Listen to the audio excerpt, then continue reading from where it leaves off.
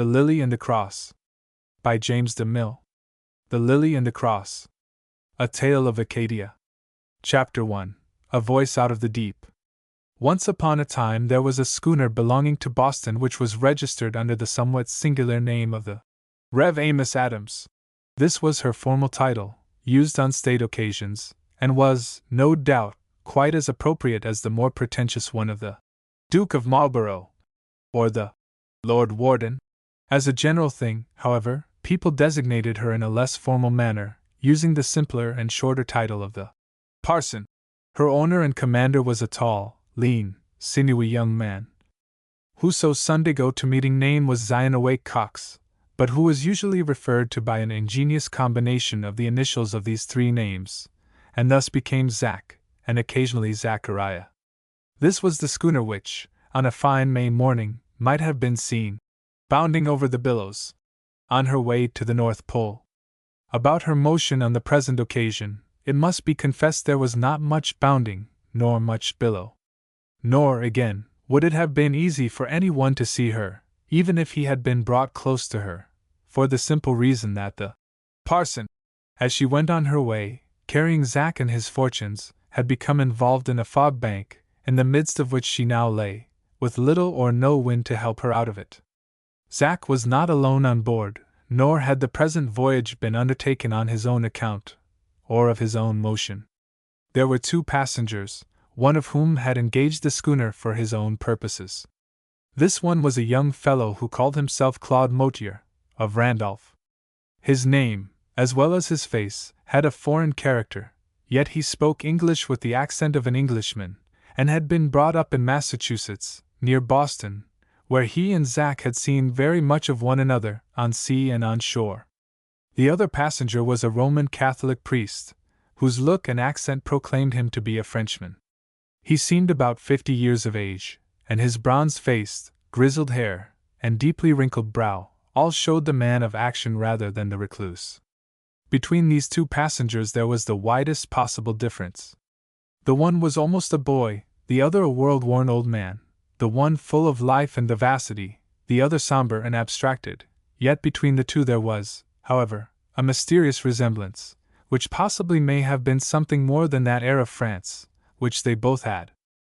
Whatever it may have been, they had been strangers to one another until the past few days, for Claude Motier had not seen the priest until after he had chartered the schooner for a voyage to Louisbourg. The priest had then come, asking for a passage to that port.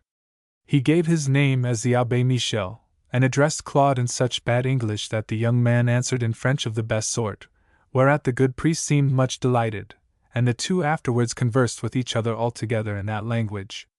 Besides these three, there were the ship's company dispersed about the vessel. This company were not very extensive, not numbering over 3, in addition to Zack. These three all differed in age, in race, and in character. The aged colored man, who was at that moment washing out some tins at the bows, came aboard as cook, with the understanding that he was to be man of all work. He was a slave of Zack's, but like many domestic slaves in those days, he seemed to regard himself as part of his master's family, in fact, a sort of respected relative. He rejoiced in the name of Jericho, which was often shortened to Jerry, though the aged African considered the shorter name as a species of familiarity which was only to be tolerated on the part of his master. The second of the ship's company was a short, athletic, rosy-cheeked, bright-eyed, round-faced lad, who was always singing and dancing except when he was whistling. His name was Terry, and his country Ireland. In addition to Jerry and Terry, there was a third. He was a short, dull, and somewhat doleful-looking boy of about 12, who had a crushed expression, and seemed to take gloomy views of life. The only name by which he was known to himself and others was Byler, but whether that was a Christian name, or a surname, or a nickname, cannot be said. Byler's chief trouble in life was an inordinate and insatiable appetite. Nothing came amiss, and nothing was ever refused. Zack had picked the boy up 3 years before, and since that time he had never known him to be satisfied.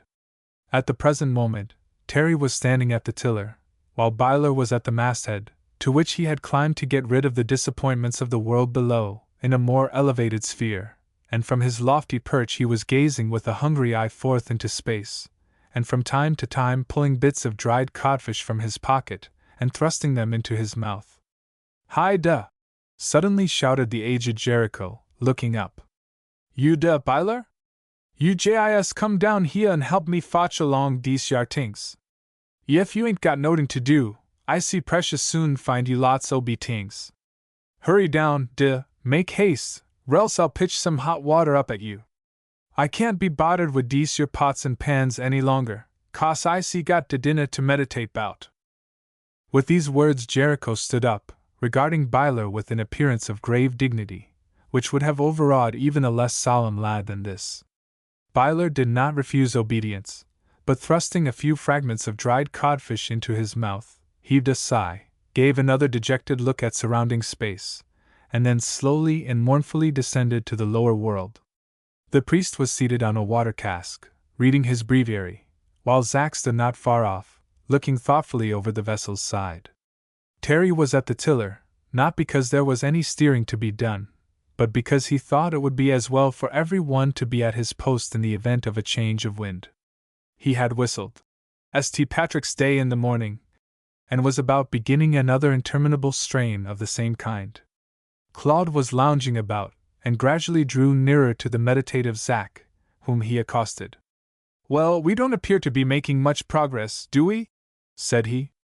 Zack slowly shook his head. "No," said he. "I must say, I don't like this here one mite, 'tain't quite right. Seems kin' o' unlucky." "Unlucky? How?" "Wall, fust and foremost, if it hadn't been you, you never a got me to pint the parson's nose for that French hole, Louisbourg." "Why not?" asked Claude in some surprise. "You don't suppose that there's any danger, do you?" "Wall, it's a risky business, no doubt o' that thar. You see, my 'pinion is this, that Mus's my nat'ral born enemy, and so I don't like to put myself into his power." "Oh, there's no danger," said Claude cheerily. "There's peace now, you know, as yet." Zack shook his head. "No," said he, "that ain't so. There ain't never real peace out here. There's on'y a kin' o' partial peace in the old country. Out here we fight and we've got to go on fightin', till one or the other goes down. And as to peace, 'tain't goin' to last long, even in the old country, 'cordin' to all accounts.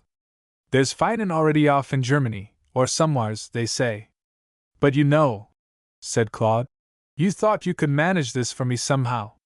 You said you could put me ashore somewhere without trusting yourself in Louisbourg harbor, some bay or other, wasn't it? I forget what the name is. There's no trouble about that now, is there?" "Wall, not more'n thar was afore," said Zack slowly. "On'y it seems more rescue to me here, jest now, set in here this way, inactive like.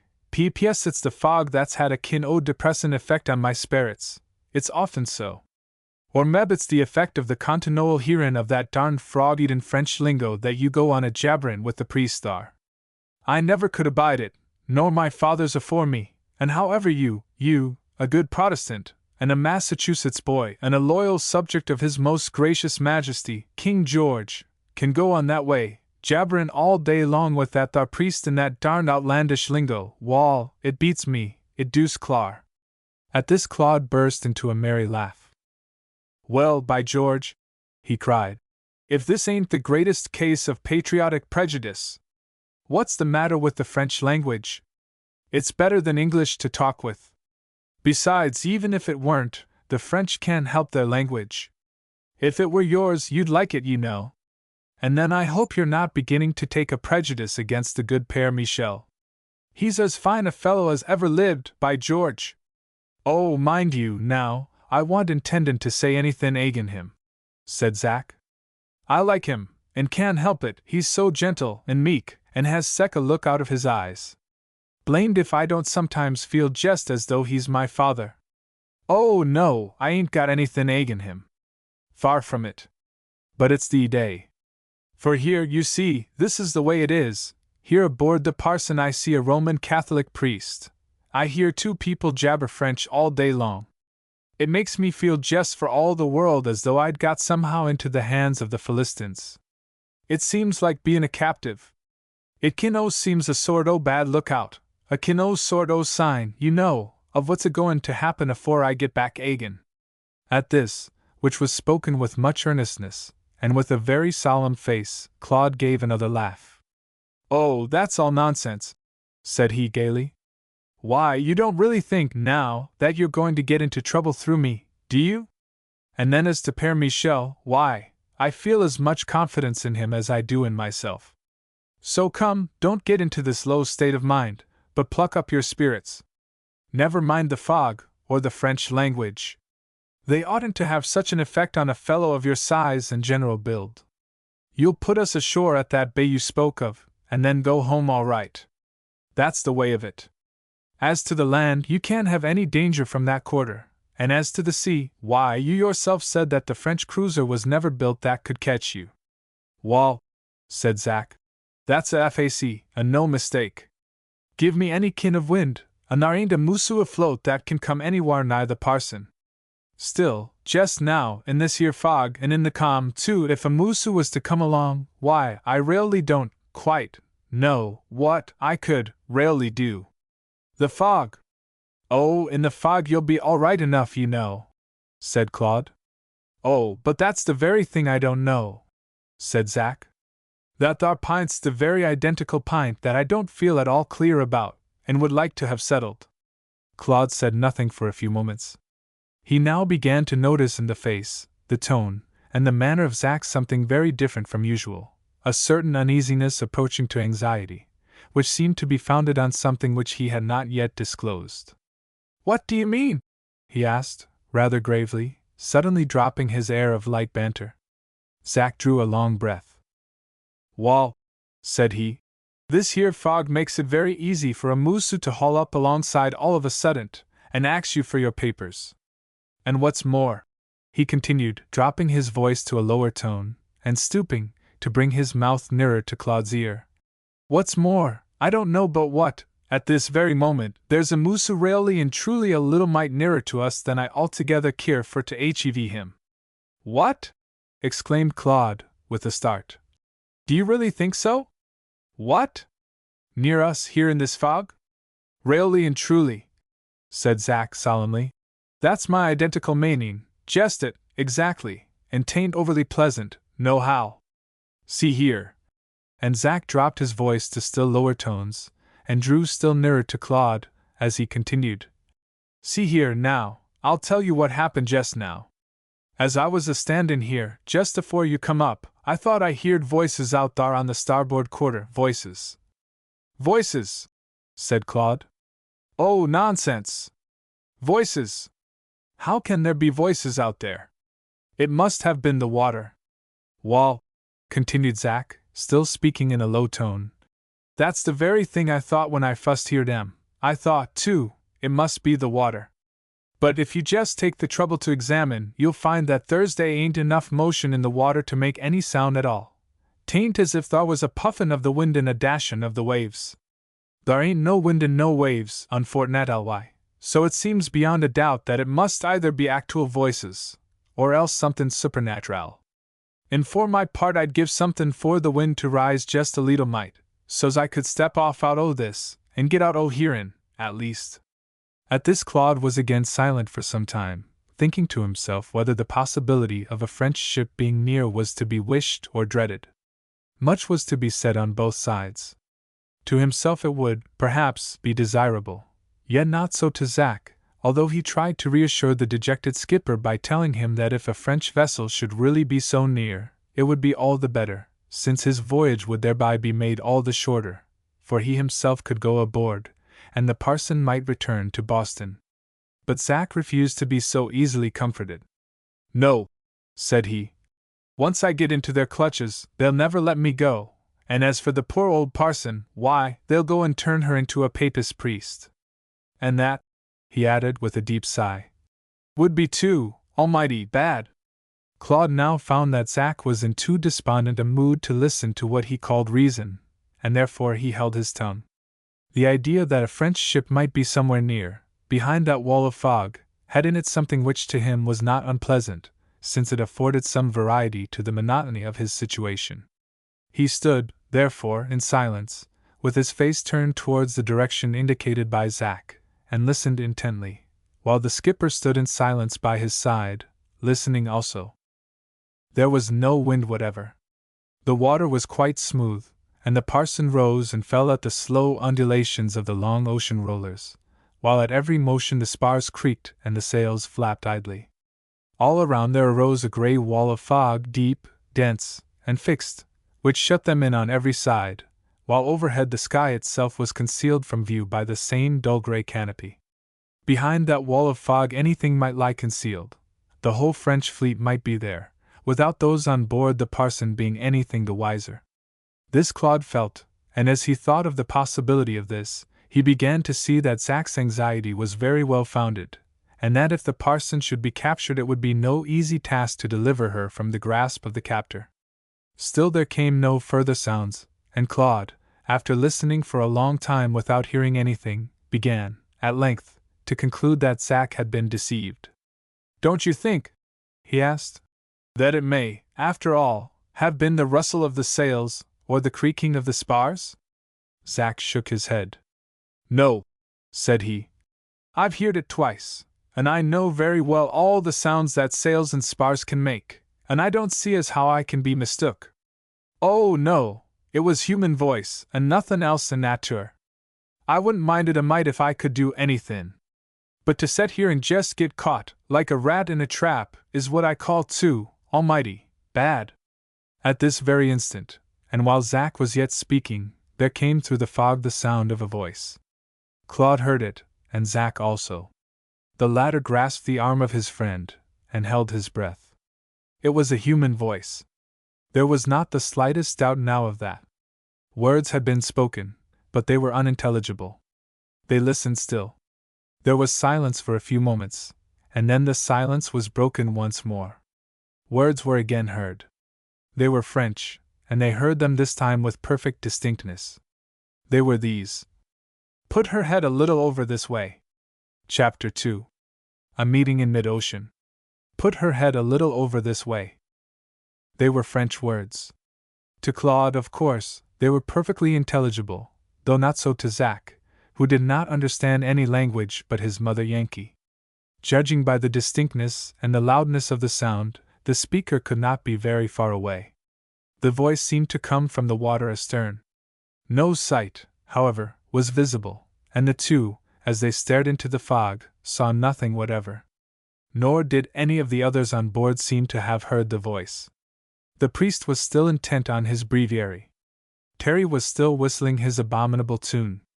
Jericho was below with his pots and pans, and Byler, taking advantage of his absence, was seated on the taffrail devouring a raw turnip, which he chewed with a melancholy air.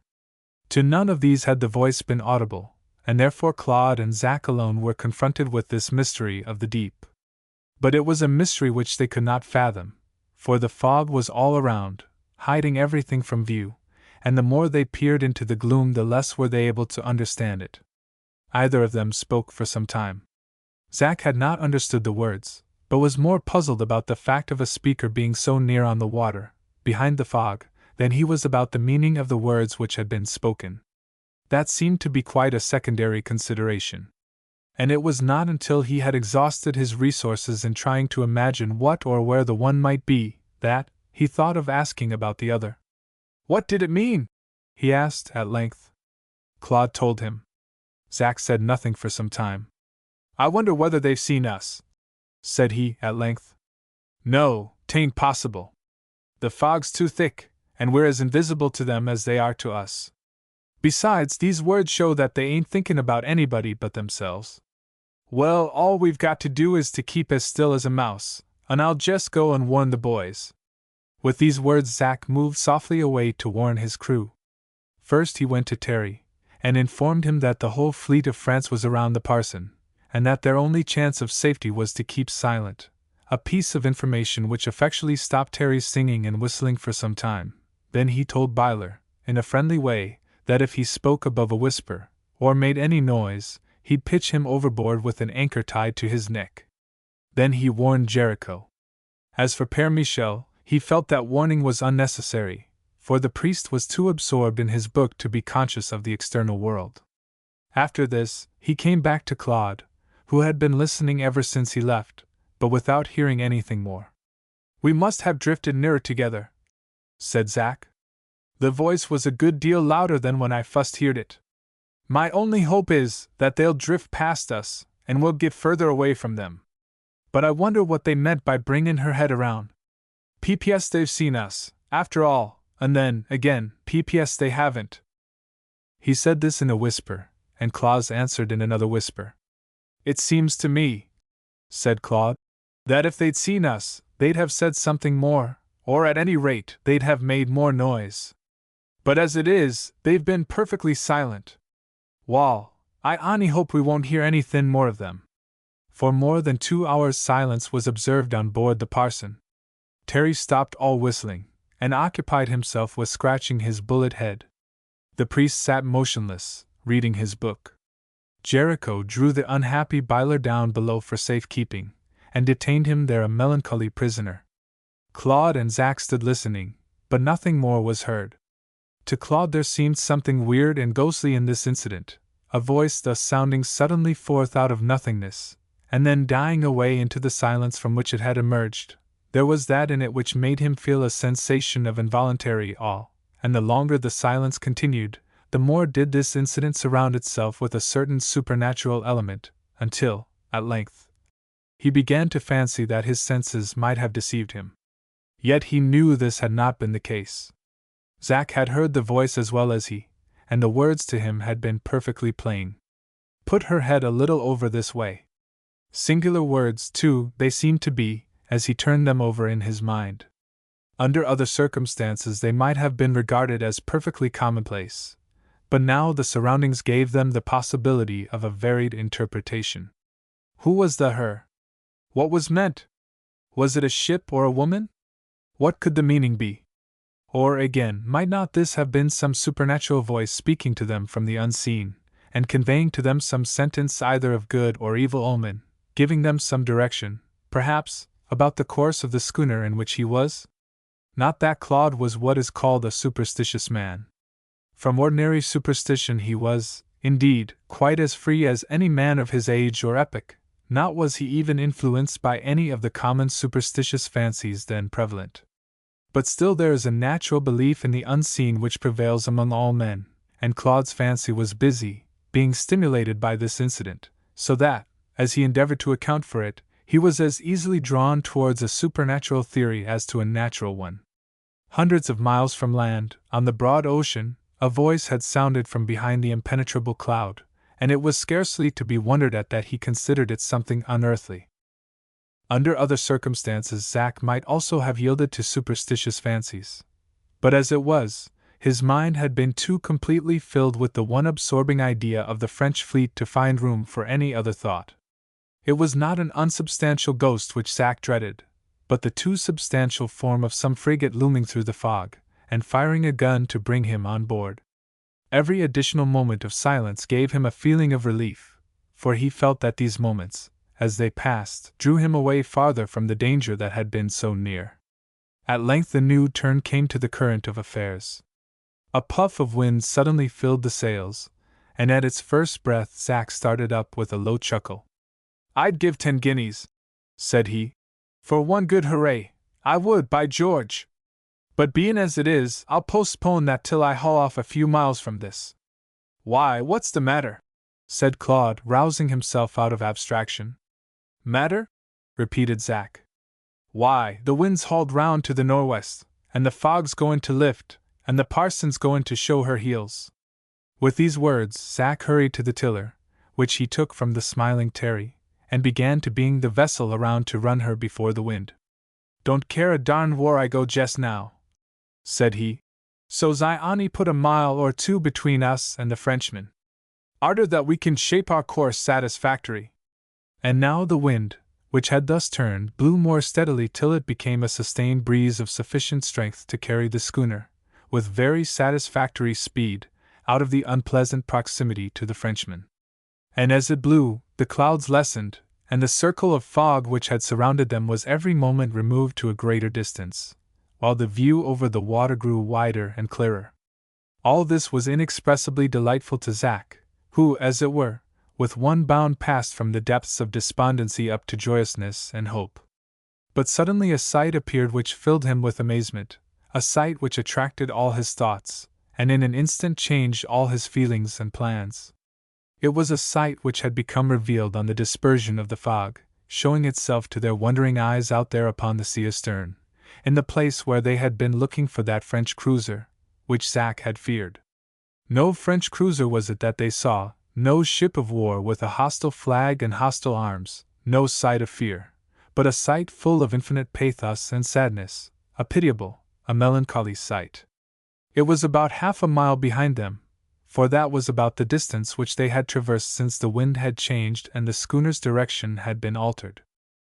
It seemed at first like a black spot on the water, such as a projection rock or a floating spar, but as the fog faded away the object became more perceptible. Then they could see human figures, some of whom were erect, and others lying down. They were on what seemed to be a sort of raft, and the whole attitude of the little group showed most plainly that they had suffered shipwreck, and were here now floating about helplessly, and at the mercy of the tide, far out at sea. Moreover, these had already seen the schooner, for they were waving their arms and gesticulating wildly. One glance was enough for both Zack and Claude, and then the exclamation which they gave drew there the attention of all the others. The priest looked up, and putting his book back in his pocket, walked towards them, while Terry gave one swift look, and then disappeared below. "Quick wid ye!" he called to Jericho. "Put on a couple of barrels o' taters to bile. There's a shipwrecked raft afloat out there bayant, and they're all dyin' or dead av starvation, so they are." "Oh, you jest go long wid your nonsensical tomfoolery," said Jericho. "Tomfoolery, is it? Go up, thin, and luck for yourself," cried Terry, who bounded up on deck again, and began to prepare for action. At this Jericho put on his nose an enormous pair of spectacles, and thus equipped climbed upon deck, followed closely by the melancholy Byler, who devoured a carrot as he went up. By this time Zack had brought the parson's head round once more, and steered for the raft, calling out to Terry to get the boat afloat. Terry and Jerry then went to work, assisted by Byler, and soon the boat was in the water. "Yef I hadn't been sich a darn donkey," said Zack, in a tone of vexation. "I might have got at 'em before and saved them all these hours of extra starvation. Yef I'd only yelled back when I fust heard the voice. Who knows but that some of 'em hev died in the time that's been lost?" "Can't we run alongside without the boat?" asked Claude. "Wall, yes," said Zack. "But then, you know, we couldn't stay alongside when we got that, and so we've got to take 'em off with the boat the best way we can." They were not long in retracing their way, and soon came near enough. Zack then gave up the tiller to Terry, telling him to keep as near as possible. He then got into the boat, and Claude followed, by Zack's invitation, as well as his own urgent request. Each took an oar, and after a few strokes, they were up to the raft. The raft was on a level with the water, and was barely able to sustain the weight of those who had found refuge on it. It seemed like the poop or roundhouse of some ship which had been beaten off by the fury of the waves, and had afterwards been resorted to by those who now clung to it. The occupants of the raft were, indeed, a melancholy group. They were 7 in number. Of these, 2 were common seamen, a third looked like a ship's officer, and wore the uniform of a second lieutenant. The 4th was a gentleman, who seemed about 40 years of age. These 4 were standing, and as the boat approached them they gave utterance to every possible cry of joy and gratitude. But it was the other 3 occupants of the raft that most excited the attention of Claude and Zack. An old man was seated there, with thin, emaciated frame, and snow-white hair. He was holding in his arms a young girl, while beside her knelt another young girl who seemed like the attendant of the first, and both the old man and the maid were most solicitous in their attentions. The object of these attentions was exquisitely beautiful. Her slender frame seemed to have been worn by long privation, and weakened by famine and exposure. Her face was pale and wan, but still showed the rounded outlines of youth. Her hair was all disheveled, as though it had been long the sport of the rude tempest and the ocean billow, and hung in disordered masses over her head and shoulders. Her dress, though saturated with wet from the sea and the fog, was of rich material, and showed her to belong to lofty rank, while the costume of the old man indicated the same high social position. The young lady was not senseless, but only weak, perhaps from sudden excitement. As she reclined in the old man's arms, her eyes were fixed upon the open boat, and Claude, as he turned to grasp the raft, caught her full gaze fixed upon him, with a glance from her large dark eyes that thrilled through him, full of unutterable gratitude. Her lips moved, not a word escaped, but tears more eloquent than words rolled slowly down. Such was the sight that greeted Claude as he stepped from the boat upon the raft. In an instant he was caught in the embraces of the men, who, frenzied with joy at the approach of deliverance, flung themselves upon him. But Claude had no eyes for anyone but the lovely young girl, whose gaze of speechless gratitude was never removed from him. "Messers," said Claude, who knew them to be French, and addressed them in their own language, "you shall all be saved, but we cannot all go at once. We must save the weakest first, and will, therefore, take these now, and come back for you afterwards." Saying this, he stooped down so to raise the young lady in his arms, and carry her aboard. The old man held her up, uttering inarticulate murmurs that sounded like blessings on their deliverer. Claude lifted the girl as though she had been a child, and stepped towards the boat. Zack was already on the raft, and held the boat, while Claude stepped aboard. The old man then tried to rise and follow, assisted by the maid, but, after one or two efforts, sank back, incapable of keeping his feet. Upon this Zack flung the rope to the French lieutenant, and walked over to the old man. Claude now had returned, having left the girl in the stern of the boat. "Look here," said Zack, as he came up. "The old gentleman can't walk, you'd best carry him aboard, and I'll carry the gal." With these words Zack turned towards the maid. She looked up at him with a shy glance and showed such a pretty face, such black eyes and smiling lips, that Zack for a moment hesitated, feeling quite paralyzed by an overflow of bashfulness. But it was not a time to stand on ceremony, and so honest Zack, without more ado, seized the girl in his arms, and bore her to the boat, where he deposited her carefully by the side of the other. Claude now followed, carrying the old man, whom he placed beside the young lady, so that he and the maid could support her as before. There was yet room for one more, and the gentleman still on the raft came forward at Claude's invitation, and took his place in the bows. The rest waited on the raft. The boat then returned to the schooner, which now had come very close. Here Claude lifted the lady high in the air, and Père Michel took her from his arms. Claude then got on board the schooner, and took her to the cabin, where he laid her on a couch. Zack then lifted up the maid, who was helped on board by Père Michel, where Claude met her, and took her to the cabin. Zack then lifted up the old man, and Père Michel stood ready to receive him also. And now a singular incident occurred. As Zack raised the old man, Père Michel caught sight of the face, and regarded it distinctly. The old man's eyes were half closed, and he took no notice of anything, but there was something in that face which produced a profound impression on Père Michel. He stood rigid, as though rooted to the spot, looking at the old man with a fixed stare. Then his arms sank down, his head also fell forward, and turning abruptly away, he walked forward to the bows. Upon this Jericho came forward, and he it was who lifted the old man on board and assisted him to the cabin. After this, the other gentlemen got on board, and then the boat returned and took off the other occupants of the raft. Chapter 3. New Friends. Every arrangement was made that could be made within the confines of a small schooner to secure the comfort of the strangers. To the young lady and her maid Claude gave up the stateroom which he himself had thus far occupied, and which was the best on board, while Zack gave up his to the old man. The others were all comfortably disposed of, and Zack and Claude stowed themselves away as best they could, feeling indifferent about themselves as long as they could minister to the wants of their guests. Food and sleep were the things that were the most needed by all these newcomers, and these they had in abundance. Under the beneficial effects of these, they began to regain their strength. The seamen rallied first, as was most natural, and from these Claude learned the story of their misfortunes.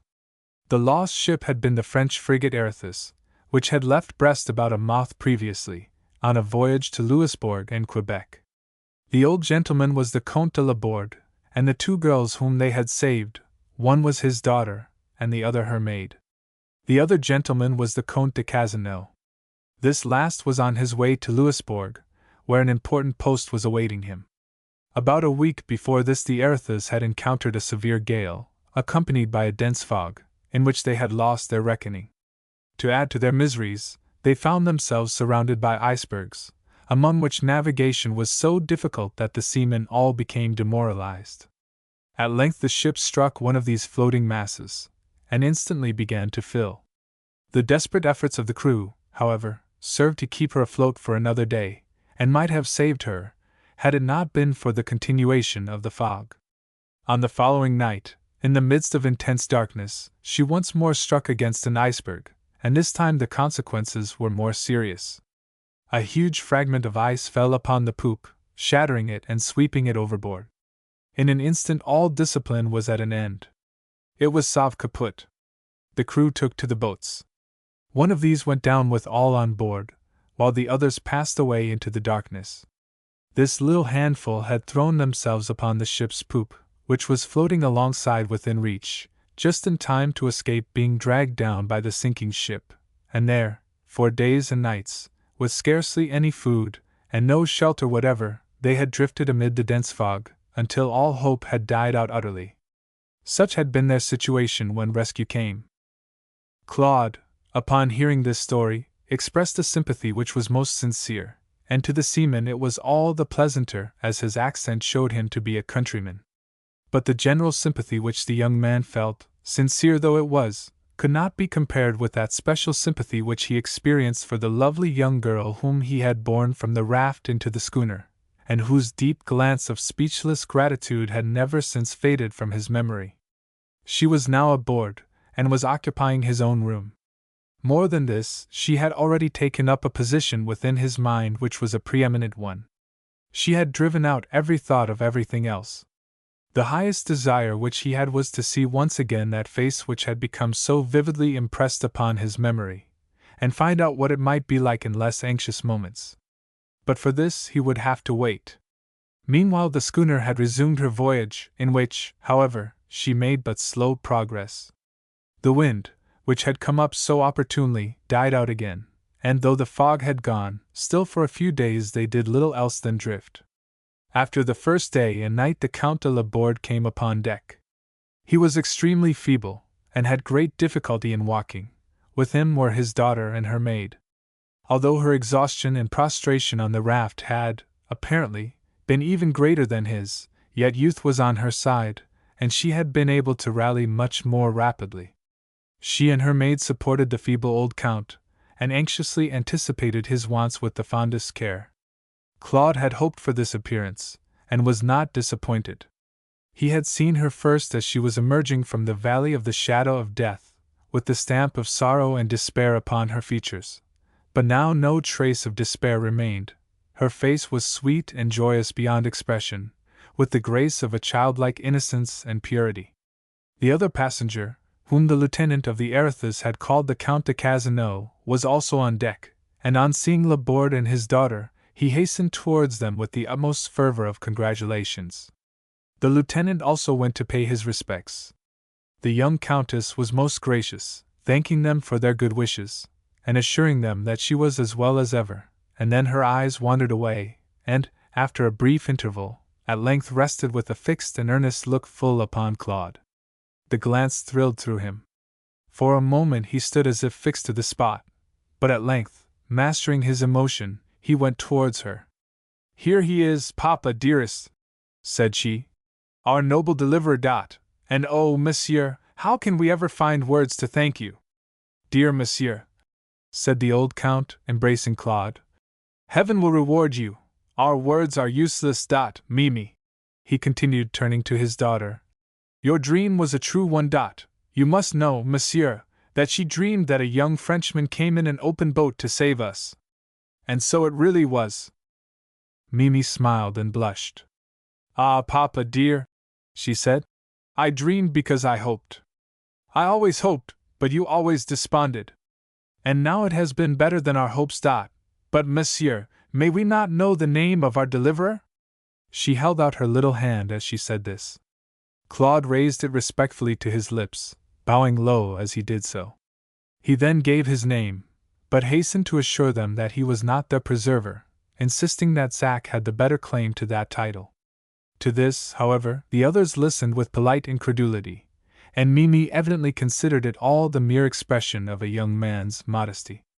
She waved her little hand with a sunny smile. Eh bien, she said. I see, monsieur, it pains you to have people too grateful, so we will say no more about it. We must satisfy ourselves by remembering and by praying. Here the conversation was interrupted by the interposition of the Count de Cazeneuve, who came forward to add his thanks to those of Laborde.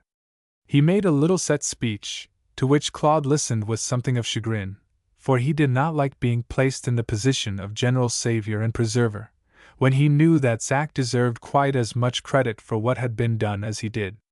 This was not unobserved by Mille, who appreciated his feelings and came to his relief. Modier does not like being praised, said she. Let us respect his delicacy. But Cazeneuve was not to be stopped so easily. He seemed like one who had prepared a speech carefully and with much labor, and was, accordingly, bound to give it all, so Claude was forced to listen to an eloquent and inflated panegyric about himself and his heroism, without being able to offer anything more than an occasional modest disclaimer. And all the time the deep, dark glance of Mille was fixed on him, as though she would read his soul. If, indeed, he had any skill in reading character, it was easy enough to see in the face of that young man a pure, a lofty, and a generous nature, unsullied by anything mean or low, a guileless and earnest heart, a soul sans peur et sans reproche, and it did seem by the expression of her own face as though she had read all this in Claude. Further conversation of a general nature followed, which served to explain the position of all of them with reference to one another. Claude was the virtual master of the schooner, since he had chartered it for his own purposes. To all of them, therefore, he seemed first their savior, and secondly their host and entertainer, to whom they were bound to feel chiefly grateful. Yet none the less did they endeavor to include the honest skipper in their gratitude, and Zack came in for a large share of it. Though he could not understand any of the words which they addressed to him, yet he was easily able to guess what they were driving at, and so he modestly disclaimed it all with the expression, "Oh, show! Show now! Show, show!" They now learned that Claude was on his way to Louisbourg, and that they would thus be able to reach their original destination. They also learned the circumstances of Zack, and his peculiar unwillingness to trust his schooner inside the harbor of Louisbourg.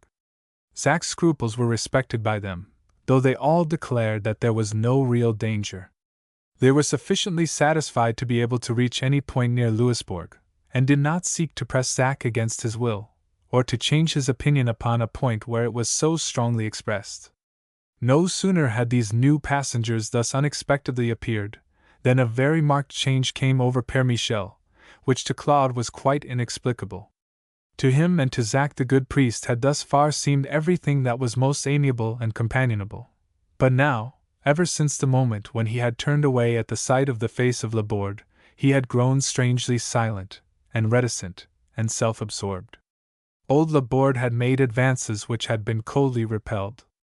Cazeneuve, also, had tried to draw him out, but without success.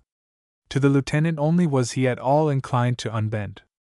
Yet this strange reserve did not last long, and at length Père Michel regained his old manner, and received the advances of Laborde with sufficient courtesy, while to Mille he showed that paternal gentleness which had already endeared him to Claude and to Zack. Several days thus passed, during which but little progress was made. The schooner seemed rather to drift than to sail. Whenever a slight breeze would arise, it was sure to be adverse, and was not of long duration. Then a calm would follow, and the schooner would lie idle upon the bosom of the deep. During these days Mille steadily regained her strength, and the bloom and the sprightliness of youth came back, and the roses began to return to her cheeks, and her wan face resumed its plumpness, and her eyes shone with the light of joyousness. Within the narrow confines of a small schooner, Claude was thrown in her way more frequently than could have been the case under other circumstances, and the situation in which they were placed towards one another connected them more closely, and formed a bond which made an easy way to friendship, and even intimacy. As a matter of course, Claude found her society pleasanter by far than that of any one else on board, while, on the other hand, Mille did not seem at all averse to his companionship. She seemed desirous to know all about him. "But, monsieur," she said once, in the course of a conversation, "it seems strange to me that you have lived so long among the English here in America." "It is strange," said Claude, "and, to tell the truth, I don't altogether understand myself how it has happened." "Ah, you don't understand yourself how it has happened?" repeated Mille, in a tone of voice that was evidently intended to elicit further confidences. "No," said Claude, who was not at all unwilling to receive her as his confidant. "You see, I was taken away from France when I was an infant." "When you were an infant?" said Mille. "How very, very sad!" And saying this, she turned her eyes, with a look full of deepest commiseration, upon him. "And so, of course, you cannot remember anything at all about France?" Claude shook his head. "No, nothing at all," said he. "But I'm on my way there now, and I hope to see it before long. It's the most beautiful country in all the world, isn't it?" "Beautiful!" exclaimed Mille, throwing up her eyes. "There are no words to describe it. It is heaven. Alas! How can I ever bear to live here in this wild and savage wilderness of America?" "You did not wish to leave France, then?" said Claude, who felt touched by this display of feeling. "I," exclaimed Mille, "I wished to leave France. Alas, monsieur! It was the very saddest day of all my life. But dear Papa had to go, and I do not know why it was. He offered to let me stay, but I could not let him go alone, for he is so old and feeble, and I was willing to endure all for his sake." "What part of France did you live in?" asked Claude. "Versailles. That is where the court is," said Claude. "Of course," said Mille, with a smile. "But how funny it seems to hear a Frenchman make such a remark, and in such an uncertain way, as though he did not feel quite sure. Why, monsieur, in France Versailles is everything. Versailles is the king and court. In a word, monsieur, Versailles is France. I suppose you saw very much of the splendor and magnificence of the court," said Claude. "Aye," said Mille. "Splendor and magnificence. The court. Ma foi, monsieur, I did not see any of it at all. In France young girls are kept close-guarded. You have lived among the English, and among them I have heard that young girls can go anywhere and do anything. But for my part one have always lived most secluded, sometimes at school, and afterwards at home." "How strange it is," said Claude, "that your father should leave France, when he is so old and feeble, and take you, too, and come to this wild country." "Oh, it is very strange," said Mille, "and very sad, and I don't know why in the world it was, for he will never tell me. Sometimes I think that something unfortunate has happened, which has made him go into exile this way. But then, if that were so, I don't see why he should remain in French possessions. If his political enemies have driven him away, he would not be safe in French colonies, and so I don't know why in the world he ever left home." "Does he intend to remain at Louisbourg, or go farther?" asked Claude, after a thoughtful pause. "I'm sure I don't know," said Mille. "But I don't think he has decided yet. It is just as if he was looking for something, and as if he would travel about till he found it, though what it is that he wants I can hardly tell. And such, monsieur, is our mournful position. We may remain at Louisbourg a short time or a long time, it depends upon circumstances. We may go to Quebec, or even to New Orleans." "New Orleans!" exclaimed Claude. "Yes, I heard him hint as much. And he said, also, that if he did go as far as that, he would leave me at Quebec or Louisbourg. But I will never consent to that, and I will go with him wherever he goes." "I should think that such a roving life would make you feel very unhappy." "Oh, no, I am not unhappy," said Mille, cheerfully. "I should, indeed, feel unhappy if I were left behind in France, or anywhere else, and if poor Papa should go roaming about without any one to care for him. I am not much, but I know that he loves me dearly, and that he is very much happier with me than without me. And that is the reason why I am determined to go with him wherever he goes, yes, even if he goes among the savages. Besides, while I am with him, he has a certain amount of anxiety about me, and this distracts his thoughts, and prevents him from brooding too much over his own personal troubles. But oh, how I envy you, Monsieur Motier, and oh, how I should love to be going back to France, if dear Papa were only going there too. I shall never be happy again, I know, never, till I am back again in France. Chapter 4. Mimi and Margot.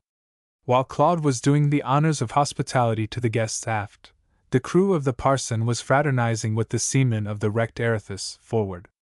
The first and most important act of friendly intercourse was the work of Jericho, who put forth all his skill in preparing for the half-starved sailors a series of repasts upon which he lavished all his genius, together with the greater part of the stores of the schooner. To these repasts the seamen did ample justice, wasting but little time in unnecessary words, but eating as only those can eat who have been on the borders of starvation. Yet it may be questioned whether their voracity exceeded that of a certain melancholy boy, who waited on the banquet, and whose appetite seemed now even more insatiable in the midst of the abundant supplies which Jericho produced, than it had been in former days, when eatables had been less choice and repasts less frequent. In fact, Byler outdid himself, and completely wore out the patience of the long-suffering Jericho.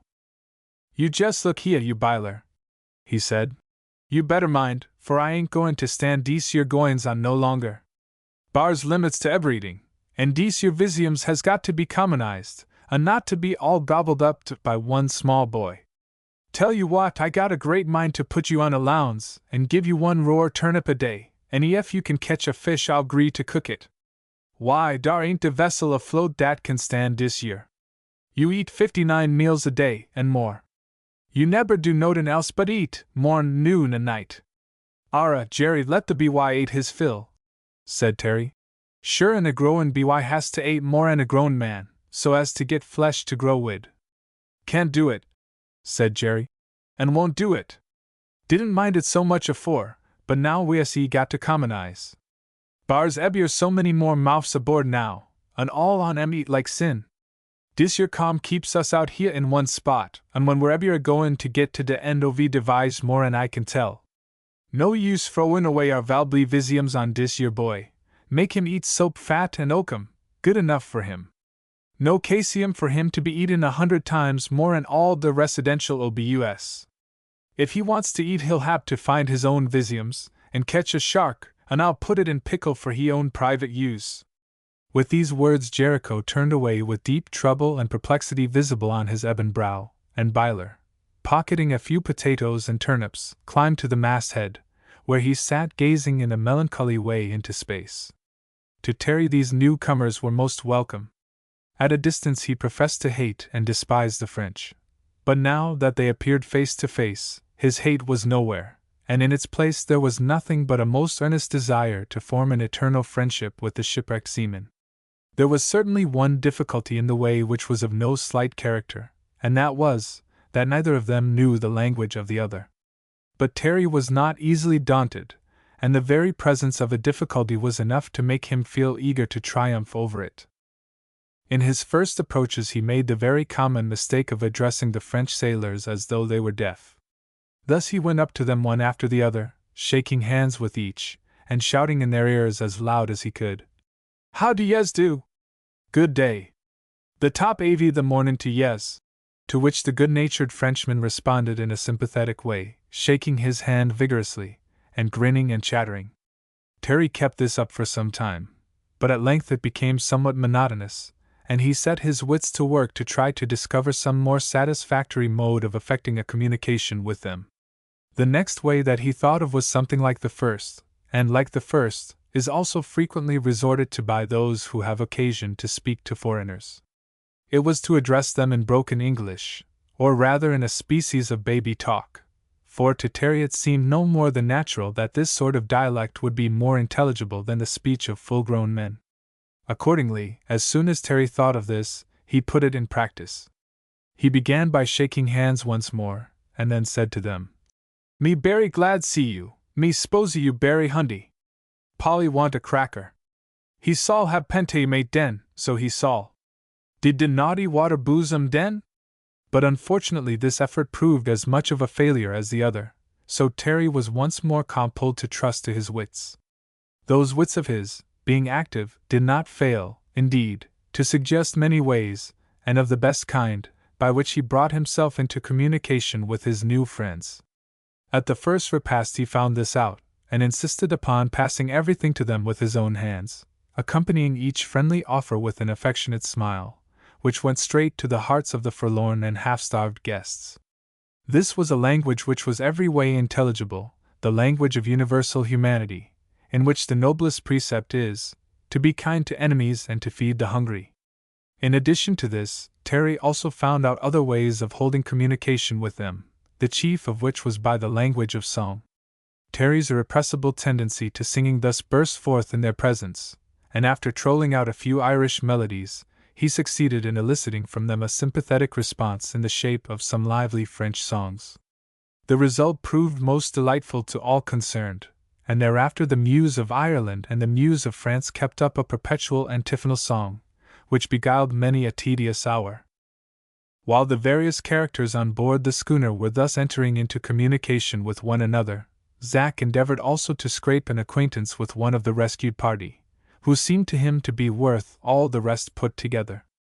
This was Mimi's maid, Margot, a beautiful little creature, full of life and spirit, and fit companion for such a mistress as hers. The good little Margot was very accessible, and had not failed to pour forth in language not very intelligible her sense of gratitude to Zack. She had not forgotten that it was Zack who had conveyed her in his strong arms from death to life, and therefore persisted in regarding him not only as the preserver of her own self, but as the real and only preserver of all the others. Margot had one advantage which was delightful to Zack, and that was, she could speak a little English. She had once spent a year in England, where she had picked up enough of the language to come and go upon, and this knowledge now proved to be of very great advantage. The calm weather which continued gave Zack many opportunities of drifting away towards Margot, and talking with her, in which talks they gradually grew to be better acquainted. "I am so happy that I speak English," said Margot. "I never did think that it was very useful. And pooty blamed lucky it's been for me, too," said Zack, in a joyous tone. "For as I don't know French, like Claude over there, I have to trust to you to keep up the conversation." "I not know much English," said Margot, "for I not understand de much of what you say." "Oh, you'll learn dreadful fast out here," said Zack. "But I not wish to stay here so long as to learn," said Margot. "Not wish? Show now! Why, it's a better country than France." "Than France, better!" cried Margot, lifting her hands and throwing up her eyes in amazement. "France! Monsieur, France is a heaven, mais these is different." "Why, what's the matter with America?" said Zack. "Amérique, ets all full of de savage, de Indian, de wild men, and wild beasts, and desert." "Oh, you ain't been to Boston, that's clar," said Zack mildly. "Just you wait till you see Boston, that's all." "Boston? I never hear of Boston," said Margot, "till you tell me. I do not believe it is more magnifique than Paris." "The most magnificent town in the whole world," said Zack calmly. "You take the House of Assembly and Government House, take King Street and Queen Street, and I'd like to know where you'll find a better show any war on earth." "C'est pas," said Margot. "Never see Boston. Mais vous, you never see Paris, so we are not able to compare." "Oh, well, it's nat'ral enough for you," said Zack, with magnanimity. "Nat'ral enough for you, course, to like your own place best. Tolden't be nat'ral if you didn't. All your friends live thar, course. You were born thar, and I s'pose your pa and ma may be there now, anxiously expecting to hear from you." Zack put this in an interrogative way, for he wanted to know. But as he said these words, the smiling face of Margot turned sad. She shook her head, and said, "No, I have no one, no one." "What? No relatives?" said Zack, in a voice full of commiseration and tender pity. Margot shook her head. "And so you've got no father nor mother, and you're a poor little orphan girl?" said Zack, in a broken voice. Margot shook her head, and looked sadder than ever. Tears came to Zack's eyes. He felt as he had never felt before. There was something so inexpressibly touching about this orphan.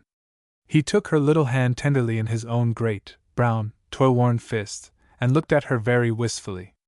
For a few moments he said nothing. Margot looked up at him with her great brown eyes, and then looked meekly at the deck. Zack heaved a deep sigh, then he placed his disengaged hand solemnly upon her head. "Wall," said he gravely, "I'll protect you. If anybody ever harms you, you just come to me. I'll be a father to you." Again Margot looked up at him with her great brown eyes. "Oh, that's noting," she said. "I don't want you to be my fader. But all the same I think you one very nice man, and you saved my life, and I shall not forget, never, and I wish. Shall I tell you what I wish?" "Yes, yes," said Zack eagerly, with a strange thrill of excitement. Margot threw a quick look around. "Dis Monsieur de Casino," said she, drawing nearer to Zack, and speaking in a low, quick voice. "I 'fraid of him. There is danger for my mademoiselle. He is a bad man. He have a plot, a plan. You must save us. Dis Monsieur Motier is no good. You have save us from death, you must save us from dis danger." "How?" asked Zack, who took in at once the meaning of Margot's words, though not fully understanding them. "I will tell. Des Monsieur de Casino wished to get us to Louisbourg, where he will ruin us all, dat is, de old Count and de Mademoiselle. You must turn about, and take us to Boston." "Take you to Boston? But this schooner is engaged to go to Louisbourg with Mr. Motier." Margot shook her head. "You must do it," said she, "or we shall be ruined. You must tell Monsieur Motier." Zack now began questioning her further, but Margot could not remain any longer. She therefore hurried away, with the promise to see him again and explain more about it, and Zack was left alone with his own thoughts, not knowing exactly what he could say to Claude, or how he could make up, out of Margot's scanty information, a story which might offer sufficient ground for a change in the purpose of the voyage. Meanwhile Claude had seen Mimi at various times, and had conversed with her, as before, in a very confidential manner. The danger of which Margot had spoken was present in Mimi's thoughts, also, and she was anxious to secure Claude's assistance. Thus it was that Mimi communicated to Claude all about her personal affairs. There was something almost childish in this ready communicativeness, but she knew no reason for concealing anything, and therefore was thus frank and outspoken. Claude, also, was quite as willing to tell all about himself, though his own story was somewhat more involved, and could not be told piecemeal, but required a longer and more elaborate explanation. "Have you many friends in France?" asked Mimi, in an abrupt sort of way, the next time they met. "Friends in France?" repeated Claude. "Not one that I know of." "No friends? Then what can you do there?" she asked, innocently. "Well, I don't know yet," said he. "I will see when I get there. The fact is, I am going there to find out something about my own family, my parents and myself." At this Mimi fastened her large eyes upon Claude with intense interest. "How strangely you talk," said she. "I'll tell you a secret," said Claude, after a pause. "What?" she asked. "You will never tell it to anyone? It's very important." "I tell it?" repeated Mimi. "I? Never. Of course not. So now, what is the secret?" "Well, it's this, my name is not Motier." "Well," said Mimi, "I'm sure I'm very glad that it isn't, and it seemed strange when you told me first, for Motier is a plebeian name, and you certainly are no plebeian." "I am not a plebeian," said Claude proudly. "You are right. My name is one of the noblest in France. I wonder if you can tell me what I want to know?" Why, how can I?" said Mimi. "But I should so like to know what it is that you want to know. And oh, monsieur, I should so love to know what is your real name and family."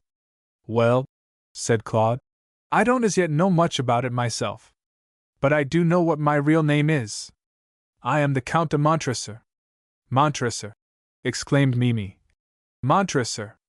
As she said this, there was an evident agitation in her voice and manner which did not escape Claude. What's the matter? Said he.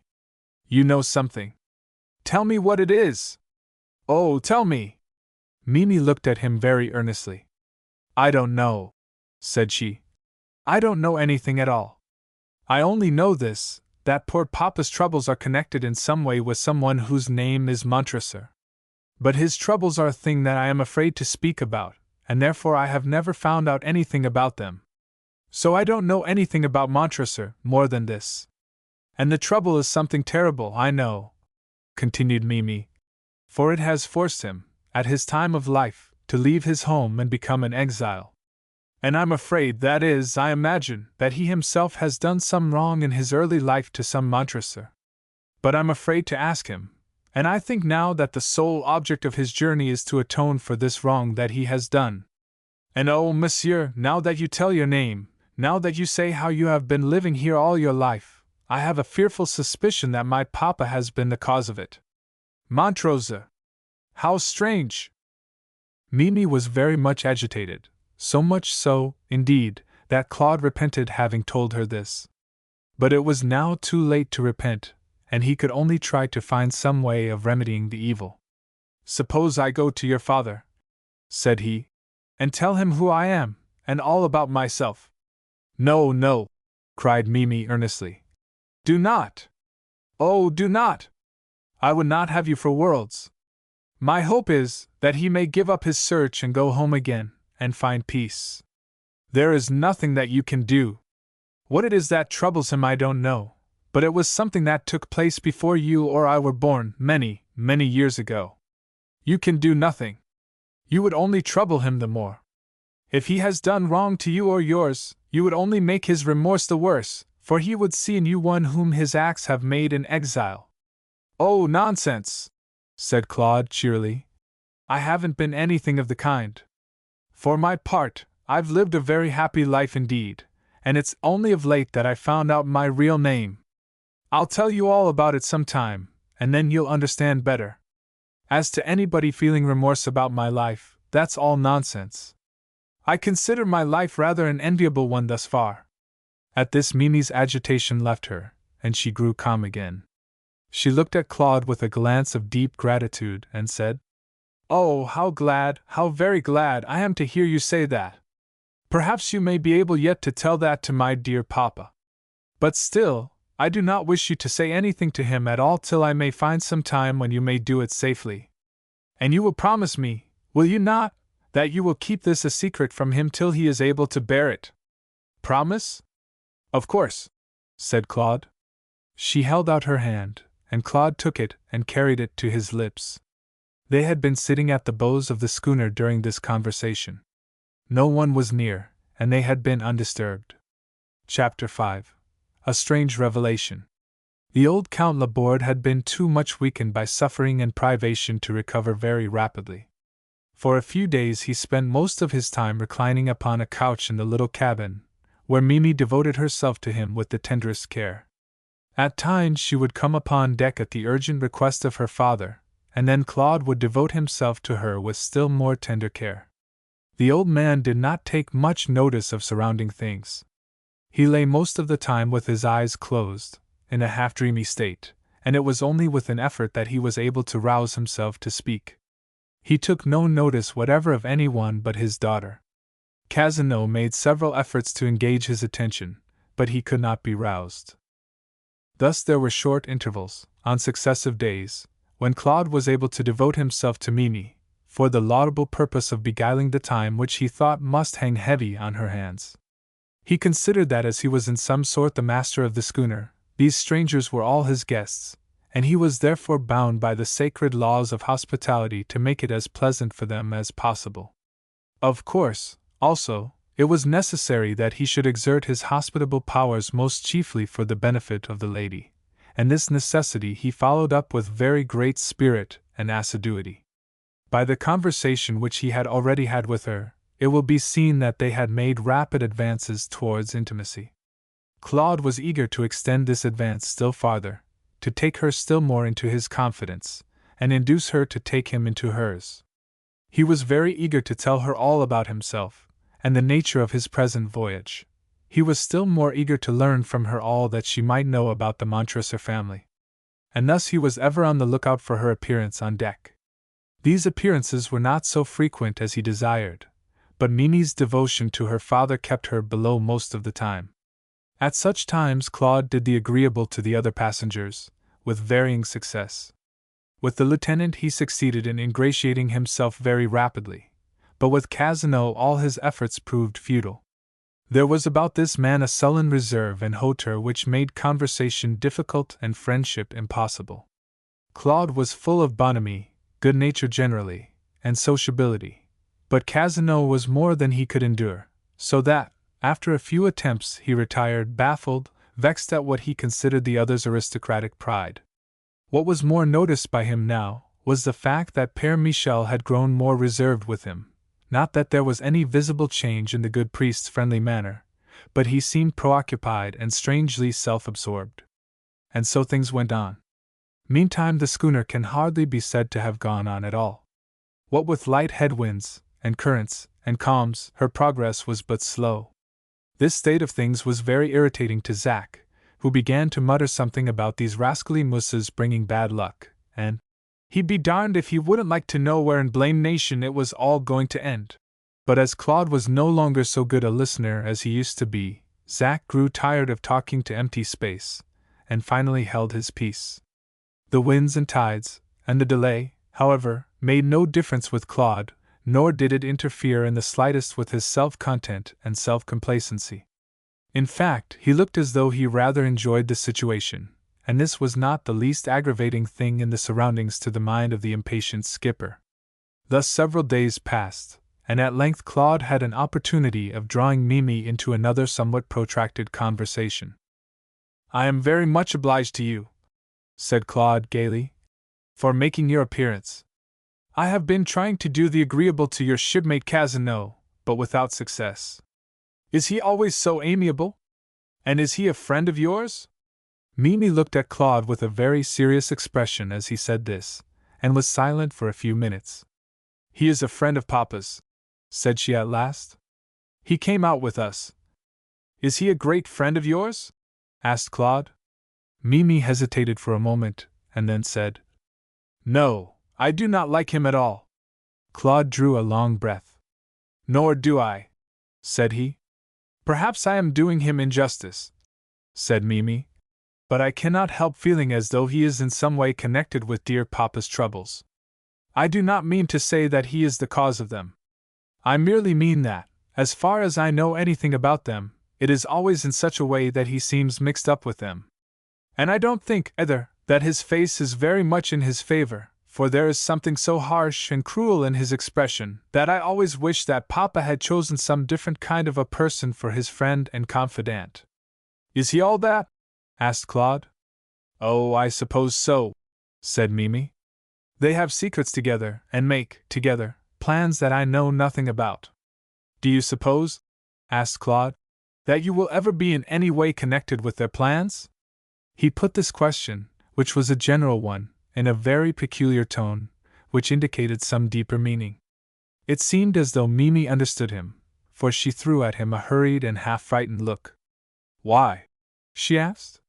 "What makes you ask such a question as that?" "Oh, I don't know," said Claude.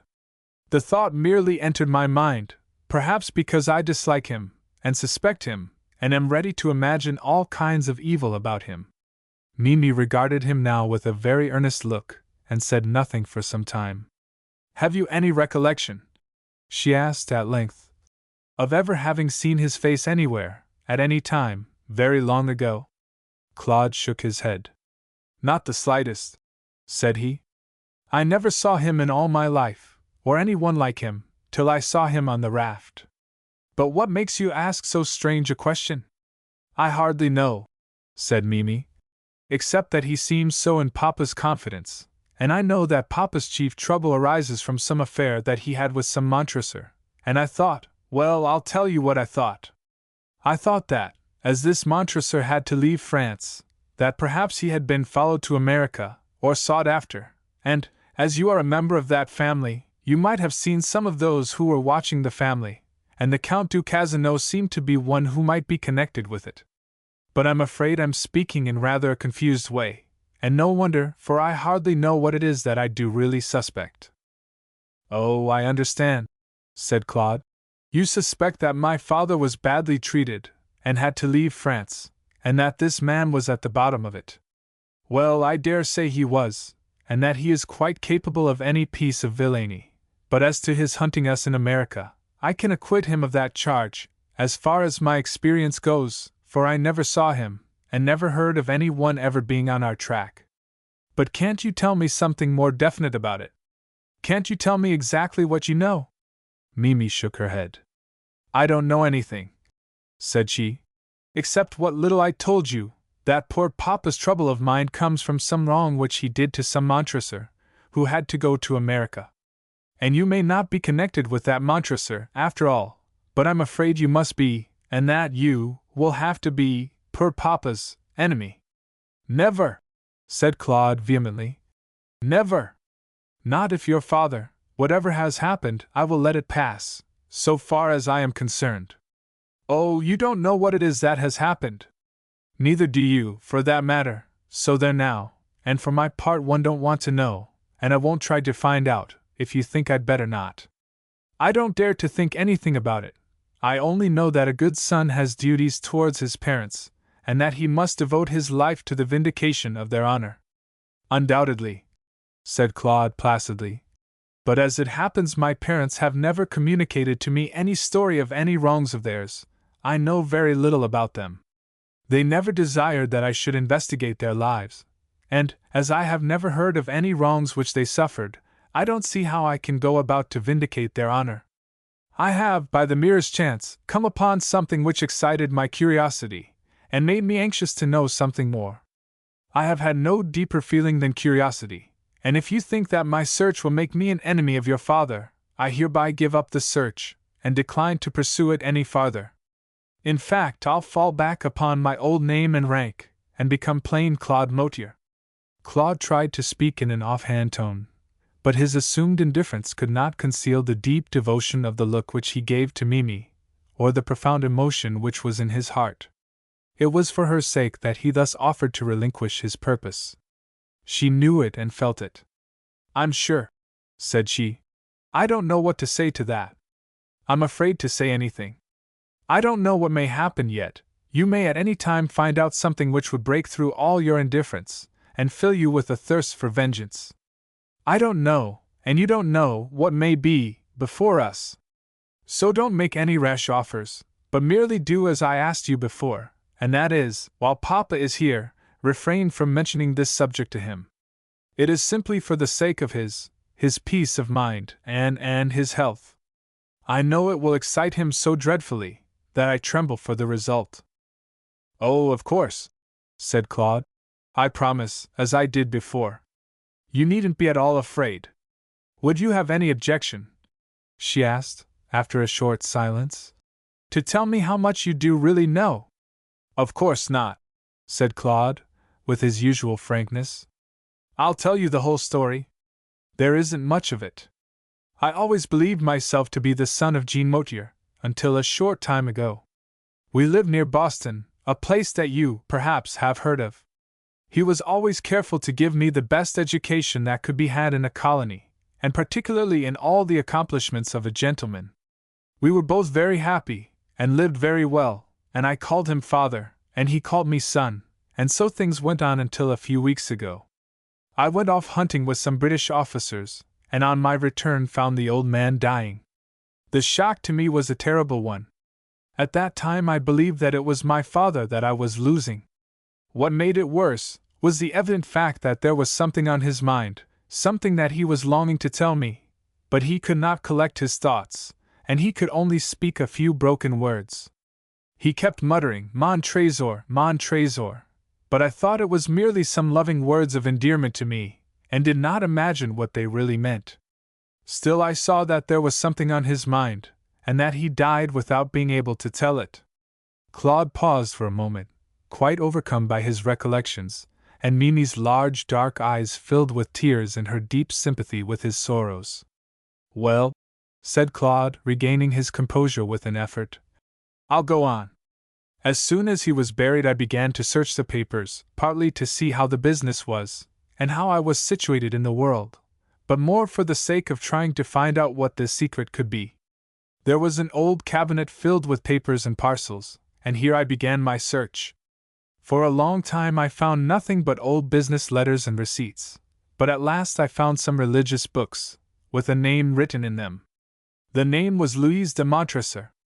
Well, no sooner had I seen this than I at once recollected the words of my father, as I supposed him, which I thought words of endearment, Montresor, Montresor. I saw now that it was the name of a person, of a woman, so this excited me greatly, and I continued the search with greater ardor. After a while I came to a drawer in which was a quantity of gold coins, amounting to over 100 guineas. In this same drawer was a gold watch. On the back of it were engraved the letters L. D. M., showing that it was evidently the property of this Louise de Montresor. A gold chain was connected with it, upon which was fastened a seal. On this was engraved a griffin rampant, with the motto Noblesse oblige. Well, after this I found another drawer, in which were several ladies' ornaments, and among them was a package carefully wrapped up. On opening it I found the miniature portrait of a lady, and this lady was the same Louise de Montresor, for her name was written on the back. "Have you it now?" asked Mimi, with intense interest. "Yes," said Claude, "and I'll show it to you some time. But I have something else to show you just now. Wait a minute, and I'll explain. After I found the portrait, I went on searching, and came to another package. On opening this I found some papers which seemed totally different from anything I had seen as yet. The ink was faded, the writing was a plain, bold hand, and now I'll let you read this for yourself, and you'll know as much as I do." Saying this, Claude produced from his pocket a paper, which he opened and handed to Mimi. It was a sheet of foolscap, written on 3 sides, in a plain, bold hand. The ink was quite faded.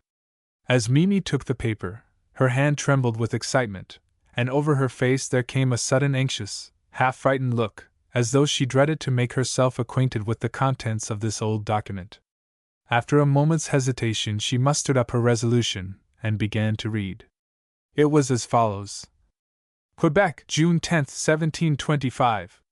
Instructions to Jean Mottier with reference to my son, Claude de Montresor, and my property. As I do not know how long I shall be absent, I think it better to leave directions about my son, which may be your guide in the event of my death. I must stay away long enough to enable me to overcome the grief that I feel. Long, long indeed, must it be before I shall feel able to settle in any one place. The death of my dearest wife, Louise, has left me desolate beyond expression, and there is no home for me any more on earth, since she has gone. I have property enough for you to bring up Claude as a gentleman. I wish him to have the best education which he can get in the colonies. I do not wish him to know about his family, and the past history of his unhappy parents until he shall be old enough to judge for himself. In any case, I should wish him not to think of France. Let him content himself in America. It is done. In France there is no redress. The government is hopelessly corrupt, and there is no possibility of wrong being righted. Besides, the laws against the Huguenots are in full force, and he can never live with his mother's enemies. I revere the sacred memory of my Huguenot wife, and curse the knaves and fanatics who wronged her and cast her out, yet I thank God that I was able to save her from the horrible fate that awaited her. I wish my son, therefore, to know nothing of France, at least until he shall be of age, and his own master, and even then I should wish him never to go there. Let him content himself in the colonies. For how could he ever redeem the position which is lost? Or how could he hope to face the powerful and unscrupulous enemies who have wrought my ruin, the false friend who betrayed me, his base and infernal accomplice, the ungrateful government which did such foul wrong to a loyal servant? All is lost. The estates are confiscated. The unjust deed can never be undone. Let my son, therefore, resign himself to fate, and be content with the position in which he may find himself. The property will be sufficient to maintain him in comfort and independence. Here he will have all that he may want. Here the Church will give him her consolations without bigotry, or fanaticism, or corruption, or persecution. He will be free from the vices and temptations of the old world, and will have a happier fate than that of his unhappy father. Eugene de Montresor. Another paper was folded up with this. It was written in a different hand, and was as follows. Boston, June 20th, 1740. Count Eugene de Montresor left on the 2 de July, 1725, and has never since been heard of. I have followed all his instructions, with one exception. It was from the Countess that I first heard the word of life, and learned the truth. The priests at Quebec gave me no peace, and so I had to leave and come here, among a people who are of another nation, but own and hold my faith, the faith of the pure worship of Christ. The Count wished me to bring you up a Catholic, but I had a higher duty than his will, and I have brought you up not in your father's religion, but in your mother's faith. Your father was a good man, though in error.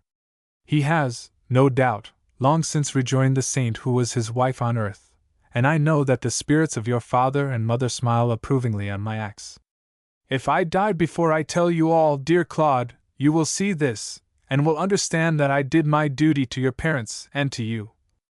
Here it ended abruptly. There was no name, and it was evidently unfinished. Chapter 6. A French Frigate. Mille read both papers through rapidly and breathlessly, and having finished them, she read them over once more. As she finished the second reading, Claude presented to her in silence a small package. She took it in the same silence. On opening it, she saw inside a miniature portrait of a lady, the same one which Claude had mentioned.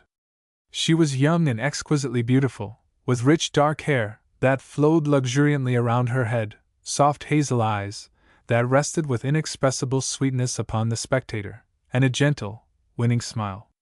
This face produced an unwonted impression upon Mille.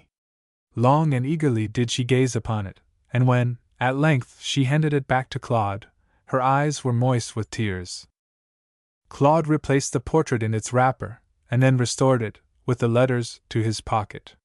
For some time they sat in silence, and then Claude said, "You see, there is no great duty laid on me. Judging by the tone of that letter, I should be doing my duty to my father if I did not go to France, and if I did not seek after anything. Ah! But how could you possibly live, and leave all this unexplained?" "I could do it very easily," said Claude. "You don't know yourself." "Oh, yes, I could live very easily and very happily, if I only had your assistance." At these words, which were spoken in a low, earnest voice, full of hidden meaning, Mille darted a rapid glance at Claude, and caught his eyes fixed on her. Her own eyes fell before the fervid eagerness of the young man's gaze, a flush overspread her face, and she said not a word. Nor did Claude say anything more just then, but it was rather as though he felt afraid of having gone too far, for he instantly changed the subject. "I'm afraid," said he, "that I shall not be able to find out very much. You cannot give me any enlightenment, and there is nothing very precise in these papers. The chief thing that I learned from them was the fact that Jean Motier was not my father, but my guardian. Then a few other things are stated which can easily be mentioned. First, that my father was the Count Eugene de Montresor, then that he was driven to exile by some false charge which he did not seem able to meet, then, that his estates were confiscated, then, that his wife, my mother, was a Huguenot, and also in danger. I see, also, that my father considered his enemies altogether too powerful for any hope to remain that he could resist them, and that finally, after my mother's death, he grew weary of the world, and went away somewhere to die. Now, the fact that he lived 2 years in Quebec made me have some thoughts at first of going there, but afterwards I recollected how long it had been since he was there, and it seemed quite improbable that I should find any one now who could tell me anything about him, while, if I went to France, I thought it might be comparatively easy to learn the cause of his exile and punishment. And so, as I couldn't find any vessels going direct from Boston, I concluded to go to Louisbourg and take ship there. I thought also that I might find out something at Louisbourg, though what I expected I can hardly say. You spoke as though you supposed that this Casino had something to do with my father's trouble. Do you think that his present journey has anything to do with it?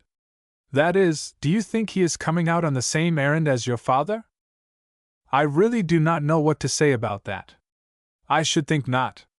I know that he has some office in Louisbourg, and I do not see what motive he can have to search after the Montresors. I believe that Papa hopes to find your Papa, so as to make some atonement, or something of that sort, but I do not believe that Casino is capable of making atonement for anything. I do not believe that Casino has a single good quality. Casino is my father's evil genius. Mille spoke these words with much vehemence, not caring, in her excitement, whether she was overheard or not, but scarce had she uttered them than she saw emerging from the forecastle the head of Casino himself. She stopped short, and looked at him in amazement and consternation.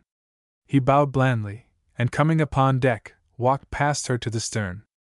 After he had passed, Mille looked at Claude with a face full of vexation. Who could have supposed, said she, that he was so near? He must have heard every word. Undoubtedly he did, said Claude, and he had a chance of verifying the old adage that listeners never hear good of themselves. Oh, I wish you would be on your guard, said Mille in real distress. It makes me feel very anxious. She threw at Claude a glance so full of tender interest and pathetic appeal that Claude's playful mood gave way to one of a more sentimental character, and it is quite impossible to tell what he would have done or said had not Casino again made his appearance, on his way back to the forecastle. He smiled a cold smile as he passed them. Charming weather for a tete-a-tete, mademoiselle, said he. Parbleu! Monsieur Motia, I don't wonder you don't make your vessel go faster. I quite envy you, but at present I must see about my fellows below here. With these words he turned away, and descended into the forecastle. Mille also turned away, and Claude accompanied her to the stern. How old do you suppose he is? Asked Claude very gravely. How old? What a funny question!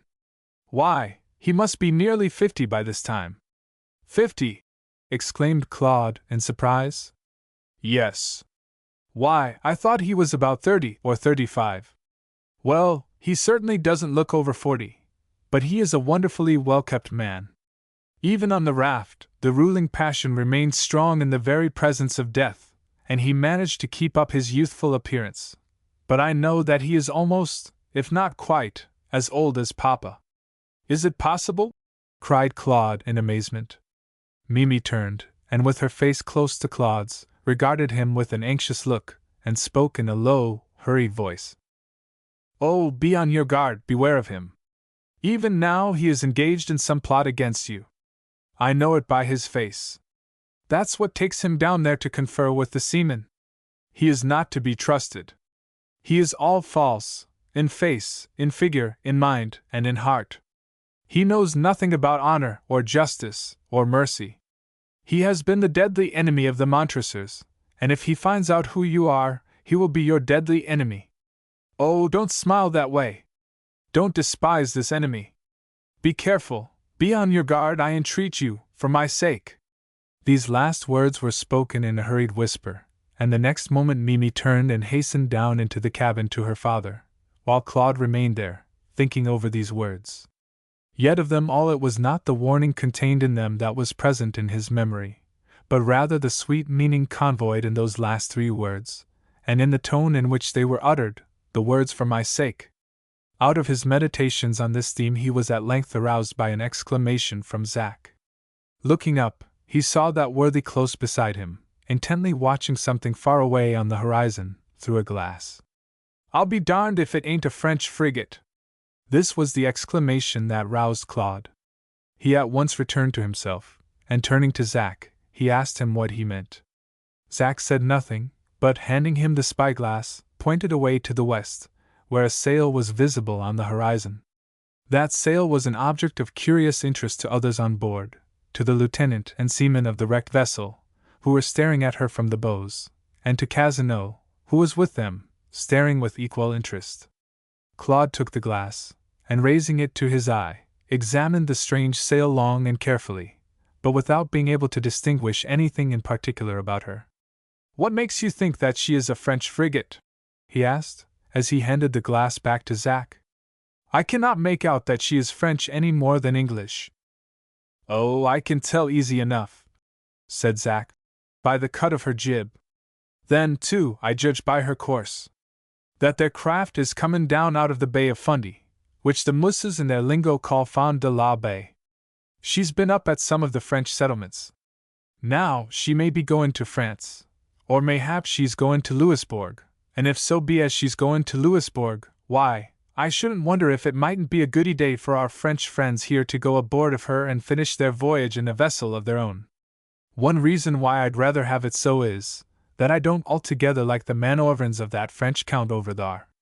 He's too sly, and he's up to something, and I don't fancy having to keep up a eternal watch agin him.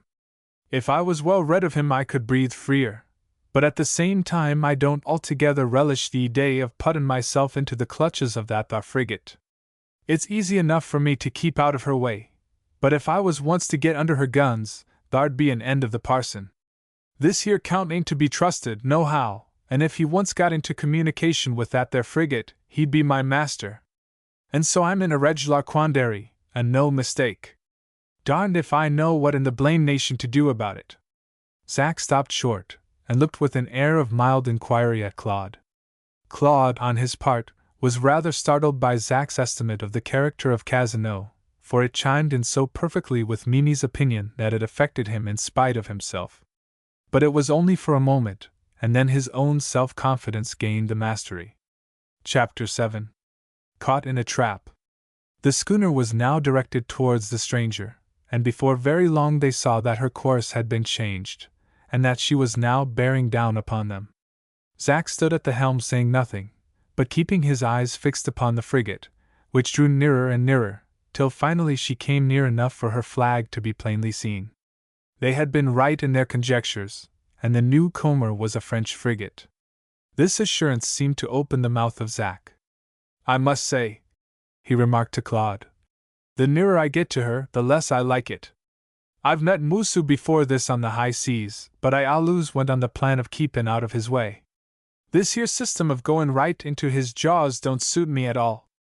Oh, come now, said Claude. Don't begin again. I thought you'd given up all anxiety. There's not the slightest occasion for being worried about it.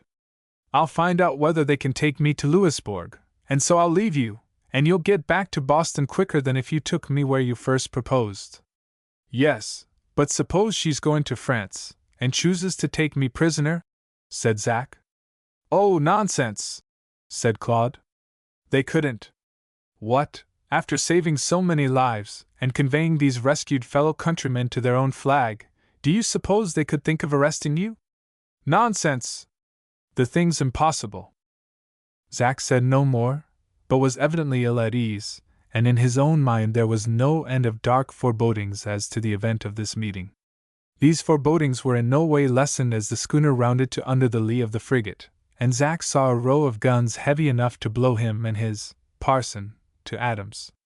The frigate did not wait for the schooner to send a boat aboard, for her own boat was all ready, and soon appeared, well manned, rowing towards the schooner. On coming alongside, the officer in command stepped on board, and Claude at once went forward to meet him. Cazenau also walked forward with the same purpose. Claude politely raised his hat, and the officer civilly returned his greeting. This, monsieur, is the schooner Amos Adams, of Boston. We have recently picked up the survivors of His Royal French Majesty's frigate Arethusa, which has been lost at sea, and we have come to see whether you could take them. Will you have the goodness to tell me where you are going? Mon Dieu! Exclaimed the officer. The Arethusa lost! Is it possible? What a terrible misfortune! And she had on board the new commandant for Louisbourg. At this Cazenau came forward. He is safe, monsieur, for I am he. The officer respectfully removed his hat, and bowed very low. What ship is this? Asked Cazenau, in the tone of a superior. Legal, replied the officer. Where are you bound? To Brest. We have just been cruising to the different settlements and forts on the Bay of Fundy, with some supplies which were sent from Louisbourg. Ah! And you are now on your return to France? Yes. Who commands your ship? Captain Ducrot. Ah. Very good. You see, monsieur, said Cazeneuve to Claude, this ship is bound to France, and that destination will not suit any of us. I think I had better go aboard and see the captain, with whom I may have some little influence. Perhaps, as my command is an important one, he may be persuaded to alter his course, and land us at Louisbourg, or some other place. And so, monsieur, he continued, turning to the officer, I shall be obliged to you if you will put me aboard the Aigle. The officer assured him that the boat was altogether at his service, whereupon Cazeneuve stepped aboard, followed by the officer, and in a short time the boat was on its way back to the frigate. Claude watched this in silence, and without any misgivings. It seemed to him quite natural, and, indeed, the best thing that could be done, under the circumstances. If the ship was going to France, she could not be of service to them, but if her captain could be induced to change his course and land them at Louisbourg, this would be exactly what they wanted, and Cazeneuve seemed to be the only one on board who was at all likely to persuade the captain of the Aigle to do such a thing as this. It seemed a long time before any further notice was taken of the schooner. Meanwhile, all on board were watching the frigate with much anxiety, and wondering what the result would be. In any case, it did not seem a matter of very great importance to anyone, for the lieutenant and the two sailors, who might have been most concerned, were very well treated on board the schooner, better, perhaps, than they would be on board a frigate, and evinced no particular desire to leave. The priest said nothing, and to him, as well as to Claude, there was nothing to be gained by taking to the ship. As for the aged Laborde, he was still too weak to take any notice of events going on around him, while Mille, perhaps, found herself as well situated here, under the care of Claude, as she could possibly be on the larger ship, under the care of one who might be less agreeable. Claude himself would certainly have preferred letting things remain as they were. The situation was very pleasant. Mimi's occasional companionship seemed sweeter than anything he had ever known, and, as he was master on board, he naturally had a certain right to show her attentions, which right he could not have under other circumstances. He would have liked to see Cazeneuve take his departure for good, together with the French sailors, leaving Laborde and Mille on board the schooner. Finally, Zac was not at all pleased with anything in his present situation. The thought of possible foul play never left his mind for an instant, and though the blow was delayed for a considerable time, he could not help feeling sure that it would fall. During this period of waiting, the aged Laborde had been brought up on deck, and placed there on a seat. This was done from a hope which Mille had that he would be benefited by the excitement of the change. The sight of the ship, however, produced but little effect of any kind upon the languid and worn-out old man. He gave an indifferent glance at the frigate and the surrounding scene, and then subsided into himself, while Mille in vain strove to rouse him from his indifference. At last their suspense came to an end, and they saw preparations making for another visit to the schooner. This time a second boat was lowered, which was filled with marines. The sight of this formidable boat's crew produced on Claude an impression of surprise, while in Zac it enforced the conviction that his worst fears were now to be realized. "Look thar," said he in a hoarse whisper. "Now you see what's a-comin'. Goodbye, poor old parson.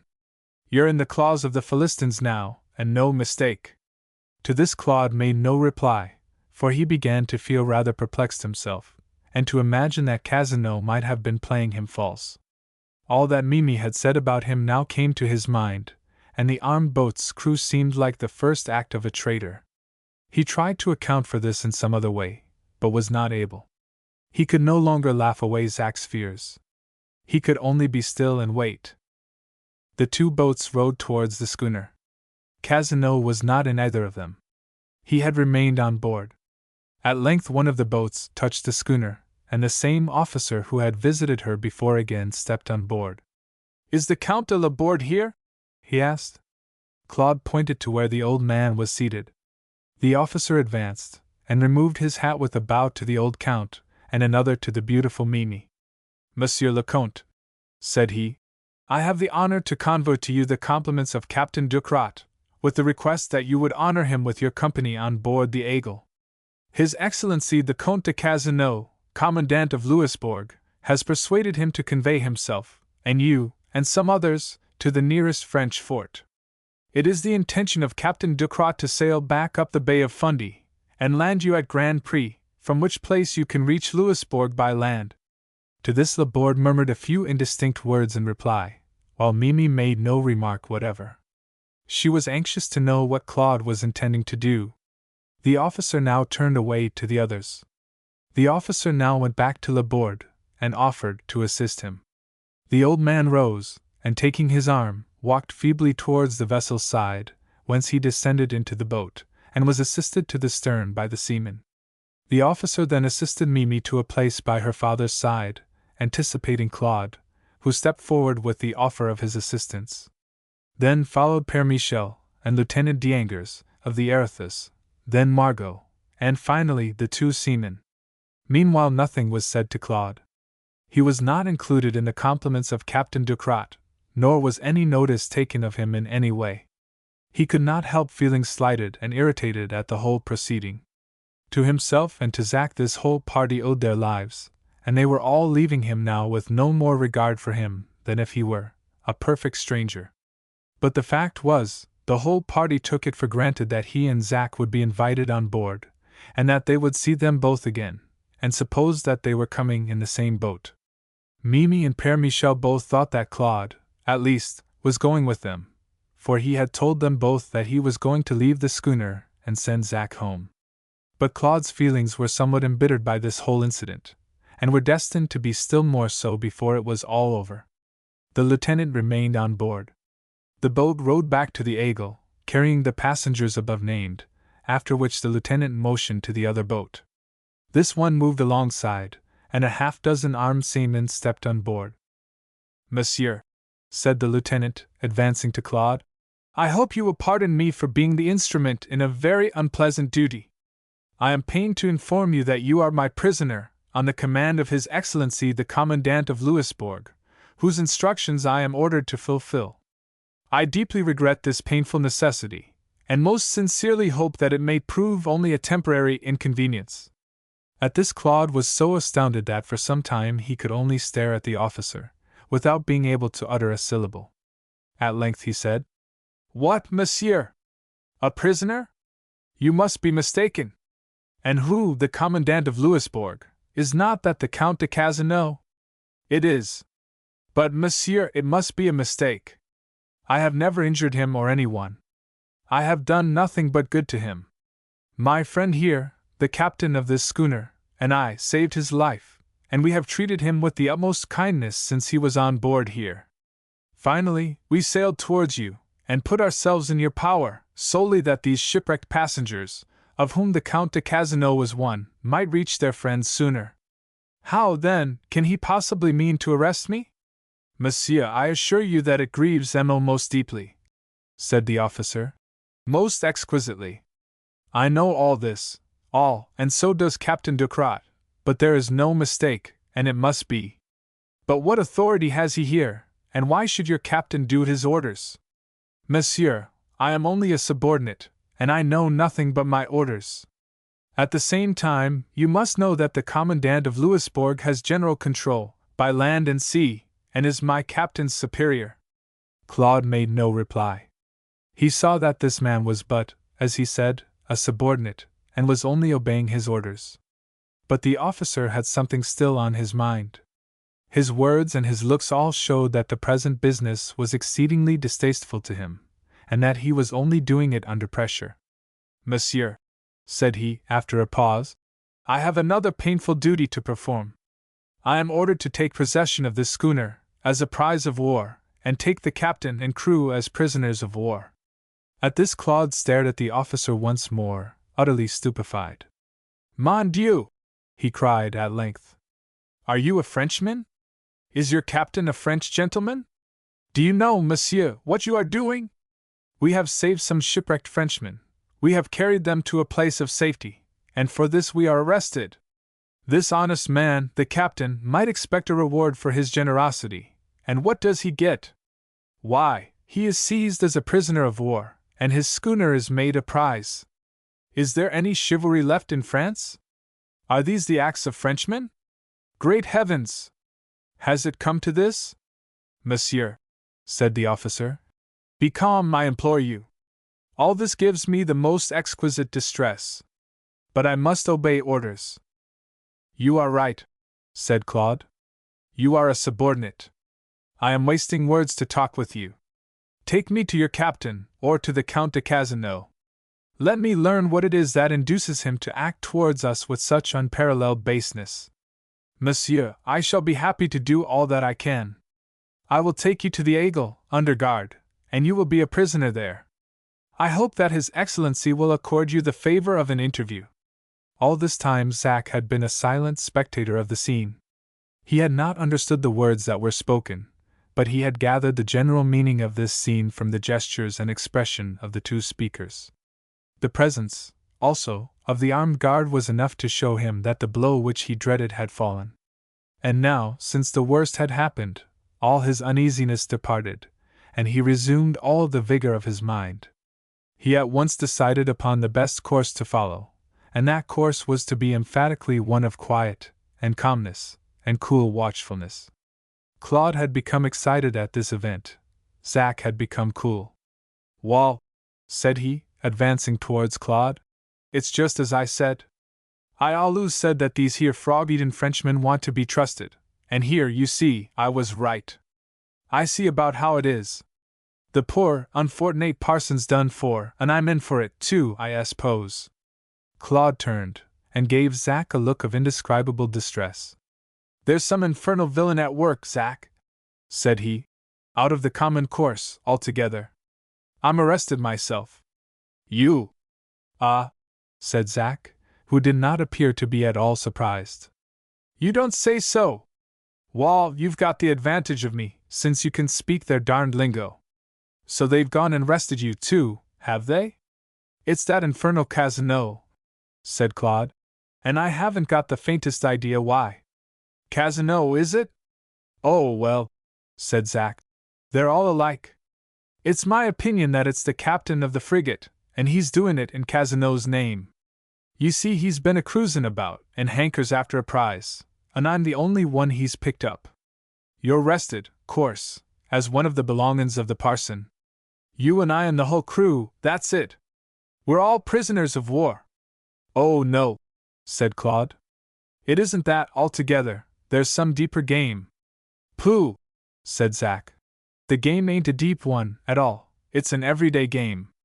But I must say it is hard to be done for jest because we had a leetle too much human feelin'. Now, ef we'd only let them Frenchies rot and drown on their raft, or ef we'd a taken them as prisoners to Boston, we'd been spared this present tribulation. Zack heaved a sigh as he said this, and turned away. Then a sudden thought struck him. Oh, look here, said he. Just ask 'em one thing, as a particular favor. You needn't mention me, though. It's this. Ask 'em if they won't leave me free, that is, I don't want to be handcuffed. Handcuffed! Exclaimed Claude, grinding his teeth in futile rage. They won't dare to do that. Oh, you just ask this Moussu, as a favor. They needn't object. Upon this Claude turned to the officer. Monsieur, said he, I have a favor to ask. I and my friend here are your prisoners, but we do not wish to be treated with unnecessary indignity or insult. I ask, then, that we may be spared the insult of being bound. Our offense has not been great. We have only saved the lives of 6 of your fellow countrymen. Is it presumption to expect this favor? Monsieur, said the officer, I assure you that, as far as I have anything to say, you shall not be bound. And as to this brave fellow, he may be at liberty to move about in this schooner as long as he is quiet and gives no offense, that is, for the present. And now, monsieur, I will ask you to accompany me on board the Aigle. With these words the officer prepared to quit the schooner. Before doing so he addressed some words to the 6 seamen, who were to be left in charge as a prize crew, with 1 midshipman at their head.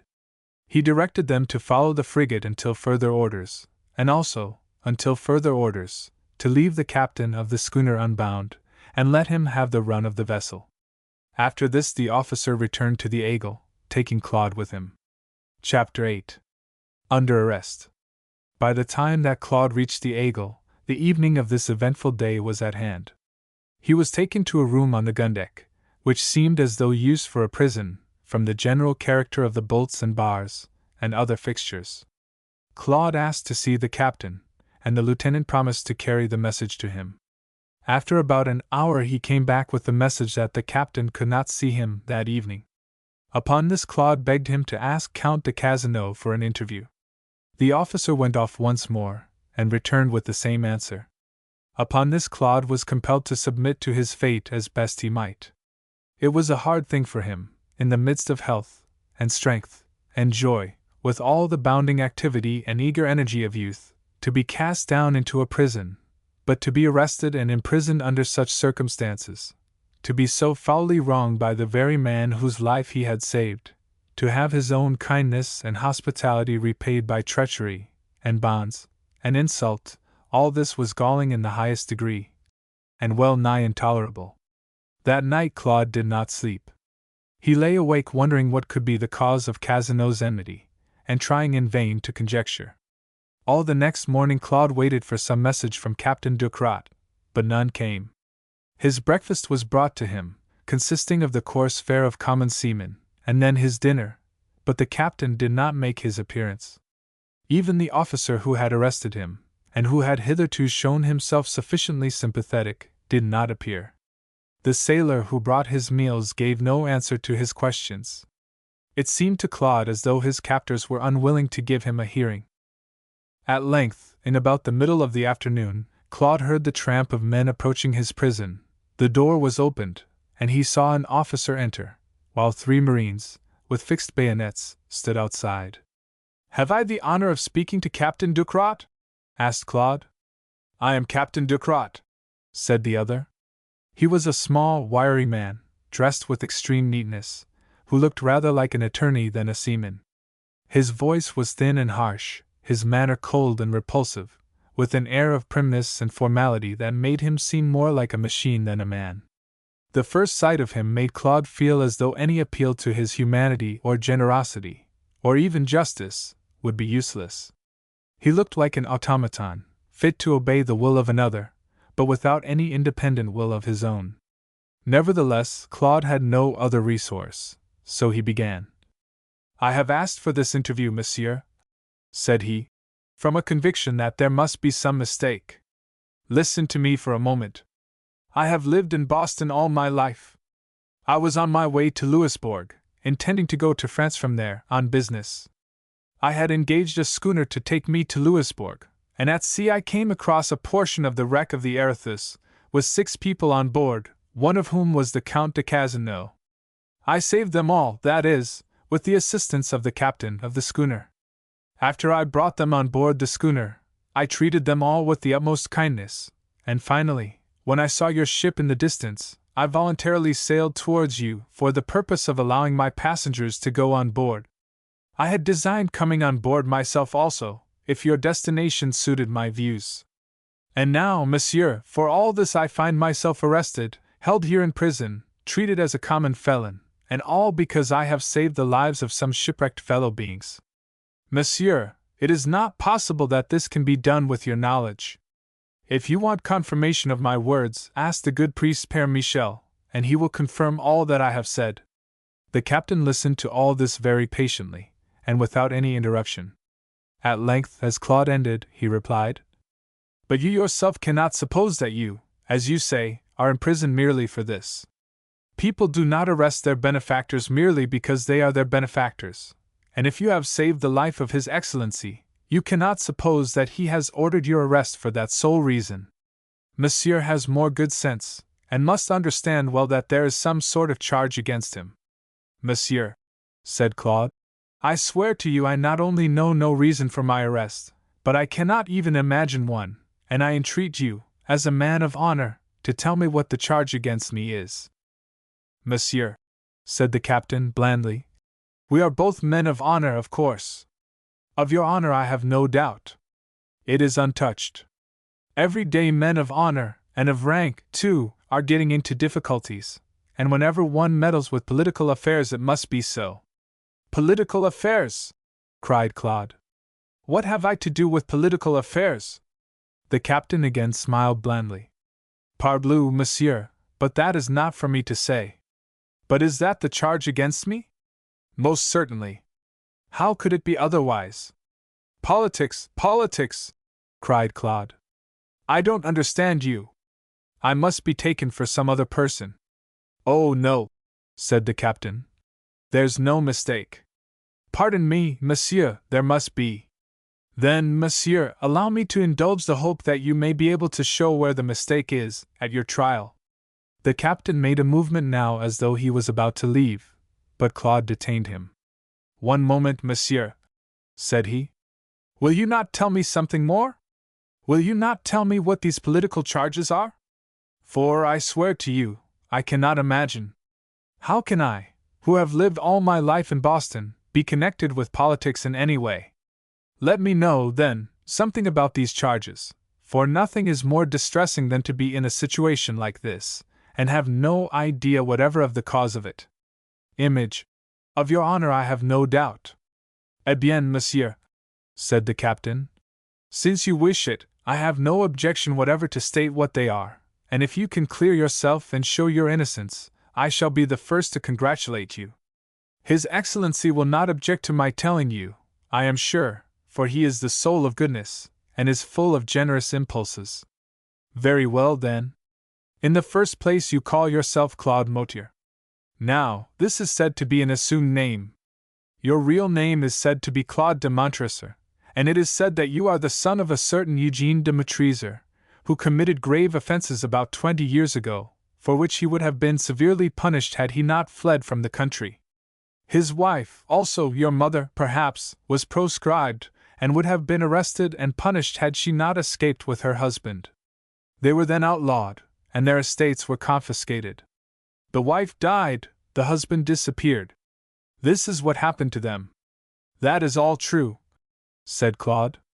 But my father and mother were both most foully wrong. Pardon, monsieur, said the captain. That is very probable, but I am not here as judge, I am only giving you information about the charge against you. I have not time to listen to your answer, and I would advise you not to speak too hastily. You have already confessed to the assumed name. I would advise you to be careful in your statements. And now, monsieur, should you like to hear any more? Yes, yes, cried Claude eagerly. Tell me all that there is to know. Very well, said the captain. Now you, under an assumed name, engage a schooner to take you, not to Louisbourg, but to some place in the vicinity of Louisbourg. Being the son of two dangerous political offenders, who were both outlawed for grave crimes, you are found coming from Boston to Louisbourg under an assumed name, and upon a secret errand, which you keep to yourself. Under these circumstances the commandant could not overlook your case.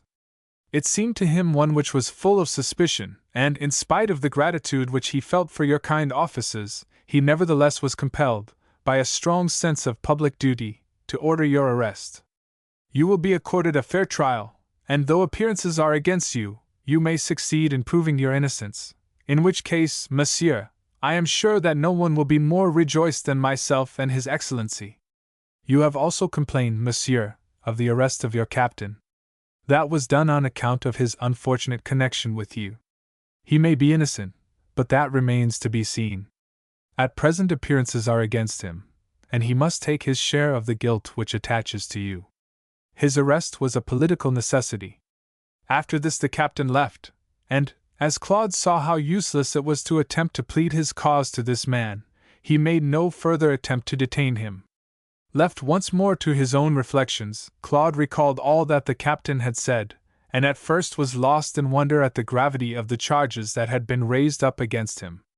Nor could he conceal from himself that, though they were based on nothing, they still were serious and formidable. Even in France charges of a political kind would lead to serious consequences, and here in the colonies he felt less sure of justice.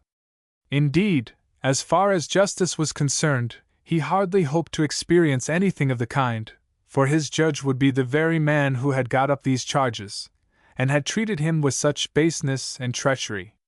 The fact was, that he would be called before a court where accuser, witness, and Judge would all be one and the same person, and what was more, the person who for some reason had chosen to become his bitterest enemy.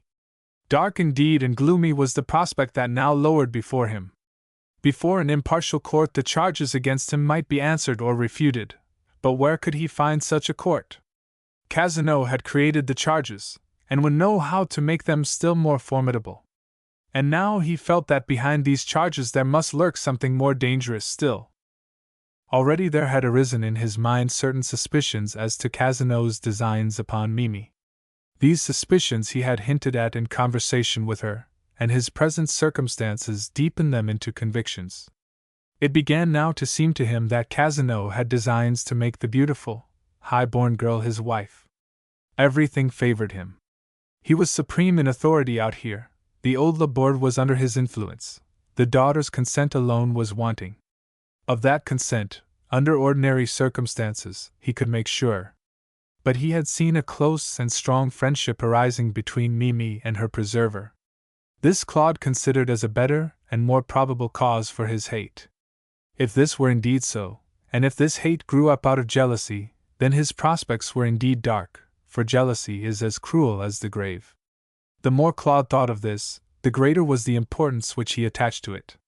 It seemed to be this which had made Cazenove transform himself into an eavesdropper, this which had occasioned his dark looks, his morose words, and haughty reticence. In his eavesdropping he must have heard enough to excite his utmost jealousy, and Claude, in recalling his conversations with Mille, could remember words which must have been gall and bitterness to such a jealous listener. Chapter 9. Grand Prix. Nearly 30 years before this, the French government had been compelled to give up the possession of Acadia to the English, and to retire to the island of Cape Breton. Here they had built a stronghold at Louisbourg, which they were enlarging and strengthening every year, to the great disgust and alarm of the New England colonies. But though Acadia had been given up to the English, it could hardly be said to be held by them. Only 2 posts were occupied, the one at Canso, in the strait that separated Cape Breton from Acadia, and the other at Annapolis Royal. At Canso there was a wooden blockhouse, with a handful of soldiers, while at Annapolis Royal, where the English governor resided, the fortifications were more extensive, yet in a miserable condition. At this last place there were a few companies of soldiers, and here the governor tried to perform the difficult task of transforming the French Acadians to loyal British subjects. But the French at Louisbourg never forgot their fellow countrymen, and never relinquished their designs on Acadia. The French inhabitants of that province amounted to several thousands, who occupied the best portions of the country, while the English consisted of only a few individuals in 1 or 2 posts. Among the French Acadians emissaries were constantly moving about, who sought to keep up among them their old loyalty to the French crown, and by their pertinacity sorely disturbed the peace of the English governor at Annapolis Royal. The French governor at Louisbourg was not slow to second these efforts by keeping the Acadians supplied with arms and ammunition, and it was for this purpose that the Aigle had been sent to the settlements up the Bay of Fundy. Up the bays he now sailed, in accordance with the wish of Cazenove. His reason for this course was, that he might see the people for himself, and judge how far they might be relied on in the event of war, which he knew must soon be declared. It was his intention to land at Grand Prix, the chief Acadian settlement, and thence proceed by land to Louisbourg. He had understood from Captain Ducrot that an Indian trail went all the way through the woods, which could be traversed on horseback. Such a course would impose more hardship upon the aged Laborde and Mille than would be encountered on shipboard, but Cazenove had his own purposes, which were favored to a great extent by the land route. Besides, he had the schooner with him, so that if, after all, it should be advisable to go by water, they could make the journey in her. The Aigle sailed, and the schooner followed. The wind had changed, and now blew more steadily, and from a favorable quarter. The currents delayed them somewhat, but on the 3rd morning after the 2 vessels had met, they reached the entrance of the basin of Minas. The scenery here was wild and grand. A few miles from the shore there rose a lofty rocky island, precipitous on all sides save one, its summit crested with trees, its base worn by the restless waves. Opposite this was a rocky shore, with cliffs crowned with the primeval forest. From this pond the strait began, and went on for miles, till it reached the basin, forming a majestic avenue, with a sublime gateway. On one side of this gateway were rocky shores receding into wooded hills, while on the other was a towering cliff standing apart from the shore, rising abruptly from the water, torn by the tempest and worn by the tide. From this the precipitous cliff ran on for miles, forming one side of the strait, till it terminated in a majestic promontory. But though not visible from this point, the settlements of man were here, and the works of human industry lying far away on the slopes of distant hills and the edges of low, marshy shores. It was not without much caution that they had passed through the strait. They had waited for the tide to come in, and then, with a favorable wind, they had made the venture. Borne onward by wind and tide together, they sailed on far into the bay, and then, directing their course to the southward, they sailed onward for a few miles farther. The captain had been here before, and was anxious to find his former anchorage. On the former occasion he had waited outside and sent in for a pilot, but now he had ventured inside without one, trusting to his memory. He knew well the perils that attend upon navigation in this place, and was not inclined to risk too much. For here were the highest tides in the world to be encountered, and swift currents, and sudden gusts of wind, and far-spreading shoals and treacherous quicksands, among which the unwary navigator could come to destruction only too easily. But no accident happened on this occasion. The navigation was made with the utmost circumspection, the schooner being sent ahead to sound all the way, and the ship following. At length both came to anchor at a distance from the shore of about 5 miles. Nearer than that the captain did not dare to go, for fear of the sandbanks and shoals. Here a boat was lowered, and Cazenove prepared to land, together with the aged Laborde and Mille. The Abbé Michel also prepared to accompany them. Ever since Laborde had been saved from the wreck, he had been weak and listless. It seemed as though the exhaustion, and exposure, and privation of that event had utterly broken down his constitution. Since he had been taken to the ship, however, he had grown much worse, and was no longer able to walk. He had not risen from his berth since he had come on board the Aigle. Mimi's anxiety about him had been excessive, and she had no thought for anything else. The situation of Claude was unknown to her, and her distress about her father's increasing weakness prevented her from thinking much about him. Her only hope now was, that on reaching the shore her father would experience a change for the better, and be benefited by the land air. On removing Laborde from his berth, it was found that he not only had not strength to stand, but that he was even so weak that this motion served of itself to exhaust him fearfully. He had to be placed on a mattress, and carried in that way by 4 sailors to the ship's side, where he was carefully let climb into the boat. There the mattress was placed in the boat's stern, and Laborde lay upon this, with his head supported against Mille, who held him encircled in her arms. In this way he was taken ashore. It was a long row, but the water was comparatively smooth, and the landing had been postponed until the flood tide, which made the boat's progress easier and swifter. The nearest shore was very low, and the landing place was 2 or 3 miles farther on. In the distance the land rose higher, and was covered with trees, with here and there a clearing. The land which they first approached was well wooded on the water side, but on passing this the whole scene changed. This land was an island, about 2 miles distant from the shore, with its inner side cleared, and dotted with houses and barns. Between this and the shore there extended a continuous tract of low land, which had evidently once been a salt water marsh, for along the water's edge the coarse grass grew luxuriantly. But a little distance back there was a dike, about 6 or 8 feet high, which ran from the island to the shore, and evidently protected the intervening level from the sea. The island itself thus served as a dike, and the artificial works that had been made ran where the sea had the least possible effect. At length they approached the main land, and here they saw the low marshland all around them. Here a turbid river ran into the basin, which came down a valley enclosed between wooded hills, and, with voluminous windings, terminated its course. At this place there was a convenient beach for landing, and here Laborde was removed from the boat and carried up on the bank, where he was laid on his mattress under a shadowy willow tree. This point, though not very elevated, commanded a prospect which, to these newcomers who had suffered so much from the sea, might have afforded the highest delight, had they been sufficiently free from care to take it all in. All around them lay one of the most fertile countries in all the world, and one of the most beautiful. The slopes of the hills rose in gentle acclivities, cultivated, dotted with groves and orchards, and lined with rows of tall poplars. The simple houses of the Acadian farmers, with their outbuildings, gave animation to the scene. At their feet lay a broad extent of dike land, green and glowing with the verdure of Juno, spreading away to that island, which acted as a natural dike against the waters of the sea. Beyond this lay the blue waters of Mine's basin, on whose bosom floated the ship and the schooner, while in the distance rose the cliff which marked the entrance into the basin, and all the enclosing shores. But none of the party noticed this. Cazenove was absorbed with his own plans. Laborde lay extended on the mattress, without any appearance of life except a faint breathing and an occasional movement.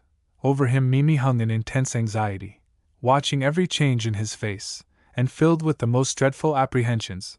At a little distance stood Père Michel, watching them with sad and respectful sympathy. Captain Ducrot had come ashore in the boat, and leaving Laborde, he accompanied Cazenove to a house which stood not far away. It was rather larger than the average, with a row of tall poplars in front and an orchard on one side. A road ran from the landing past this house, up the hill, to the rest of the settlement farther on. An old man was seated on a bench in the doorway. He rose as he saw the strangers, and respectfully removed his hat. "How do you do, Robichaud?" said Ducrot. "You see I have come back again sooner than I expected. I have brought with me His Excellency the Governor of Louisbourg, who will be obliged if you can make him comfortable for a few days. Also there are the Count de Laborde and his daughter, whom I should like to bring here, but if you cannot make them comfortable, I can take them to Comoz." Upon this, Robichaud, with a low bow to Cazenove, informed him that he thought there might be room for them all, if they would be willing to accept his humble hospitality. The old man spoke with much embarrassment, yet with sincere goodwill. He was evidently overwhelmed by the grandeur of his visitors, yet anxious to do all in his power to give them fitting entertainment. Ducrot now informed him that the Count de Laborde needed immediate rest and attention, whereupon Robichaud went in to summon his dame, who at once set to work to prepare rooms for the guests. Ducrot now returned to the landing, and ordered the sailors to carry Laborde to Robichaud's house. They carried him on the mattress, supporting it on 2 oars, which were fastened with ropes in such a way as to form a very easy litter. Mille walked by her father's side, while Père Michel followed in the rear. In this way they reached Robichaud's house.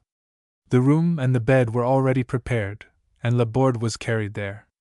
As he was placed upon that bed, Mille looked at him with intense anxiety and alarm, for his pale, emaciated face and weak, attenuated frame seemed to belong to one who was at the last verge of life. An awful fear of the worst came over her, the fear of bereavement in this distant land, the presentiment of an appalling desolation, which crushed her young heart and reduced her to despair. Her father, her only relative, her only protector, was slipping away from her, and in the future there seemed nothing before her but the very blackness of darkness. The good Dame Robichaud saw her bitter grief, and shed tears of sympathy. She offered no word of consolation, for to her experienced eyes this feeble old man seemed already beyond the reach of hope. She could only show her compassion by her tears. Père Michel, also, had nothing to say, and to all the distress of the despairing young girl he could offer no word of comfort. It was a case where comfort could not be administered, and where the stricken heart could only be left to struggle with its own griefs, alone. A few hours after the first boat went ashore, a second boat landed. By this time, a large number of the inhabitants had assembled at the landing place, to see what was going on, for to these people the sight of a ship was a rare occurrence, and they all recognized the Aigle, and wondered why she had returned. This second boat carried Claude, who had thus been removed from the ship to the shore for the purpose of being conveyed to Louisbourg. Captain Ducrot and Cazenove had already succeeded in finding a place where he could be kept. It was the house of one of the fanners of Grand Prix, named Como, one of the largest in the whole settlement. Claude landed, and was committed to the care of Como, who had come down to receive his prisoner. It was not thought worth while to bind him, since, in so remote a place as this, there would be scarcely any inducement for him to try to escape. If he did so, he could only fly to the woods, and, as he could not support his life there, he would be compelled to return to the settlement, or else seek shelter and food among the Indians. In either case he would be recaptured, for the Acadians would all obey the order of the governor of Louisbourg, and deliver up to him any one whom he might designate, while the Indians would do the same with equal readiness, since they were all his allies. Under these circumstances, Claude was allowed to go with his hands free, and in this way he accompanied Como, to whose charge he was committed. He walked through the crowd at the landing without exciting any very particular attention, and in company with Como he walked for about half a mile, when he arrived at the house. Here he was taken to a room which opened into the general sitting room, and was lighted by a small window in the rear of the house, and contained a bed and a chair. The door was locked, and Claude was left to his own reflections. Left thus to himself, Claude did not find his own thoughts very agreeable. He could not help feeling that he was now, more than ever, in the power of the man who had shown himself so relentless and persevering in his enmity. He was far away from any one whom he could claim as a friend. The people here were evidently all the creatures of Ducrot and Cazeneuve. He saw that escape was useless. To get away from this particular place of imprisonment might be possible, for the window could be opened, and escape thus effected. But if he should succeed in flying, where could he go? Annapolis Royal was many miles away. He did not know the way there. He could not ask, and even if he did know the way, he could only go there by running the gauntlet of a population who were in league with Cazeneuve. That evening, as old Como brought him some food, he tried to enter into conversation with him. He began in a gradual way, and as his host, or rather, his jailer, listened, he went on to tell his whole story, insisting particularly on the idea that Cazeneuve must be mistaken, for he thought it best not to charge him with deliberate malice. He hinted, also, that if he could escape he might bestow a handsome reward upon the man who might help him. To all this Como listened, and even gave utterance to many expressions of sympathy, but the end of it all was nothing. Either Como disbelieved him utterly, but was too polite to say so, or else he was afraid to permit the escape of the prisoner who had been entrusted to his care. Claude then tried another means of influencing him. He reminded him that the governor of Louisbourg had no jurisdiction here, that the Acadians of Grand Pré were subject to the King of England, and that all concerned in this business would be severely punished by the English as soon as they heard of it. But here Claude utterly missed his mark. No sooner had he said this, than old Como began to denounce the English with the utmost scorn and contempt. He told Claude that there were many thousands of French in Acadia, and only 100 English, that they were weak and powerless, that their fort at Annapolis was in a ruinous state, and that, before another year, they would be driven out forever. He asserted that the King of France was the greatest of all kings, that France was the most powerful of all countries, that Louisbourg was the strongest fortress in the universe, and that the French would drive the English, not only out of Acadia, but out of America. In fact, Claude's allusion to the English proved to be a most unfortunate one, for, whereas at first the old man seemed to feel some sort of sympathy with his misfortunes, so, at the last, excited by this allusion, he seemed to look upon him as a traitor to the cause of France, and as a criminal who was guilty of all that Cazeneuve had laid to his charge. Chapter 10. Alone in the World. The condition of the old Count de la Borde grew steadily worse. The change to the land had done him no good, nor was all the loving care of Mille of any avail whatever. Everyone felt that he was doomed, and Mille herself, though she struggled against that thought, still had in her heart a dark terror of the truth. This truth could at last be concealed no longer even from herself, for Père Michel came to administer the Holy Eucharist to the dying man, and to receive his last confession. Mille could not be present while the dying man unfolded to his priest the secrets of his heart, nor could she hope to know what those secrets were. But dark indeed must they have been, and far, very far, beyond the scope of ordinary confessions, for the face of Père Michel, as he came forth from that room, was pale and sombre, and so occupied was he with his own thoughts that he took no notice of the weeping girl who stood there, longing to hear from him some word of comfort. But Père Michel had none to give. He left the house, and did not return till the next day. By that time all was over. Laborde had passed away in the night. The priest went in to look upon the form of the dead. Mille was there, bowed down in the deepest grief, for she felt herself all alone in the world. The priest stood looking at the face of the dead for some time with that same gloom upon his face which had been there on the preceding day, when he left that bedside. At length he turned to Mille. "Child," said he, in a voice full of pity, "I will not attempt to utter any words of condolence. I know well how the heart feels during the first emotions of sorrow over bereavement. Words are useless. I can only point you to heaven, where all comfort dwells, and direct you to remember in your prayers him who lies here. The church is yours, with all her holy offices. The dearest friend must turn away from the dead, but the church remains, and follows him into the other world. Your heart may still be consoled, for you can still do something for the dear father whom you loved. You can pray for the soul of the departed, and thus it will seem to you as though you have not altogether lost him. He will seem near you yet when you pray for him, your spirit will seem to blend with his presence will seem about you. And besides, my dear child, this also I wish to say, you are not altogether alone in the world. I will watch over you till you go wherever you may wish. It is not much that I can do, but perhaps I can do for you all that you may now wish to be done for yourself. Think of this, then, dear child, and whenever you wish to have a friend's advice or assistance, come to me." To this Mille listened with streaming eyes, and as the priest ended, she pressed his hand gratefully, and uttered some unintelligible words. His offer had come to her like balm. It did not seem now as though she was so desolate, for she had learned already to love the good priest with something of a daughter's feelings, and to trust in him profoundly. Laborde was buried in the little churchyard of Grand Pré, and now, in addition to the pangs of bereavement, Mille began to feel other cares about her future. What was she to do? Could she go back to France? That was her only present course. But how? She could not go in the Aigle, for that frigate had left the day after her arrival, not having any time to spare.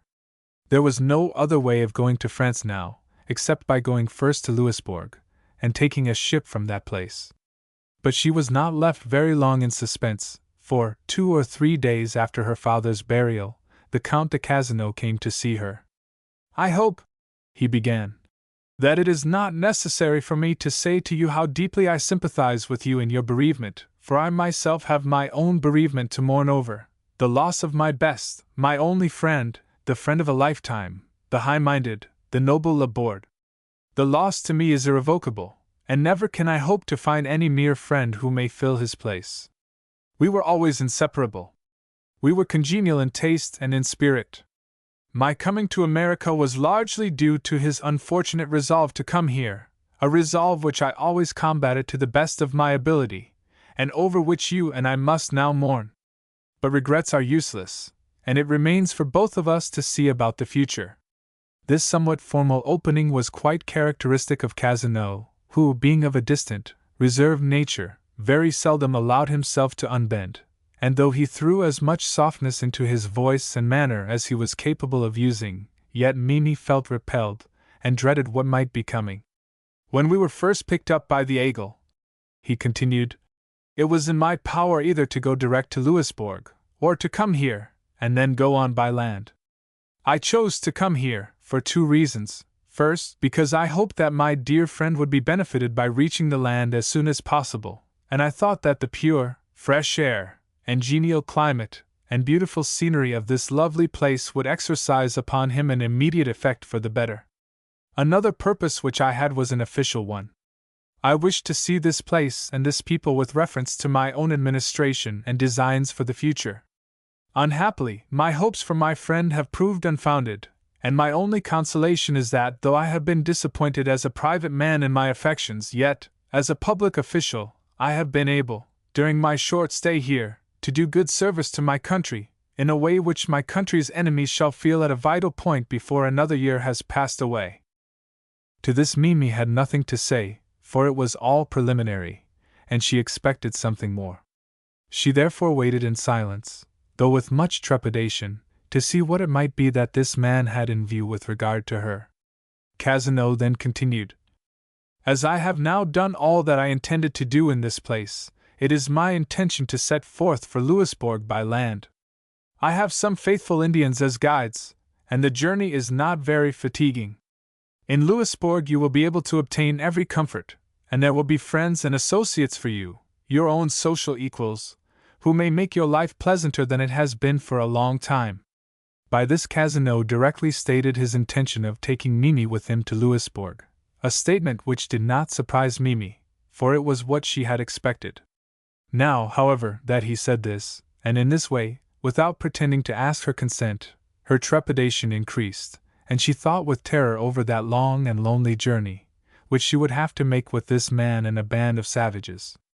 There was nothing else, however, to be done. She could neither hope nor desire to remain in Grand Pré. Her position was a painful one, and the only hope remaining was that of returning to France. And to go to Louisbourg was the surest way of doing that. One thing, however, she could not help asking, for this she felt to be a matter of extreme importance. Is Père Michel going? He is, said Casanova. He has asked permission to go with our party, and I have granted it. At this answer a great relief was felt by Mille, and the future seemed less dark. I have granted it, said Casanova, because he seems a harmless man, and may be useful in various ways to me, hereafter, in my plans. He seems to know the people about here. I dare say he's been here before. Your position at Louisbourg, continued Casanova, will be one which will be most honorable. As the daughter of the Count de Laborde, you will receive universal attention, and my influence shall be exerted to make everything contribute to your happiness. As commandant, I shall, of course, be supreme. My house will be like a small viceregal court, and the little world of Louisbourg will all do homage to any one whom I may hold up before them as a worthy object.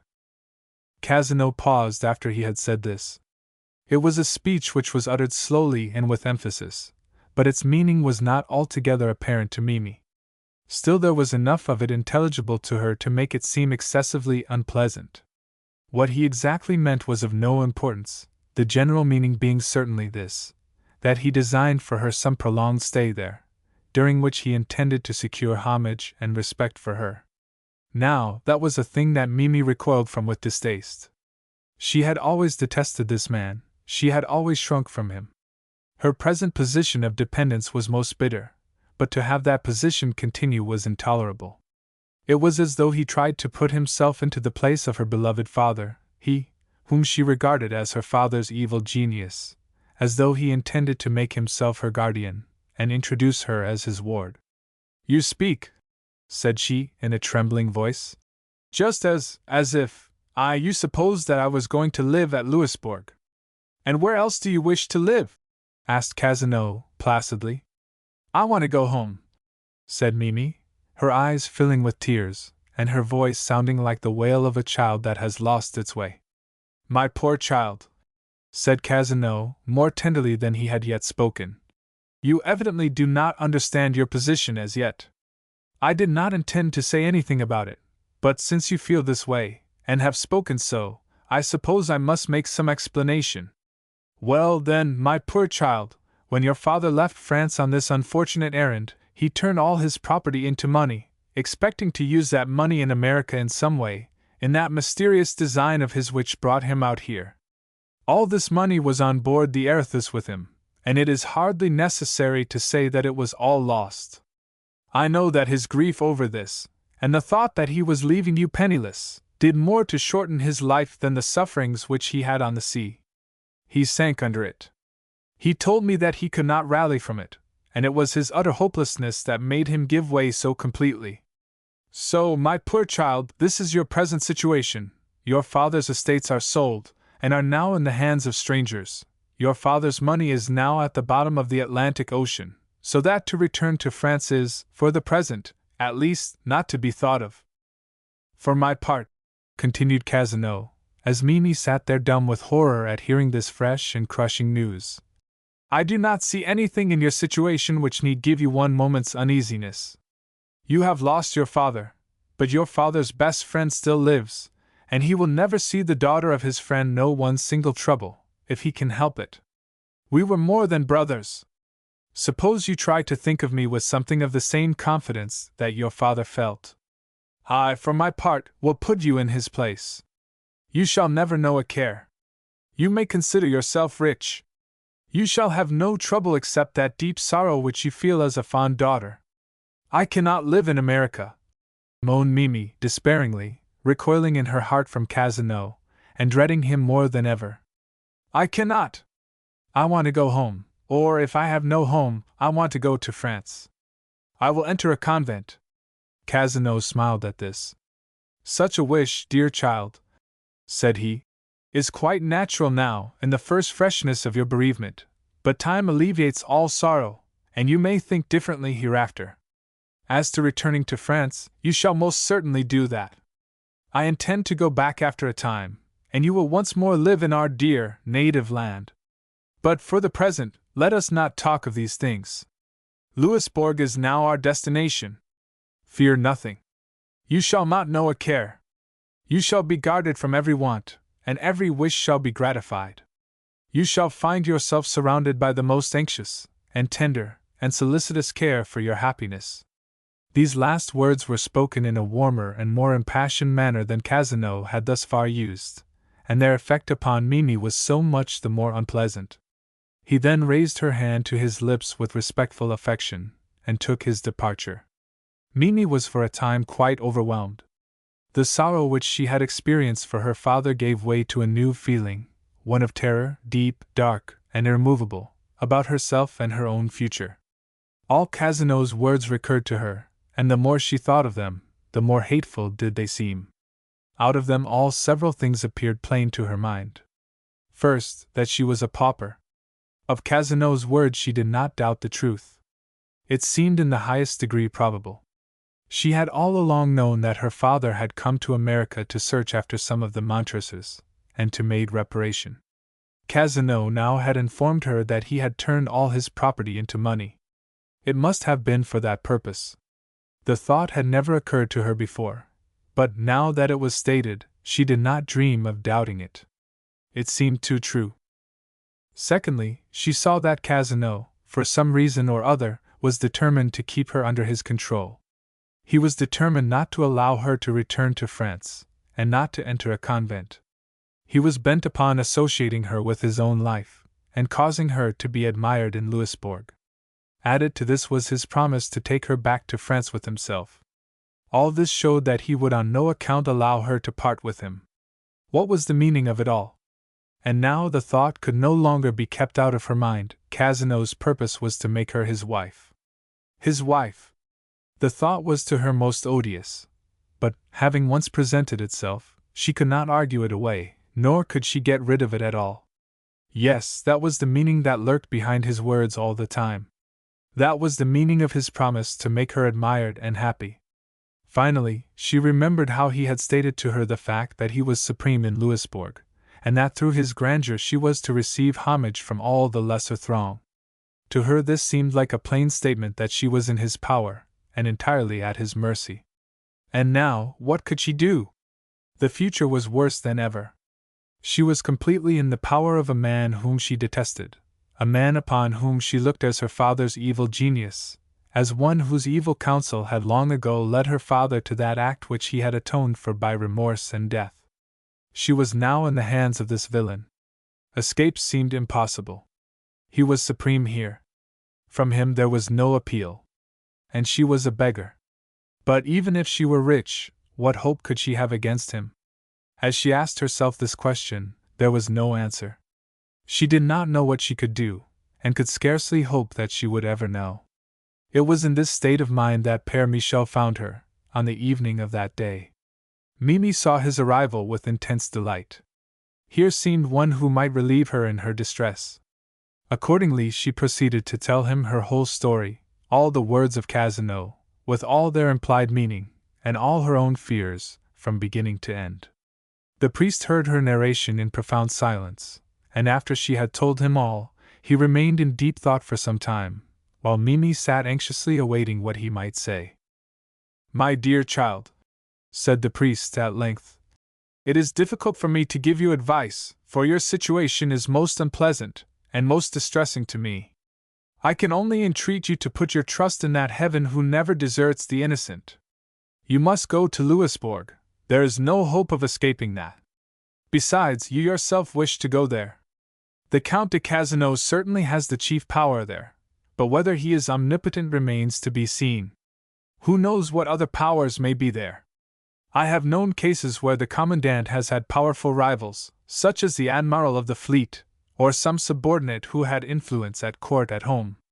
I have known places where the bishop could interfere and prevent his doing wrong.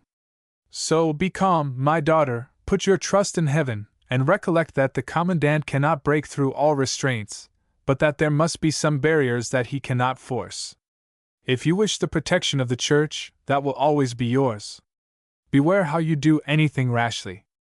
Confide in me. Perhaps, after all, these troubles may have a good end. Chapter 11. A Friend in Need. For more than a week Claude had been kept in confinement, and had seen nothing of any of his former acquaintances.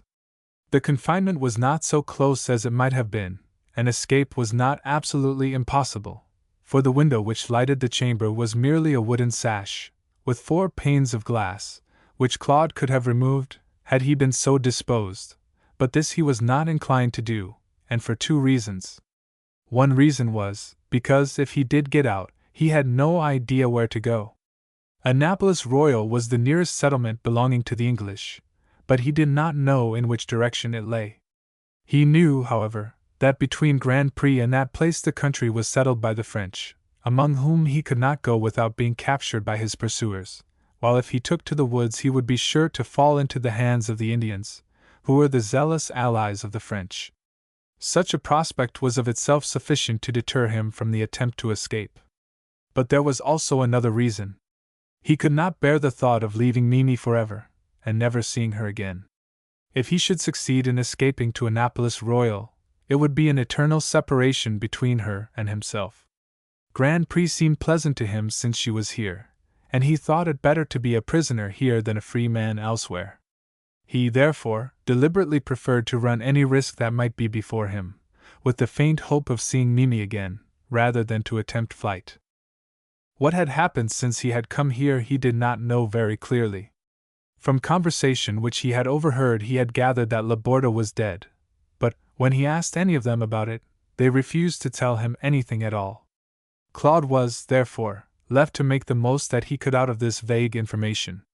But the intelligence caused him to feel much anxiety about Mimi. He remembered well all that she had ever told him, and could not help wondering what she would do under present circumstances. Would she be willing to remain in the neighborhood of Casino? But how could she help it? Would not Casino take advantage of her present loneliness to urge forward any plans that he might have about her? Already the suspicion had come to Claude that Casino had certain plans about Mimi. What he thought was this: that Laborde was rich, that Mimi was his heiress, and that Casino was a man of profligate life and ruined fortunes, who was anxious to repair his fortunes by marrying this heiress. To such a man the disparity in their years would make no difference, nor would he particularly care whether Mimi loved him or not, so long as he could make her his wife, and gain control over her property. What had given him this idea about Casino's position and plans it is difficult to say, but it was probably his own jealous fears about Mimi, and his deep detestation of his enemy. And now he began to chafe against the narrow confines of his chamber with greater impatience. He longed to have someone with whom he could talk. He wondered whether Casino would remain here much longer, and if he went away, whether he would take Mimi or leave her. He wondered, also, whether he would be taken to Louisbourg.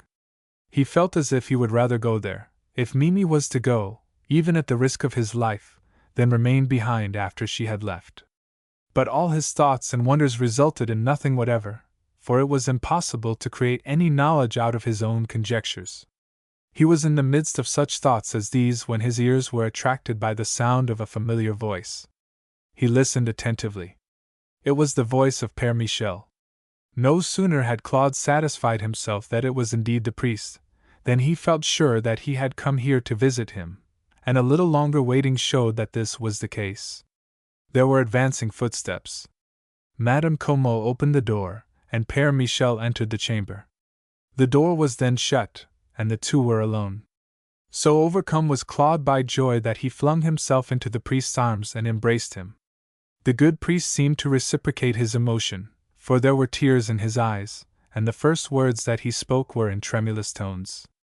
"My son," the priest commenced, in gentle, paternal tones, and in a voice that was tremulous with emotion, "you must calm yourself." Then, suddenly speaking in English, he said, "It is necessary that we all speak English, for the people of the house may suspect." Upon this Claude poured forth a torrent of questions in English, asking about Laborde, Cazeneuve, Zac, and Mille. It will not be necessary to report the words of the priest in his broken English, but rather to set them down according to the sense of them. So the priest said, "You speak too fast, my son. One thing at a time. The poor Laborde is dead and buried. The Count Cazeneuve is about to go to Louisbourg. Mille is going with him."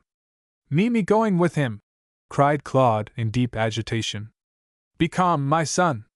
Do not speak so loud. I have told the people of this house that your life is in danger, and that I have come as a priest to hear your last confession. I do not wish them to suspect my real errand. We may talk as we wish, only do not allow yourself to be agitated. But tell me," said Claude in a calmer voice, "how is it possible that Mille can trust herself with Cazeneuve?" "My foi," said the priest, "it is possible, for she cannot help it. But do not fear. I am going to accompany them, and, as far as my feeble power can do anything, I will watch over her, and see that she suffers no injustice. I hope that heaven will assist her innocence and my protection, so do not allow yourself to be uneasy about her, but hope for the best, and trust in heaven." At this Claude was silent for a few moments. At length he said, "Oh, Père Michel, must I stay here when she goes? Can you tell me what they are going to do with me? It is about yourself that I am going to speak, and it was for this that I came," said the priest. "Can I go with the others to Louisbourg?" asked Claude eagerly, for he thought only of being near Mille. "Heaven forbid!" said the priest. "It is in a different way that you are to go. Listen to me. The Count de Cazeneuve is going to set out tomorrow, with a party of Indians as escort. Mille is to be taken with him. I am going too. It is his intention to leave you here for a time, till his escort can return. They will then take you to Louisbourg. If he can find any Indians on the way whom he can make use of, he will send them here for you. But meantime you are to be kept imprisoned here. Now, I am acquainted with the Indians better than most men. I lived in Acadia formerly, long enough to be well known to the whole tribe. I am also well known to the Acadians. Among the Indians and the Acadians there are many who would willingly lay down their lives for me. I could have delivered you before this, but I saw that you were not in any immediate danger, so I preferred postponing it until the Count de Cazeneuve had left. I do not wish him to suspect that I have any interest in you, and when he hears of your escape, I do not wish him to think that I had anything to do with it. But I have already made all the plans that are necessary, and the men are in this neighborhood with whom I have arranged for your escape." "What is the plan?" asked Claude eagerly. "I will tell you," said the priest. "There are 6 Indians, all of them devoted to me. They will guide you to a place of safety, and will be perfectly faithful to you as long as they are with you. They are ready to go anywhere with you, to do anything for you, even to the extent of laying down their lives for you. It is for my sake that they are willing to show this devotion. I have presented you to them as my representative, and they look upon you as they would look upon me. But first of all, you are to get out of this. Can you open that window? It was fastened tight when I first came," said Claude, "but I have loosened it, so that I can take it out very quickly." "Very good. Now, one of these Indians will be here tomorrow night. We shall leave tomorrow morning, and I do not want you to be rescued till after our departure. At midnight tomorrow, then, the Indian will be here. He will give a sound like a frog, immediately outside, under the window. You must then open the window. If you see him or hear him, you must then get out, and he will take you to the woods. After that he and the rest of the Indians will take you through the woods to Port Royal, which they call Annapolis Royal. Here you will be safe from Casino until such time as may suit you to go back to Boston. Annapolis Royal is about 24 leagues from this place, and you can easily go there in 2 days. Claude listened to all this without a word, and after the priest had ended, he remained silent for some time, with his eyes fixed on the floor. The Indians will be armed, said the priest, and will have a rifle and a sword for you. So you need have no trouble about anything. My dear Père Michel, said Claude at last, you lay me under very great obligations, but will you not add to them by allowing me to select my own route? Your own route? Asked the priest. What do you mean? You don't know the country, especially the woods, while these Indians will be at home there. What I mean is this, said Claude. Will you not allow me the use of this Indian escort in another direction than the one you mention? Another direction? Why, where else can you possibly go? Annapolis is the nearest place for safety. I should very much prefer, said Claude, to go to Canso. To Canso, said the priest in great surprise. To Canso? Why, you would come on our track. That is the very reason why I wish to go there. Once in Canso, I should be as safe as in Annapolis. The priest shook his head. From what I hear, Canso cannot be a safe place for you very long. England and France are on the eve of war, and Casino expects to get back Acadia, a thing that is very easy for him to do. But why do you wish to venture so near to Louisbourg? Casino will be there now, and it will be a very different place from what it would have been had you not saved Casino from the wreck and made him your enemy. My dear Père Michel, said Claude, I will be candid with you. The reason why I wish to go in that direction is for the sake of being near to Mille, and on account of the hope I have that I may rescue her. Mille! Rescue her! Exclaimed the priest, astonished, not at the young man's feelings towards Mille, for those he had already discovered, but rather at the boldness of his plan. Rescue her! Why, how can you possibly hope for that, when she will be under the vigilant eye of Casino? I will hope it, at any rate, said Claude. Besides, Casino will not be vigilant, as he will not suspect that he is followed. His Indians will suspect nothing. I may be able, by means of my Indians, to entice her away, especially if you prepare her mind for my enterprise. The priest was struck by this, and did not have any argument against it, yet the project was evidently distasteful to him. It's madness, said he. My poor boy, it may cost you your life. Very well, said Claude. Let it go. I'd rather not live, if I can have Mille. The priest looked at him sadly and solemnly. My poor boy, said he, has it gone so far as that with you? As far as that, yes, said Claude, and farther. Recollect I saved her life. It seems to me as if heaven threw her in my way, and I'll not give her up without striking a blow. Think of that scoundrel Casino. Think of the danger she is in while under his power. There is no hope for her if he once gets her in Louisbourg. The only hope for her is before she reaches that place, and the only one who can save her is myself. Are my Indians faithful for an enterprise of that kind? I have already told you, said the priest, that they would all lay down their lives for you. They will go wherever you lead. And now, my dear son, continued the priest, I did not think that you would dream of an enterprise like this. But since you have made the proposal, and since you are so earnest about it, why, I make no opposition. I say, come, in heaven's name. Follow after us, and if you can come up with us, and effect a communication with Mille, do so. Your Indians must be careful, and you will find that they can be trusted in a matter of this kind. If I see that you are coming up with us, and find any visitors from you, I will prepare Mille for it. But suppose you succeed in rescuing her, added the priest. Have you thought what you would do next? No, said Claude, nor do I intend to think about that. It will depend upon where I am. If I am near Canso, I shall go there, and trust to finding some fishermen. If not, I shall trust to my Indians to take us back through the woods to Annapolis. But there's one thing that you might do. What? Zack, is he on board the schooner or ashore? The skipper? Said the priest. No, I have not seen him. I think he must be aboard the schooner. It is my intention to communicate with him before I leave this place." "Do so," said Claude eagerly, "and see if you can't get him free, as you have managed for me, and if you can persuade him, or beg him for me, to sail around to Canso, and meet me there, all will be well. That is the very thing we want. If he will only promise to go there, I will push on to Canso myself, at all hazards." The priest now prepared to go. A few more words were exchanged, after which Claude and Père Michel embraced.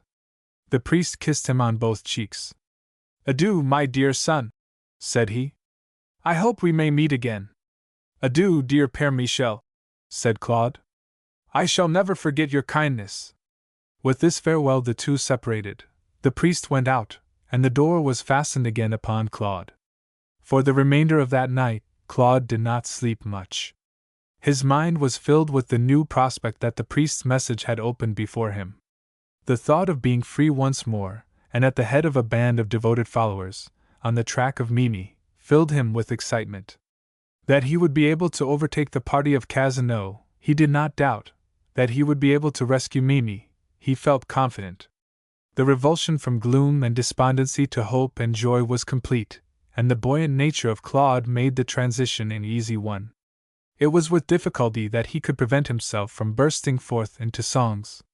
But this would have been too dangerous, since it would have attracted the attention of the people of the house, and led them to suspect that the priest had spoken other words to him than those of absolution, or they might report this sudden change to Casino, and thereby excite his suspicions. The next day came. Claude knew that on this day Casino and his party had left, for he overheard the people of the house speaking about it. According to their statements, the party had left at about 4 in the morning.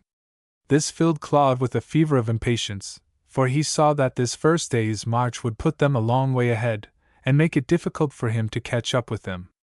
But there was only one day, and he tried to comfort himself with the thought that he could travel faster than the others, and also that the priest and Mille would both manage to retard their progress, so as to allow him to catch up. The day passed thus, and evening came at last. Hour after hour went by. All the family retired, and the house was still. Claude then slowly, and carefully, and noiselessly removed the window from its place. Then he waited. The hours still passed on. At last he knew that it must be about midnight.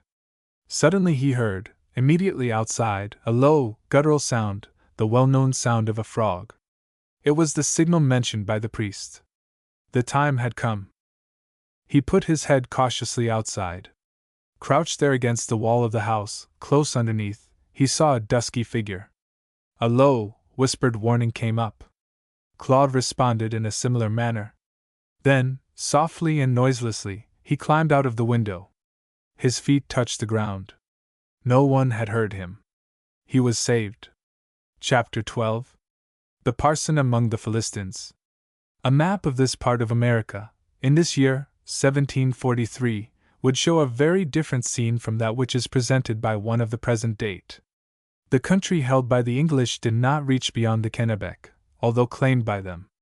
But north of this river it was all in the virtual possession of the French, and on the map it was distinguished by the French colors. A line drawn from the mouth of the Penobscot, due north, to the river St. Lawrence, divided New England from the equally extensive territory of New Scotland, or Nova Scotia. This New England was bordered on the east by Nova Scotia, on the north by the river St. Lawrence, and on the west by the province of New York. But in New England the French colors prevailed over quite one half of this territory, and in Nova Scotia, though all was claimed by the English, every part was actually held by the French, except 1 or 2 points of a most unimportant character. Looking over such a map, we perceive the present characteristics all gone, and a vast wilderness, full of roaming tribes of Indians, filling the scene. North of Boston there are a few towns, but beyond the little town of Falmouth, the English settlements are all called Fort this and Fort that. Up the valley of the Kennebec is the mark of a road to Quebec, and about halfway, at the headwaters of the Kennebec, a point is marked on the map with these words: Indian and French rendezvous. Extremely proper for a fort, which mold restrained the French and curbed the Abenaki Indians. And also, from Quebec to Kennebec River mouth, not much above halfway to Boston, and 1/3 to New York, thence by that are, and ye chaudiere ye road to Canada is short. North of the St. Lawrence is a vast country, which is called New France. As Old France and Old England struggle for the supremacy in the Old World, so New France and New England struggle for the supremacy in the New World, and the bone of contention is this very district alluded to, this border ground, called by the French l'Acadie, but claimed by the English as Nova Scotia, which bordered both on New England and New France. This debatable territory on the map is full of vast waste spaces, together with the names of savage tribes never heard of before or since, some of which are familiar names, merely spelled in an unusual manner, while others owe their origin, perhaps, to the imagination of the mapmaker or his informant. Thus, for example, we have Massasook, Arusagenticook, Saga de Hoc, and others of equally singular sound. In this debatable territory are numerous forts, both French and English. These are situated, for the most part, in the valleys of rivers, for the very good reason that these valleys afford the best places for settlement, and also for the further reason that they are generally used as the most convenient routes of travel by those who go by land from one post to another. These forts are numerous on the west of New England. They also stud the map in various places towards the north. The valley of the St. John, in Nova Scotia, is marked by several of these. Farther on, the important isthmus which connects the peninsula of Nova Scotia with the mainland is protected by the strong post called Fort Beauséjour. In this peninsula of Nova Scotia, various settlements are marked. One is named Mines, which is also known as Grand Prix, a large and important community, situated in one of the most beautiful and fertile valleys in America. In the neighborhood of this are a half-dozen points, marked with the general name of French settlements, while the vacant places between and beyond are marked with the name Micmacs, which is the title of the Indians who inhabit Nova Scotia. One post here, however, possesses a singular interest in the eyes of the good people of Boston. It is marked on the map by the name of Annapolis, once the French Port Royal, but now the only English post of any consequence in all Nova Scotia. Here resides the handful of Englishmen who claim to rule the province. But the government is a mockery, and the French set it at defiance. If England wishes to assert her power here, she must have a far different force in the country from the handful of ragged and ill-armed soldiers who mount guard on the tumble-down forts at Annapolis. Beyond all these, at the extreme east of the peninsula, is an island called by the French Île Royale, and by the English Cape Breton. This is held by the French. Here is their greatest stronghold in America, except Quebec, and one, too, which is regarded by Boston with greater jealousy and dread than the latter, since it is actually nearer, is open winter and summer, and can strike a more immediate blow. This was the extreme eastern outpost of French power in America. Here the French colonies reached out their arms to the mother country. Here began that great chain of fortresses, which ran up the valleys of navigable rivers, and connected with the great fortress of Quebec the almost impregnable outpost of Ticonderoga, and the posts of Montreal Island. From these the chain of military occupation extended itself towards the south, through the valleys of the Ohio and the Mississippi, until they were connected with the flourishing colony at New Orleans. Thus it was, and with these advantages, that the French engaged in the great and momentous conflict with the English for the possession of America, and on the side of the former were the greater part of the wild and warlike Indians. And now let us return to our friend Zack, who for some time has been lost sight of. When the Eagle came to anchor, the schooner did the same, and lay under her guns some miles out from the shore. Zack had been allowed a certain amount of freedom, for, as the lieutenant had promised, his hands had not been bound. The same liberty was allowed to the others on board. 6 French seamen were on board, who navigated the schooner, and acted as her guard. These were armed, while Zack and his friends were all unarmed. While sailing up the bay this guard was hardly necessary, as the schooner was under the guns of the frigate, but afterwards the necessity was more apparent. The Eagle could not wait at Grand Prix longer than was requisite to land those who were going ashore. The boat that landed these brought back a half-dozen Acadians from Grand Prix, whom it left on board the schooner. Then, taking back again her own seamen, the Aigle spread her white wings and sailed away for La Belle France. Zack saw this change in affairs with varied feelings. First of all, he had half hoped that he might be let off, after all, partly because it was not a time of formal war, and partly because the schooner had saved some important lives, and therefore, at the very least, ought to be let off. But this change in her masters dispelled Zack's hope, and made him see that there was not at all any prospect of an immediate release. From that moment Zack gave up all hope of any release whatever, and began to see that, if escape were to be made, it must be effected by his own skill and daring. The newcomers seemed willing to maintain the old state of things, and showed no inclination to keep their prisoners in bonds. They were a good-natured lot, with simple, unsophisticated faces, and looked with amiable smiles upon the schooner and its company. Still, they were all stout, able-bodied fellows, and all were armed. The leader was a man of about 40, who seemed to be regarded by the rest with considerable respect. He was also able to speak a few words of English. They contented themselves with keeping a general lookout over the schooner and its crew, and taking turns at the night watch. In fact, the simple confidence of the Acadians in the security of their guards seemed to be justified by circumstances. These 6 stout men were armed. Zack and his followers were unarmed. All the floating craft in the basin belonged to the Acadians, and all the settlements. For Zack to escape by water was scarcely possible, and to get off by land was not to be thought of. The nearest English settlement was many miles away, and to reach it he would have to run the gauntlet of a population of French and Indians. Day after day passed, and Zack spent most of the time in meditating over his situation and keeping his eyes and ears on the alert. He understood pretty well that to the villainy of Casino were due both his own captivity and the more serious danger which threatened his friend. It was from Margot that he had first heard of Casino as an enemy, and little more had he been able to find out beyond what she had told him in the brief conversation already related. The illness of Laborde had necessitated her attendance on her master and mistress, and prevented any further confidences. Only a few occasional greetings were possible after that. Then followed the arrival of the Aigle, and the transfer of Margot, with the rest, to the French frigate. Zack had consequently been left in the dark as to the particular villainy of Casino towards Laborde and Mille. But he had seen enough and felt enough to be sure that his enmity, from whatever cause it arose, was of no common kind, that Claude was in great danger, and that he himself was involved in the same peril, though to a less degree. This conviction served, therefore, to keep his mind continually on the alert, so as to find out what was the present situation of Claude, and also to devise and lay hold of some plan of action for himself.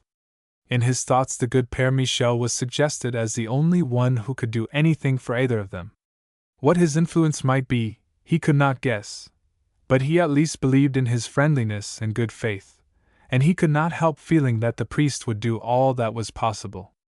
It seemed to him not unlikely that the priest might come out to see him, and convey to him some information about the present state of affairs in Grand Prix.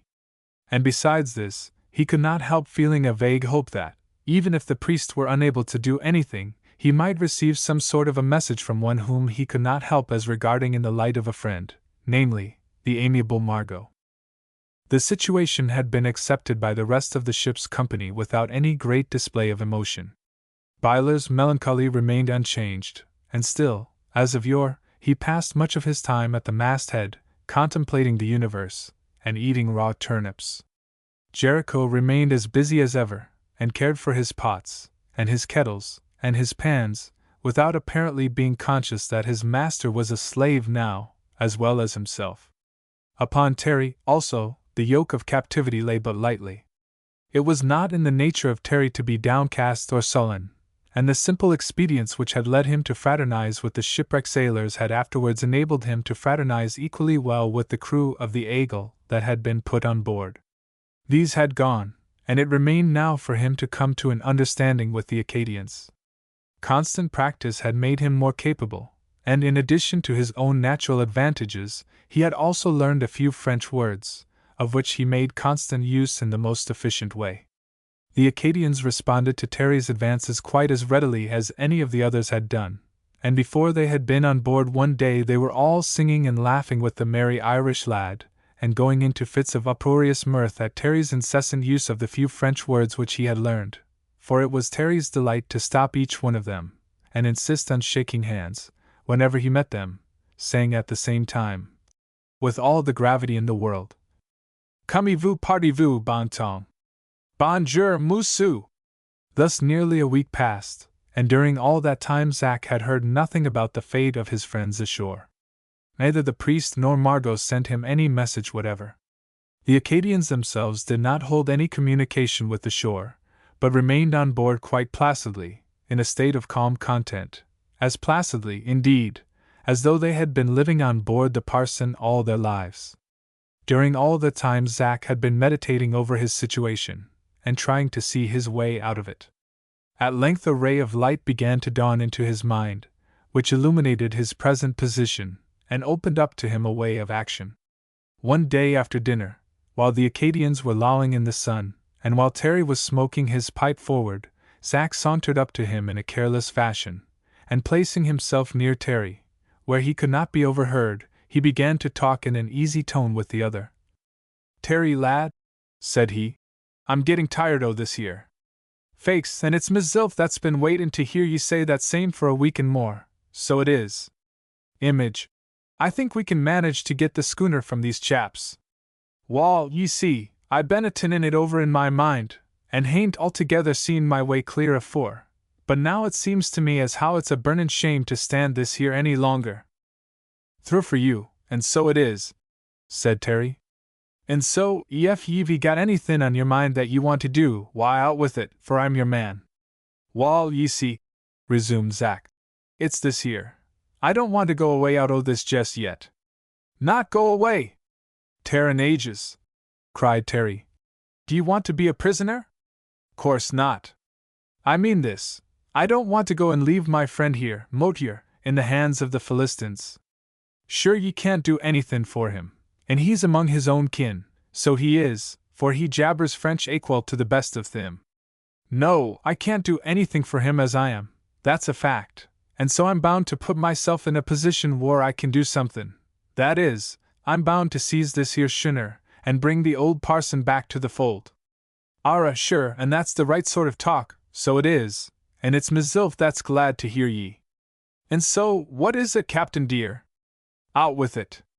Tell me what your plan is, and I'm wid ye, so I am. I think, Terry, that we can manage to get the schooner from these chaps, can't we?" "Sure we can." "Sure, and I'd engage to do it alone, almost.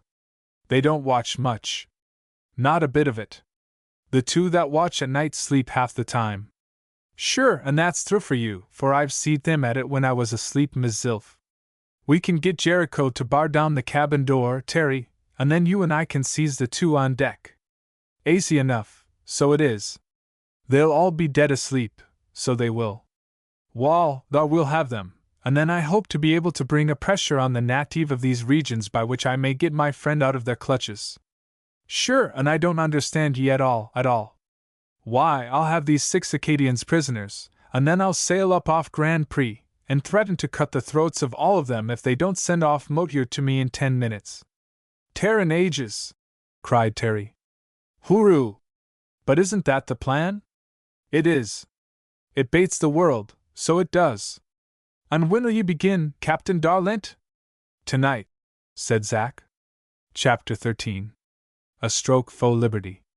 Zack and Terry talked for a long time over the plan, trying to chat in an offhand and careless manner, so as not to excite any suspicion. No suspicion appeared to be raised among the Acadians, who took no notice of them whatever. So Zack and Terry had sufficient opportunity to arrange all the details of the plan, and it was decided that Terry should indicate to Jericho what was to be done by him. It was agreed that the best time would be about 3 o'clock in the morning, for then the Acadians below would all be in their soundest sleep, while those who kept watch on deck would probably, in accordance with their usual careless fashion, be sunk into a slumber no less sound. Terry at length left Zack, and moved about in a desultory fashion, after which he finally settled down among the Acadians, and began to sing to them the immortal strain of St. Patrick. Although Zack had upon his mind the weight of such an important enterprise, yet it did not at all interfere with his usual slumbers. He went to bed at 9, and slept soundly. At about 2:30 he awoke, and waited a little longer. Then he roused Terry and Jericho. Terry then went upon deck noiselessly, and reconnoitered. It was as they had hoped it would be. 2 men were on deck as a watch, but both were crouched under the taffrail fast asleep. Terry proposed to go and shut down the cabin door, where the rest of the Acadians were, but Zack concluded that it would be best for Jericho to do this, so that in case the noise should wake the watch, he and Terry might be on hand to deal with them.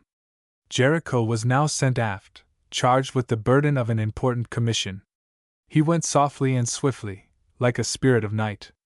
His whole nature seemed changed by the purpose before him. In an instant he had ceased to be the lowly slave intent on cookery, and had started up into the attitude of an African warrior. As he glided along, Zack and Terry, with equal noiselessness, moved towards the slumbering watch, and then waited. It was necessary that the cabin should first be closed, so that those within, if alarmed by the outcry of their friends, should not be able to help them. All went on well. Jericho reached the cabin, and then swiftly, and with as little noise as possible, shut the door and fastened it. Upon this, Zack and Terry each seized one of the slumbering Acadians, and before they were fairly awake they were disarmed. Zack and Terry both scorned to bind them, partly out of kindly feeling towards them, partly because they themselves had not been bound, and partly out of the pride of their manhood. The Acadians at first stood stupefied, and then, recognizing the whole truth, they slunk forward, and stood dejectedly in the bows, where they awaited with fear the further action of their late prisoners. Both Terry and Zack made friendly signs to them, pressing their hands on their hearts, smiling, nodding, and so forth, while Terry even went so far as to whistle one of their favorite melodies. But the Acadians were not to be reassured. They looked upon themselves as lost men, and evidently regarded Terry as a traitor of the deepest dye. They now waited till the others in the cabin should make some sign. Jericho had armed himself with an axe, with which he stood ready to act in case of a fight. It was evident that the Acadians in the cabin had heard nothing whatever, and not one of them awaked before the usual time. Then, of course, the painful discovery was made by them.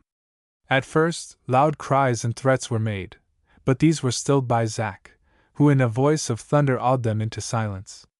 "You are prisoners," said he. "Give up your arms." The one who understood a little English was able to comprehend this. The command was followed by an excited debate among the 4, which was at last ended by a second mandate from Zack, accompanied by a threat to fire upon them. At this a hurried answer was given. "We render. We render. Fire not." A small skylight was then opened, and all the arms and equipments of the prisoners were passed up. These were appropriated by Zack. The door of the cabin was then unfastened and opened, and the prisoners called upon to come forth. They came looking fearful and dejected, as though apprehending the worst. Zack, Terry, and Jericho, each with his musket, stood at the stern, and as they came out they motioned to them to go to the bows. The Acadians obeyed in silence, and soon joined their 2 companions. Some time was now occupied by Zack in talking over with Terry the best course to be pursued. They at length decided to allow the Acadians to remain unbound by day, and to shut them down at night, or while sailing. As long as these men were unarmed and themselves armed, they had not the slightest fear of any trouble arising. For the Acadians, though stout, muscular fellows, were all so good-natured and phlegmatic in their faces that no danger of anything so desperate as an attack on their part was to be anticipated. It was decided, however, while they were on deck, to keep them confined to the forward part of the schooner. This Zack succeeded in making known to them. "We won't do you no harm," said he. "We won't tie you or bind you. At night you must go below to sleep. If any of you make an attack, we won't show you any mercy. So you'd best keep quiet." The chief Acadian understood this as well by the signs with which it was accompanied as from the words, and he explained it to his followers. He then informed Zack that they would be quiet, whereupon Terry went forward and shook hands with each and all of them. "Comment portez-vous?" "Bonjour, monsieur," said he, to which the Acadians, however, made no response. They did indeed allow him to shake their hands, but they would not say anything, and evidently regarded him as a perjured villain and traitor to their cause. "Byler!" roared Zack. "Where are you, ye young cuss of life?" Upon this the young cuss of life slowly emerged from the forecastle, holding a cold potato in his hand. The scene on deck made no impression on him, but he walked aft with his eyes fixed on Zack. "Stand there!" commanded Zack, and Byler stood. "Feller seamen and comrades at arms," said Zack, stretching out his arm in the oratorical fashion which he had seen used at town meetings. "To hum! This is a glorious day for His great and gracious Majesty King George, whose loyal subjects we are, as we have proved by this rescue of his ship from the hands of the Philistines. It air all very well for the king to send out his redcoats, but I tell you what it is, I ain't seen a redcoat that lives that's equal to the native provincial. Who air the ones that do's the best fightin' out here? The provincials. Who air the men that's druv the wild and bloodthirsty Injun back to his native woods?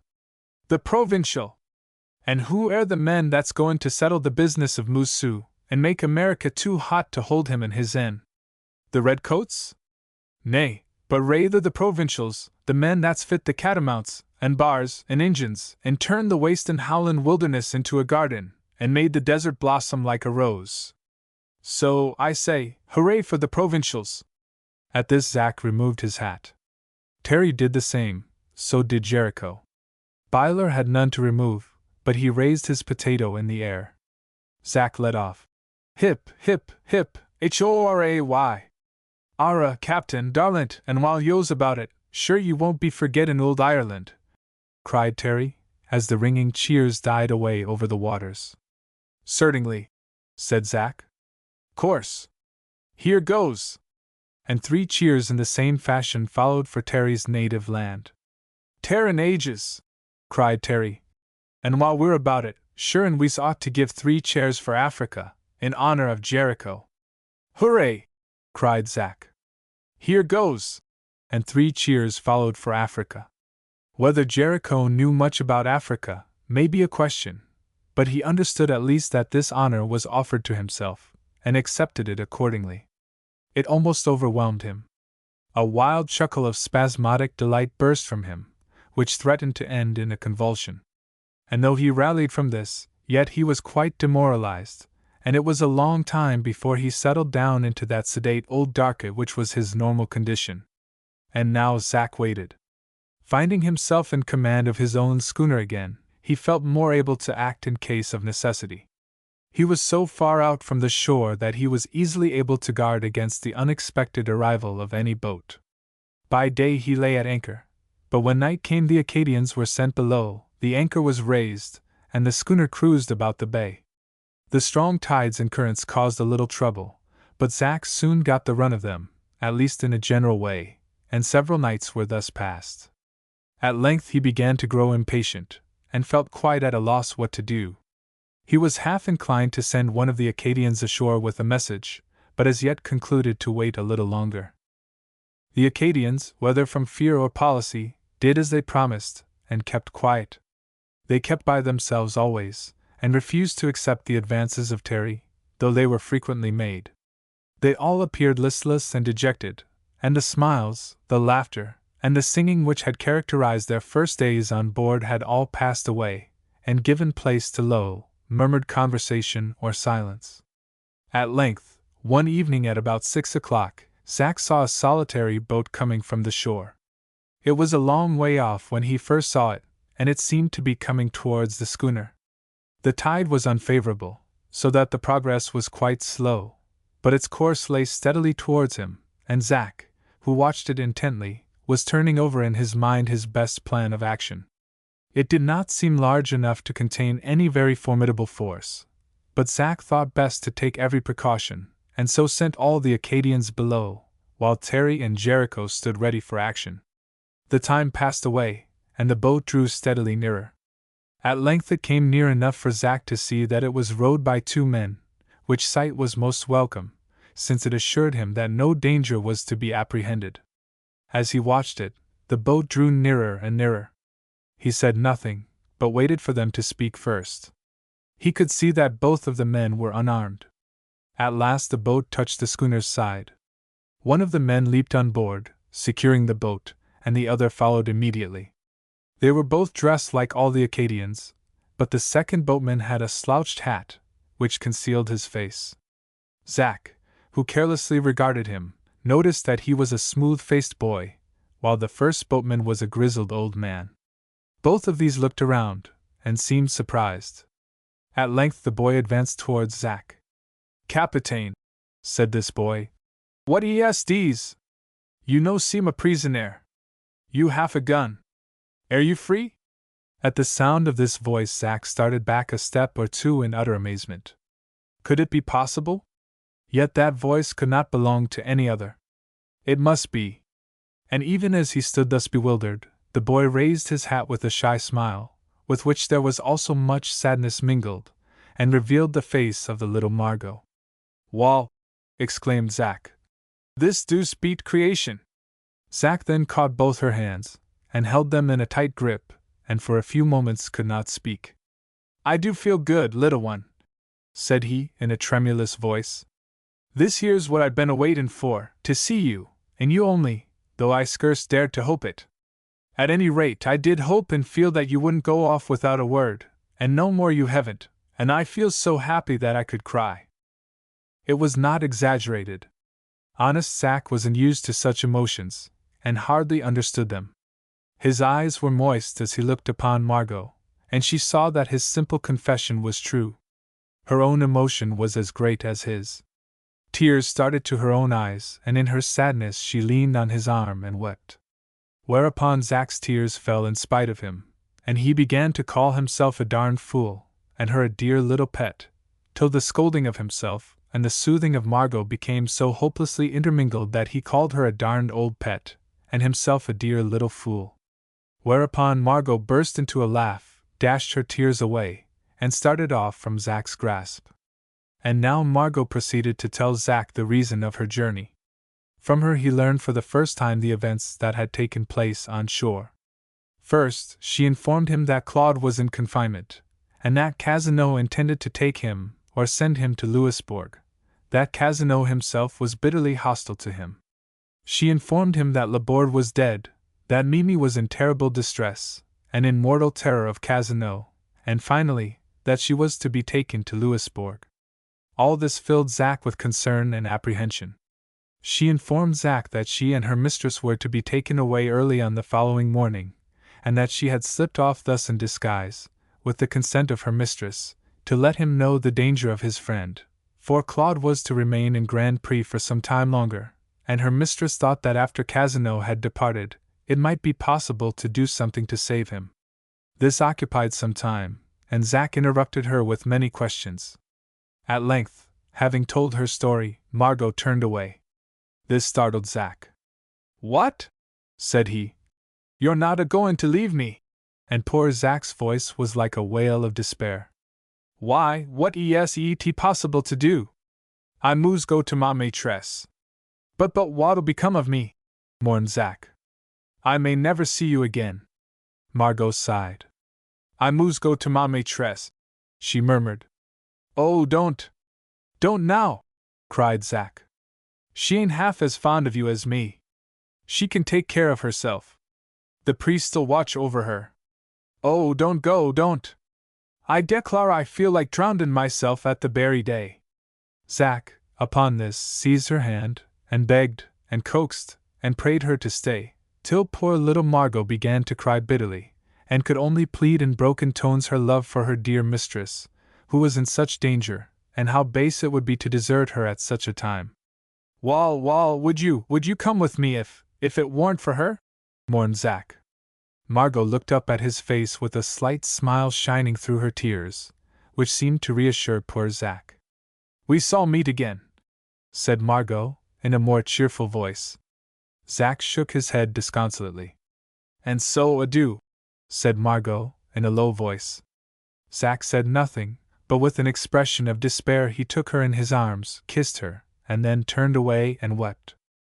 Margot cried bitterly, and got into the boat. The old Acadian followed. The boat rowed away. Adieu et au revoir, cher Zac, said Margot, calling back and waving her hat. Goodbye, said Zac, in a wail of despair. For hours Zac stood looking after the boat in perfect silence. At last he turned away, gulping down a sigh. Darned if I know what on earth's the matter with me, he murmured. Chapter 14. Maneuvers of Zac. Zac slept but little that night. There were two causes for wakefulness. The first was Margot, who had wrought such mischief with his thoughts and feelings that he did not know what was the matter with him. The second cause was the condition of Claude.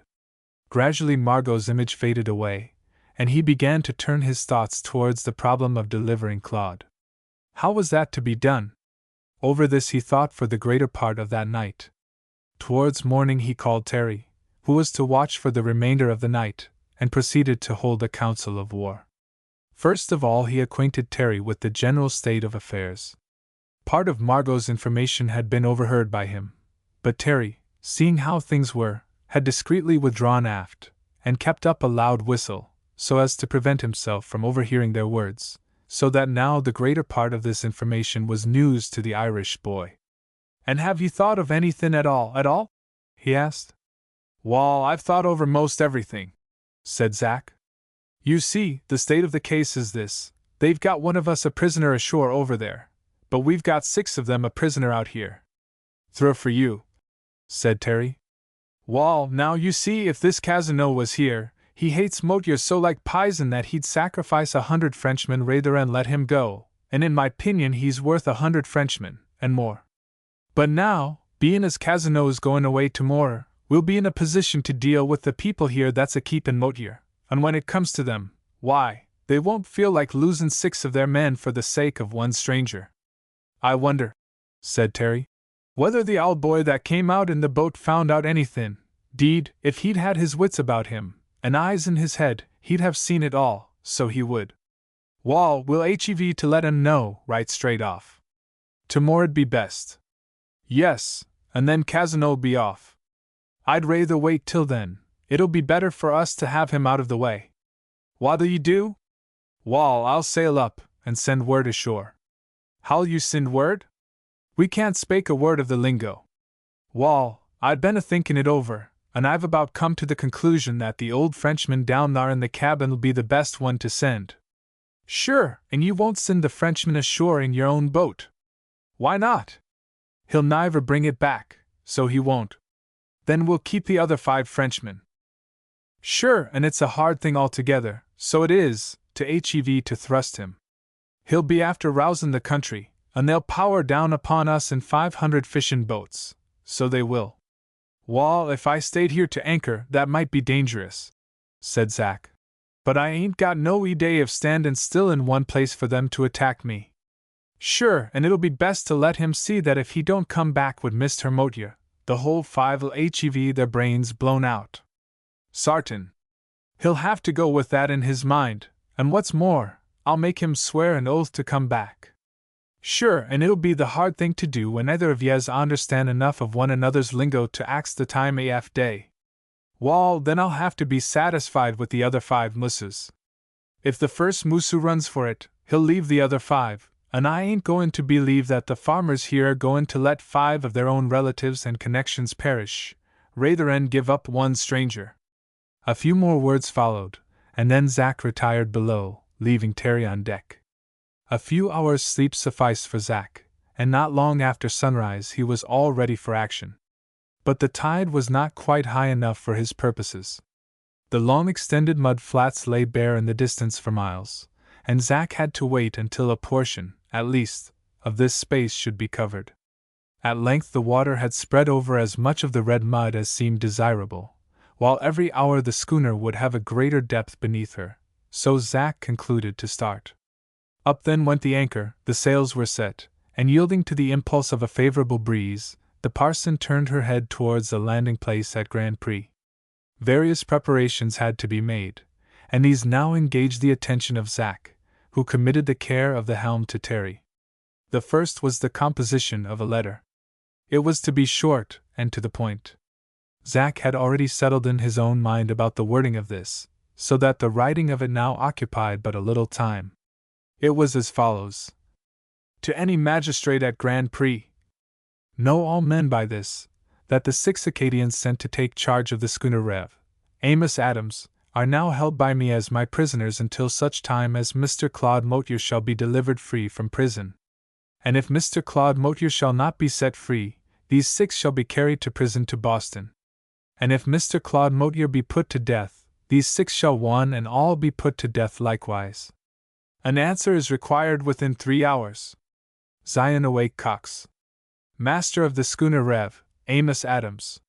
Minas Basin, May 28, 1743. This Zack folded and addressed, thinking that if no one in Grand Prix could read English, it would be taken to Claude himself for translation. He next prepared to hoist a large British ensign.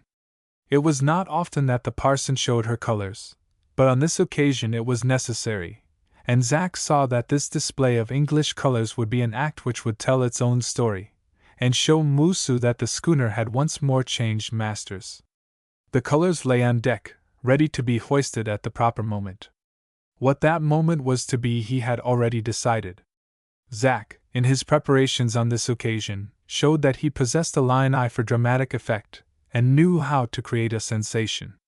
There was a small howitzer amidships, Zack's joy and pride, which, like the ensign, was made use of only on great and rare occasions, such as the king's birthday, or other seasons of general rejoicing. This he determined to make use of at the present crisis, thinking that it would speak in tones that would strike terror to the heart of Moosu, both on board and ashore. Last of all, it remained to explain to the Acadians on board the purposes upon which he was bent. They were still below. Jericho had supplied them with their breakfast there, but Zack had not allowed them on deck. Now, however, he summoned forth their chief man, leaving the others behind, and proceeded to endeavor, as far as possible, to explain to this man what he wished. The Acadian stock of English words was but small, yet Zack was able, after all, by the help of signs, to give him some idea of his purpose. The letter also was shown him, and he seemed able to gather from it a general idea of its meaning. His words to Zack indicated a very lively idea of the danger which was impending over the prisoners. "Me go," he said. "Put me shore. Me go tout de suite, me deliver em, Motier, may come here tout de suite, bon." "All right," said Zack. "But mind you, he must be here in 3 hours 3, he repeated, holding up 3 fingers. 3 hours. "Oh, oui, yes, certainement, 3 hour. These others will be all prisoners if he don't come." "Oh, oui, yes, all prisonnier, mais he will come, tout certainement. You understand now, Moosu, sure?" "Oh, oui, me comprends, understand, certainement." "Well, then, you wait up here till we get nearer, and then you can go ashore in the boat." But Zack's preparations were destined to undergo some delay, for the wind died out, and the schooner lay idle upon the surface of the water. For several hours Zack waited patiently, hoping for a change, but no change came. At length the tide turned, and after a time the schooner, which had already been drifting helplessly, now began to be carried back towards the place from which she had started. Zack was now left to his own invention, and could only decide that on the following day, if the wind should fail him, he would send the boat ashore from his present anchorage, and wait the result. For various reasons, however, he preferred going nearer, and therefore he had refrained from sending the boat ashore that day. The next day came. There was a fresh breeze and a favorable one. The waters began to rise. Zack was all ready. Up went the anchor, the sails were set, and once more the parson was turned towards the landing. The breeze now blew steadily, and in course of time Zack found himself sufficiently near for his purposes, and he began to act. First of all, up went the British ensign. Then, the howitzer was fired. The noise of the report did not fail of the effect which Zack had anticipated. He saw the people turning out from their houses, some standing still and looking, others running towards the landing. Again and again the gun was fired, each report serving to increase the excitement among the people ashore. The British ensign was fully visible, and showed them what had taken place. After this Zack sent Jericho ashore in the boat, along with the chief Acadian. The others were confined below. Zack saw the Acadian land, and Jericho return. Then he waited. But it was not possible for him to wait here, nor was it safe. The tide would soon fall, leaving, as it retreated, a vast expanse of bare mud flats. He did not wish to run any risk of the schooner grounding in a place like this, and therefore allowed her to fall with the tide, and gradually moved back to the bay without. All the time, however, he kept one eye on the shore. The 3 hours passed. He had drifted down again for several miles, and it was no longer easy to discern objects. But at length he saw a boat sailing from the shore to the schooner. As the boat came nearer, he saw that Claude was not on board. 2 men were in her, one of whom was the man whom he had sent away, and the other was a stranger. This stranger was an elderly man, of venerable appearance. They came up, and both went on board. The elderly man was one of the chief men of the settlement, and spoke English sufficiently well to carry on a conversation. The information which he gave Zack was not at all to the satisfaction of the latter. It was to the following effect: that Motier had been kept in confinement at the house of Como, that early on the previous day Casino had departed for Louisbourg, with the Abbé Michel, and the Countess de Laborde and her maid, that Motier, however, on the previous night, had somehow effected his escape. Then the old man tried to induce Zack to set the Acadians free, except one, arguing that one life was enough to hold against that of Motier. But to this Zack sternly responded that 100 Acadians would not be of sufficient value to counterbalance the sacred life of his friend. The only thing that Zack conceded was the liberty of the Acadian whom he had sent ashore, for he felt touched by the plucky conduct of this man in returning to the schooner. To his amazement, however, this man refused to go, declaring that he had come back to stand by his friends, and one of the others might be freed instead. On referring the matter to them, one was found who was weak enough to take advantage of this offer, and he it was who rowed the old man ashore. Towards evening a canoe came gliding over the water, containing a single Indian. This Indian held aloof at a certain distance, scanning the schooner curiously. Zack, seeing this, sprang upon the taffrail, and called and beckoned to him, for a sudden thought came to him that the Indian might have been dispatched by Claude to tell him something, and not knowing that he was no longer a prisoner, might be hesitating as to the best way of approaching. His conjecture seemed to be right, for this Indian, on seeing him, at once drew near, and came on board. The Indian said not a word, but handed Zack a letter. Zack opened it, and read the following: Claude Motier is free. Indians have saved him, and guide him to Louisbourg on the trail of Casino. He wishes that you go to Canso, where you will be useful. He hoped to save Comtesse de Laborde, and want you to help to save she. Go, then, to Canso, and if you arrive immediately, you shall see Indians, and must tell. They shall bring the intelligence to us. The Père Michel. On reading this, Zack understood all. He saw that Père Michel had been a friend, and had engaged the Indians to help Claude. He at once determined to go to Canso. That very night he sent the Acadians ashore, and set sail. Chapter 15. Flight. On leaving the house, the Indian led the way in silence for some distance. In the immediate neighborhood of the house were open fields, while in front of it was the road which ran down to the river. The house was on the declivity of a hill, at the foot of which were broad dykelands, which ran far out till they terminated at the island already mentioned. Beyond this lay the basin of Minas, and in the distance the shadowy outline of the surrounding shores. The Indian led the way for some distance across the fields, and then turned into the road. Along this he passed till he reached the river. It was the Gaspereaux, at the mouth of which was the place where Claude had landed. Here the Indian crossed, and Claude followed, the water not being much above their knees. On reaching the other side, the Indian walked down the stream, keeping in the open as much as possible. At length they left the river, and went on where the ground rose gradually. Here they soon entered the woods.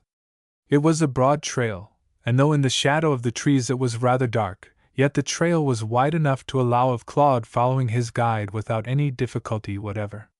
For about an hour they walked on in this way, ascending steadily most of the time, until at length Claude found himself upon an open space overgrown with shrubbery, and altogether bare of trees. Here several dusky figures appeared, and the guide conversed with them for some time.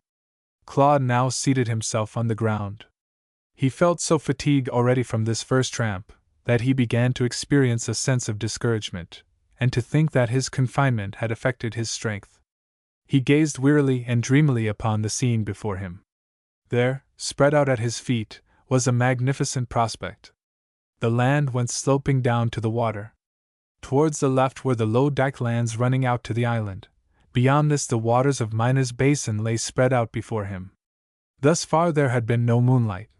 But now, as he looked towards the east, he noticed that the sky was already flushing with the tints of dawn. But even this failed to rouse him. A profound weariness and inertness settled slowly over every sense and limb, and falling back, he fell into a deep sleep. When he awaked, he saw that it was broad day, and that the sun was already high up in the sky. He started to his feet, and his first thought was one of joy at finding that his strength had all returned. At his question, the Indian who was the spokesman told him that Louisbourg was more than 12 days' journey away, and that the path lay through the woods for the whole distance.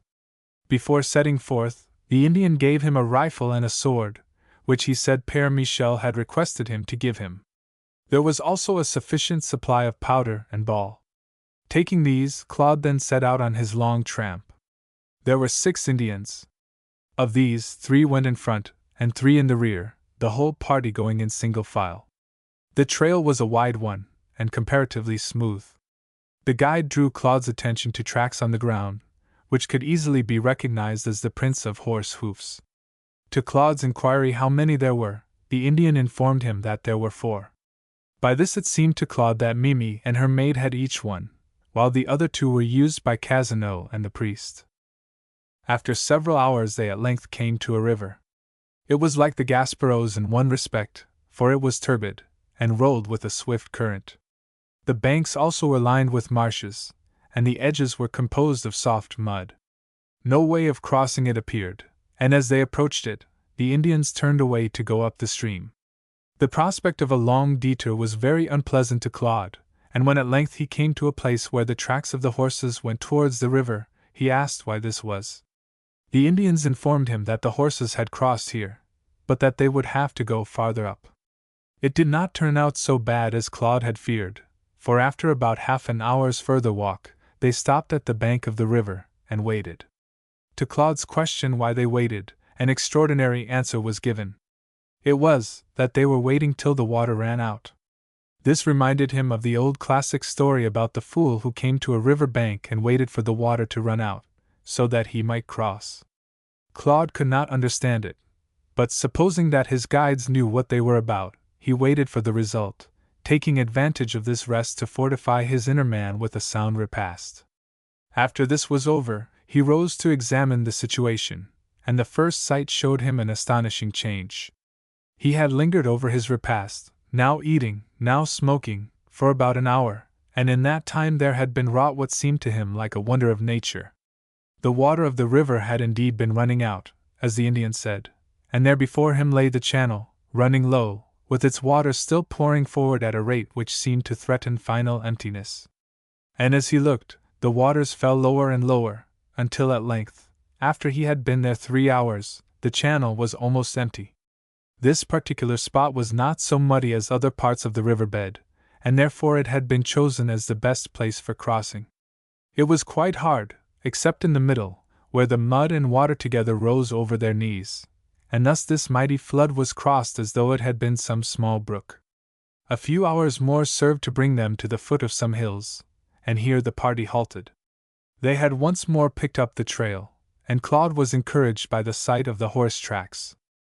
He now unfolded to the Indian his design. To his great pleasure he found that Père Michel had already anticipated him, and that the Indian understood very well what was wanted.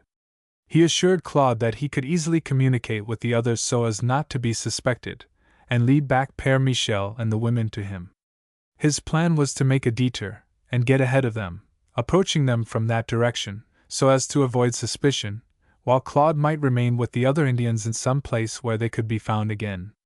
This plan seemed to Claude so simple and so feasible that he grew exultant over the prospect, forgetting the many difficulties that would still be before him, even if this first enterprise should succeed. Their repast was simple and easily procured. The woods and waters furnished all that they required.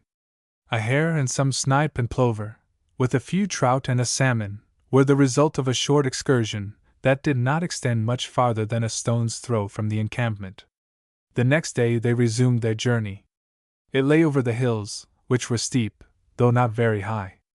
The trail now grew rougher, being covered with stones in many places, so as to resemble the dry channel of a mountain torrent, while in other places the roots of trees which ran across interfered with rapid progress.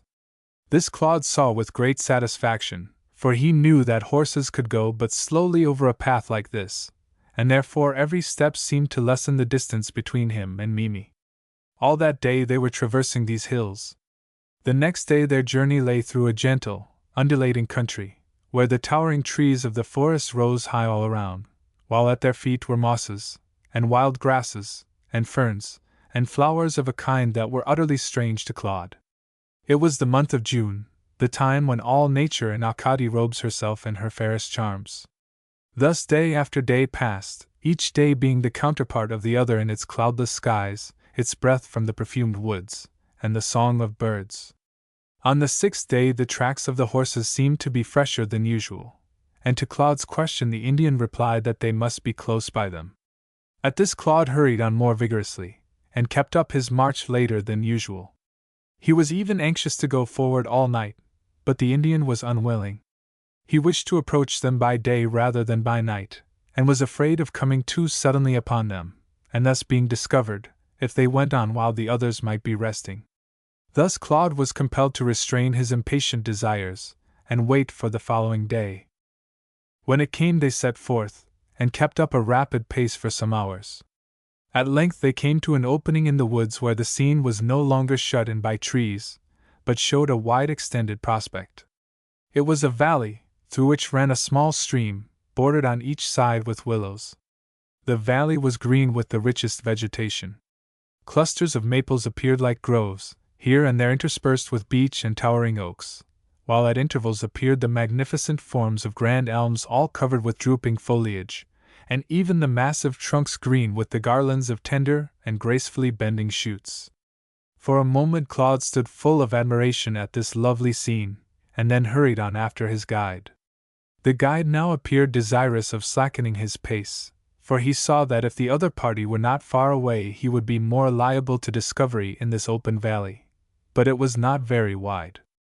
About half a mile farther on, the deep woods arose once more, and, as there were no signs of life here, he yielded to Claude's impatient entreaty, and went on at his usual pace. Halfway across the valley there was a grove of maple trees. The path ran close beside it, skirting it, and then going beyond it. Along this they went, and were just emerging from its shelter, when the guide made a warning movement, and stood still. The next instant Claude was at his side. The Indian grasped Claude's arm, and made a stealthy movement backward. That very instant Claude saw it all. A man was there, a European. 2 Indians were with him. He was counting some birds which the Indians were carrying. It seemed as though they had been shooting through the valley, and this was their game. They could not have been shooting very recently, however, as no sound had been heard. This was the sight that met Claude's eyes as he stood by the Indian, and as the Indian grasped his arm. It was too late. The European looked up. It was Cazenove. For a moment he stood staring at Claude as though he was some apparition. But the Indians who were behind, and who came forward, not knowing what was the matter, gave to this vision too practical a character, and Cazenove saw plainly enough that, however unaccountable it might be, this was in very deed the man whom he believed to be in safe confinement at Grand Pré. A bitter curse escaped him. He rushed towards Claude, followed by his Indians. "Scoundrel!" he cried. "You have escaped! Aha! And do you dare to come on my track? This time I will make sure of you." He gnashed his teeth in his fury, and snatching a rifle from one of his Indians who were near him, aimed it at Claude, and pulled the trigger. But the trigger clicked, and that was all. It was not loaded. With another curse, Casino dashed the rifle to the ground and turned towards the other Indian. All this had been the work of a moment. The next moment Claude sprang forward with drawn sword. "Villain!" he cried. "An assassin! Draw, and fight like a man!"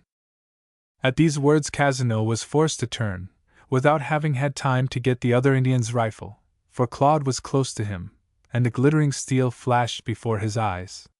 He drew his sword, and retreating backward, put himself on guard. "Seize this fellow!" he cried to his Indians. "Seize him! In the name of your great father, the King of France, seize him, I tell you!" The Indians looked forward. There, behind Claude, they saw 6 other Indians, their own friends. They shook their heads. "Too many," said they. "You fellows!" cried Casino to Claude's Indians. "I am the officer of your great father, the King of France. This man is a traitor. I order you to seize him, in the King's name." Claude's Indians stood there motionless. They did not seem to understand. All this time Casino was keeping up a defense, and parrying Claude's attack.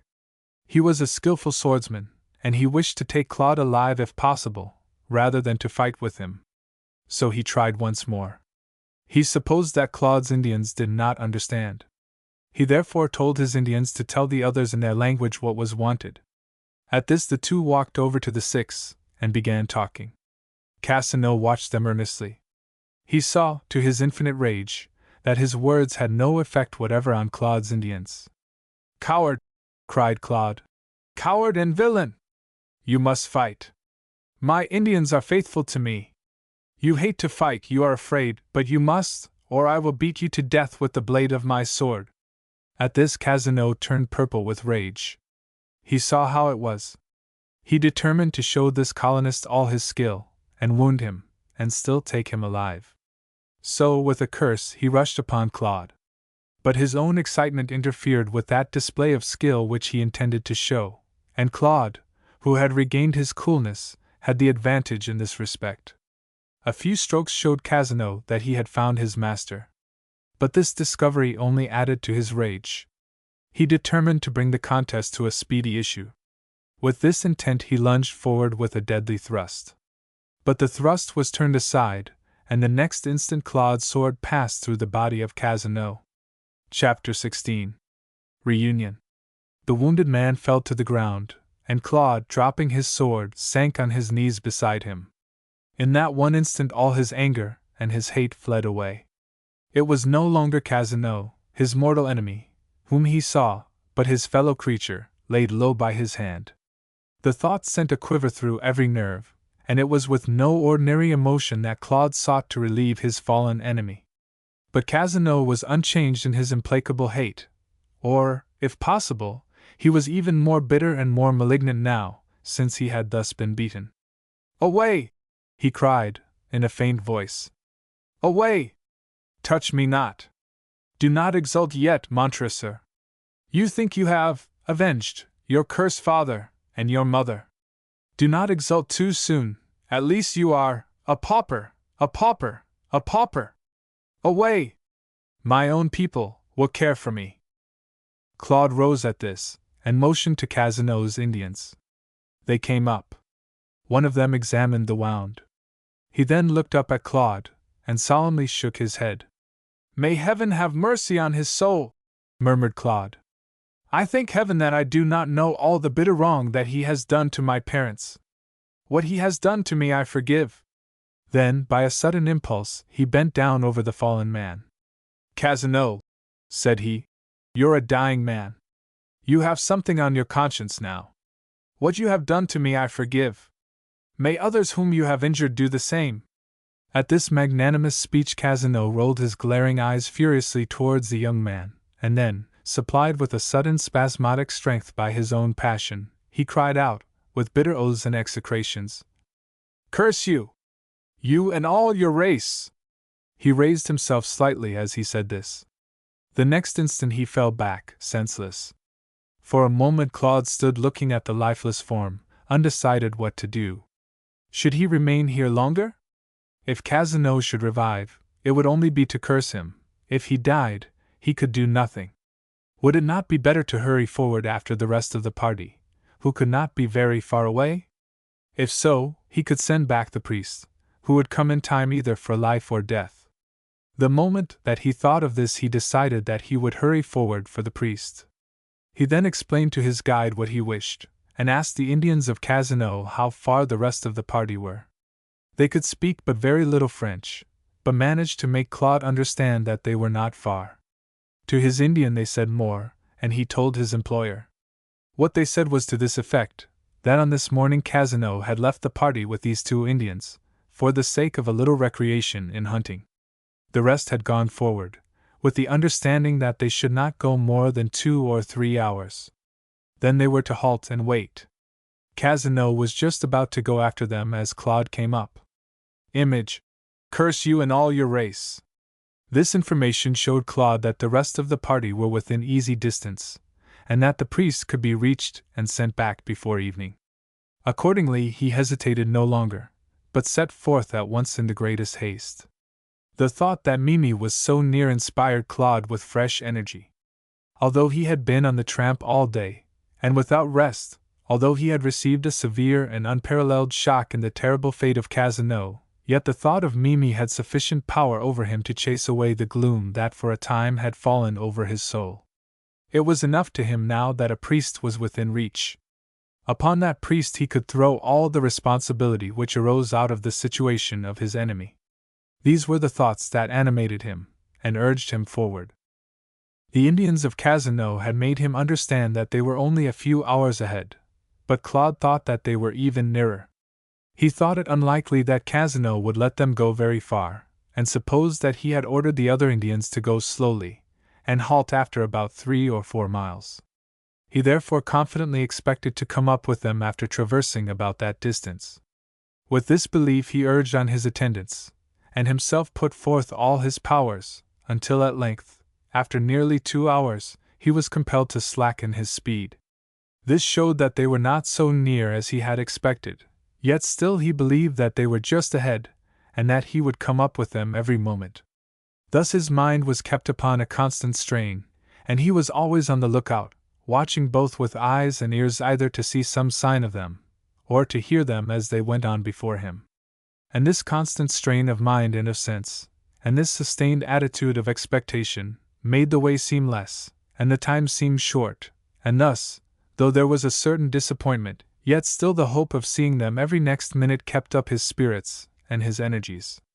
Thus he went on, like one who pursues an ignis fatuus, until at length the light of day faded out, and the shades of night settled down over the forest. He would certainly have thought that he had missed the way, had it not been for one fact, and that was, that the track of the party whom he was pursuing was as plain as ever, and quite fresh, showing that they had passed over it this very day. The Indians with him were all certain of this. It showed him that however fast he had gone, they had been going yet faster, and that all his eagerness to catch up with them had not been greater than their eagerness to advance. Why was this? Suddenly the whole truth flashed upon his mind. The priest had unexpectedly shaken off Casino. He had evidently resolved to try to escape. His strange influence over the Indians had, no doubt, enabled him to make them his accomplices. With the hope, therefore, of shaking off Casino, he had hurried on as fast as possible. Still there was one thing, and that was, that they would have to bring up somewhere. It was more than probable that the priest would try to reach Canso.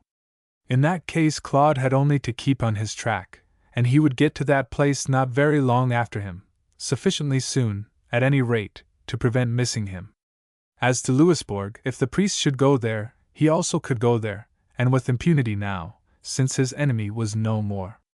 As for the unhappy Casino, he found himself no longer able to send him the priest. But he did not feel himself to blame for that, and could only hope that he might reach the priest before it should be altogether too late.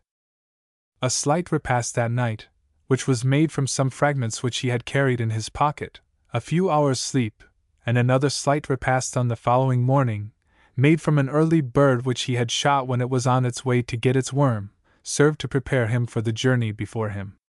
The Indians informed him that the Strait of Canso was now not more than a day and a half distant. The news was most welcome to Claude. The Strait of Canso seemed like a place where the priest would be compelled to make some sort of a halt, either while waiting for a chance to cross or while making a detour to get to Canso. For his part, he would have one great advantage, and that was, that he would not be compelled to think about his course. All that he had to do was to follow the track before him as rapidly and as perseveringly as possible.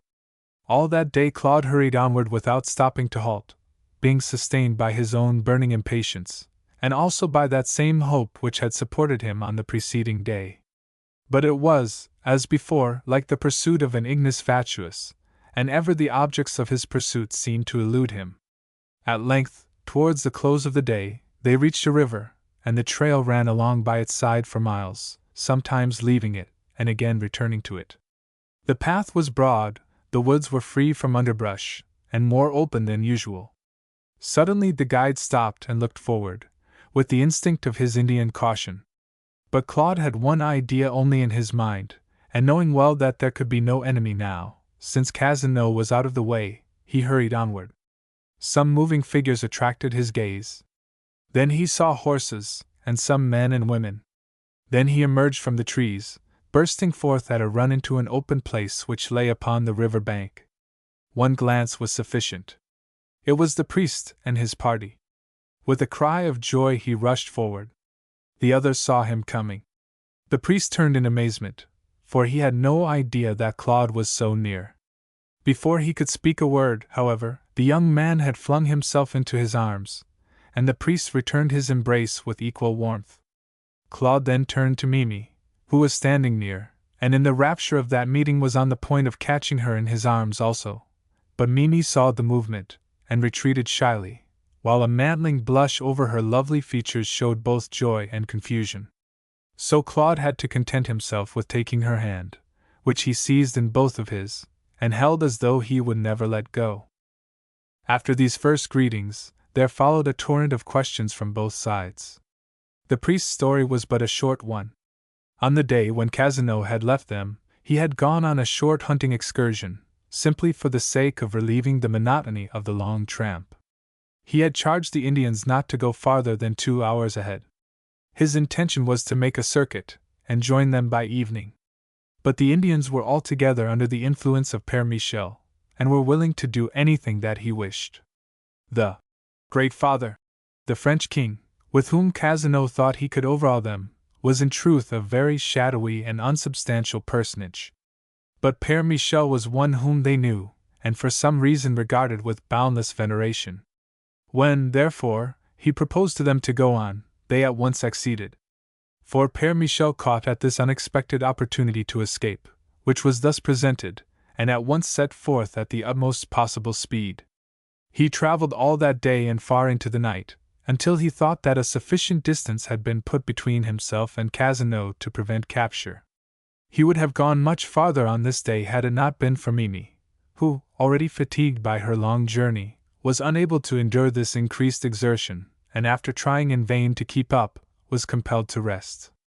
They had been encamping here for about 3 hours, and were already deliberating about a night journey, when Claude came up. The time had been spent in constructing a sort of litter, which the priest intended to sling between 2 horses, hoping by this means to take Mille onward with less fatigue. He had made up his mind, as Claude indeed had suspected, to make for Canso, so as to put himself out of the reach of Casino.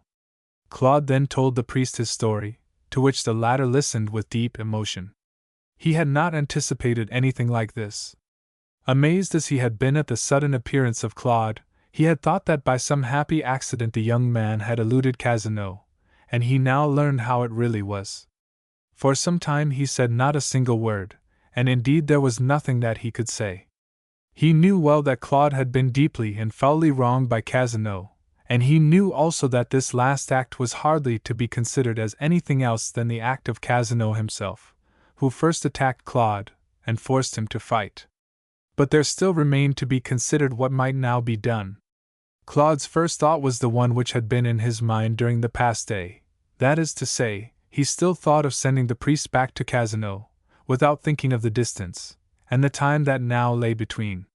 His excitement had prevented him from taking this into consideration. The priest, however, at once reminded him of it. "I do not see," said he, "what I can do. You forget how long it is since you left him. He must be dead and buried by this time. Even if he should linger longer than you expected, I could not hope to reach that place in time to do anything, not even to bury him.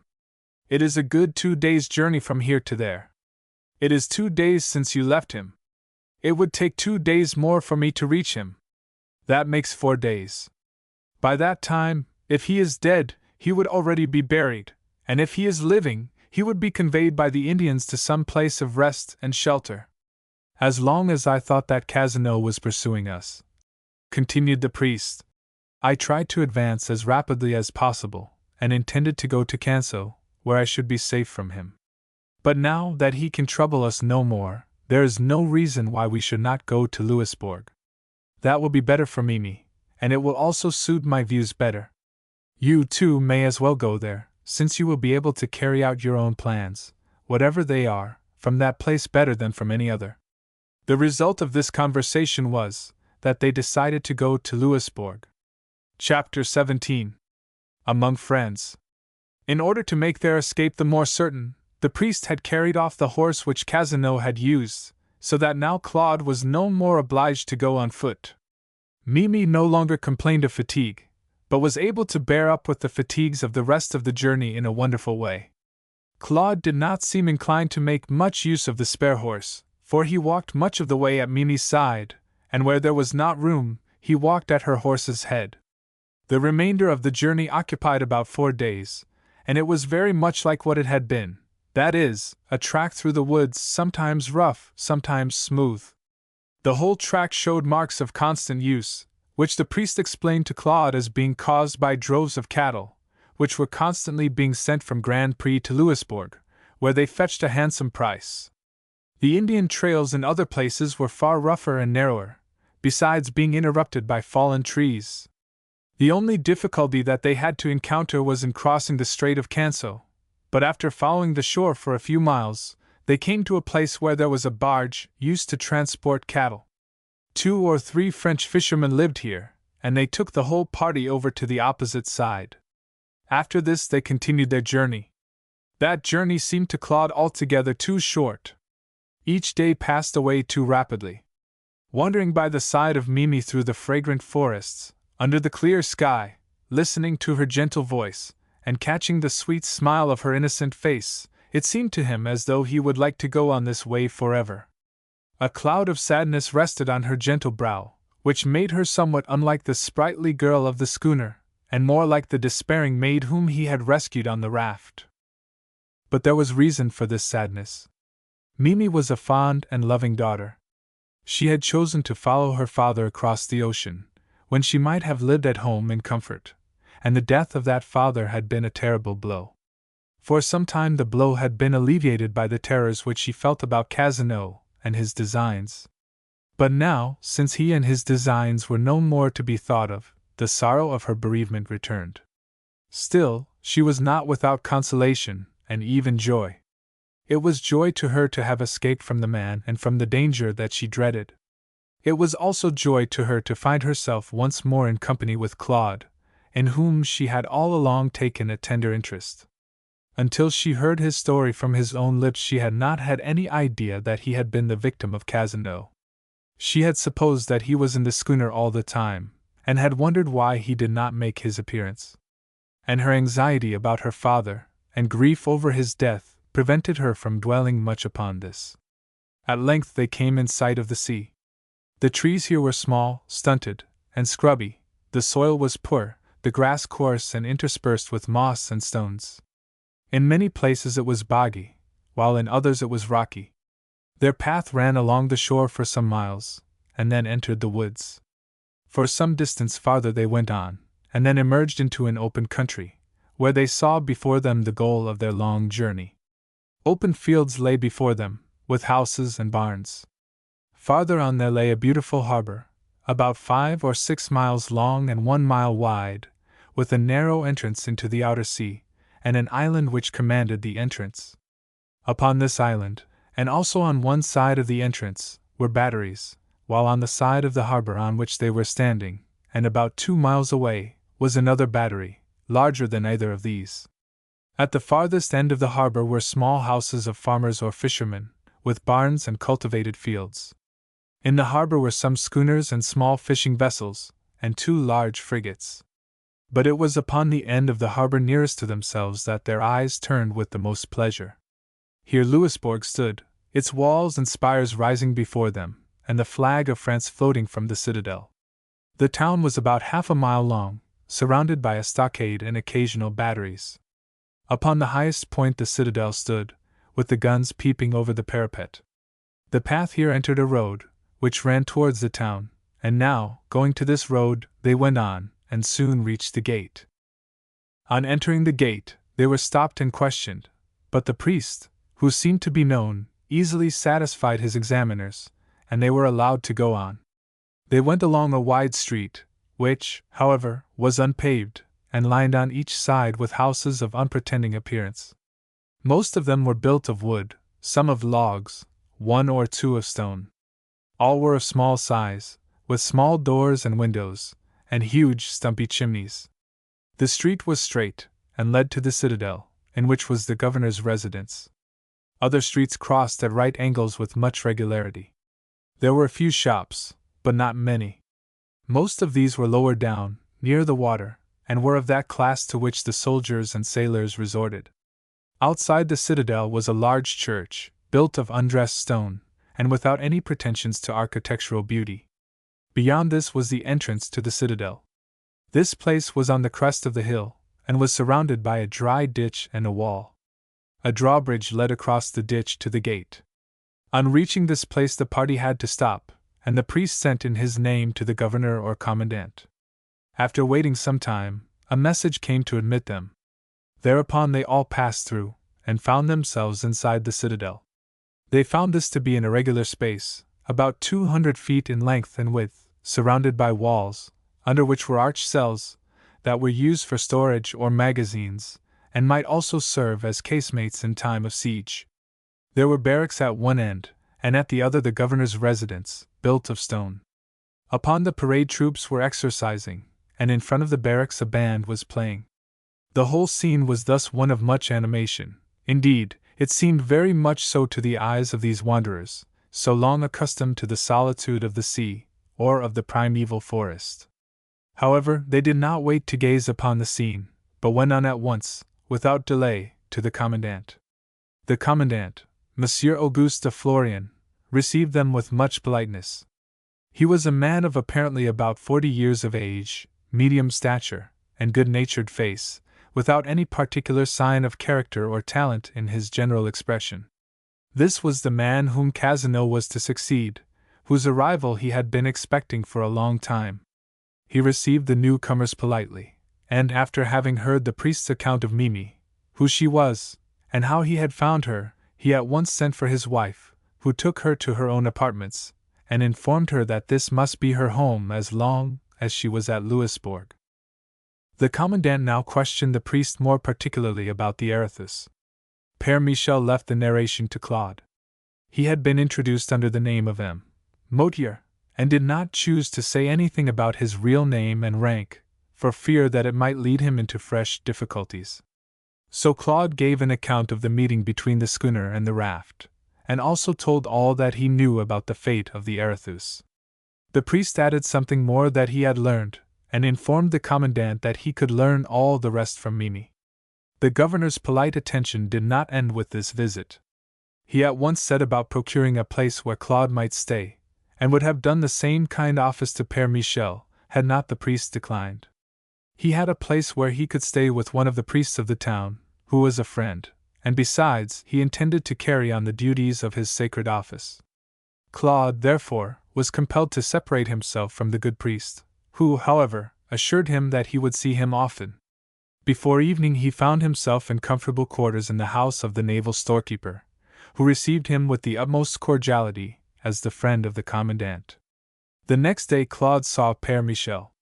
He seemed troubled in mind, and, after some questions, informed him that he had come all the way to Louisbourg for the express purpose of getting some letters which he had been expecting from France. They should have been here by this time, but had not come, and he was afraid that they had been sent out in the Arathus. If so, there might be endless trouble and confusion, since it would take too long altogether to write again and receive answers. It was a business of infinite importance to himself and to others, and Père Michel, who had never before, since Claude had known him, lost his serenity, now appeared quite broken down by disappointment. His present purpose was to go back and see about the burial of Cazeneuve, but he would wait for another week, partly for the sake of rest, and partly to wait until Cazeneuve's Indians had been heard from. He had sent out 2 of the Indians who had come with him to make inquiries, and when they returned, he would go. He was also waiting in the hope that another ship might arrive. There was some talk of a frigate which was to bring out some sappers and engineers for the works. It was the Grand Monarch. She had not come as yet, nor had she left by last advices, but still she was liable to leave at any moment. Still, said the priest, it is useless to expect anything or to hope for anything. The king is weak. He is nothing. How many years has he been a roi fainéant? Fleury was a fit minister for such a king. Weak, bigoted, conceited, Fleury had only one policy, and that was, to keep things quiet, and not suffer any change. If wrongs had been done, he refused to right them. Fleury has been a curse to France. But since his death his successors may be even worse. The state of France is hopeless. The country is overwhelmed with debt, and is in the hands of unprincipled vagabonds. The king has said that he would govern without ministers, but that only means that he will allow himself to be swayed by favorites. Fleury has gone, and in his place there comes, who? Why, the Duchesse de Châteauroux. She is now the minister of France. The priest spoke with indescribable bitterness, so much so, indeed, that Claude was amazed. The latest news, continued Père Michel, is that England is going to send an army to assist Austria. The Queen, Maria Theresa, will now be able to turn the scales against France. This means war, and the declaration must follow soon. Well, poor old Fleury kept out of war with England till he died. But that was Walpole's doing, perhaps. They were wonderful friends, and perhaps it was just as well. But this new ministry, this woman and her friends, they will make a change for France, and I only hope, while they are reversing Fleury's policy in some things, they'll do it in others. France, continued Père Michel, in a gloomy tone, France is rotten to the core, all France, both at home and abroad. Why, even out here the fatal system reigns. This commandant, he went on, dropping his voice, is as deeply implicated as any of them. He was appointed by a court favorite, so was Cazeneuve. He came out with the intention of making his fortune, not for the sake of building up a French empire in America. It's no use. France can't build up an empire here. The English will get America. They come out as a people and settle in the forest, but we come out as officials to make money out of our country. Already the English are millions, and we are thousands. What chance is there for us? Some day an English army will come and drive us out of Isle Royale, and out of Canada, as they've already driven us out of Acadia. Our own people are discouraged, and though they love France, yet they feel less oppressed under English rule.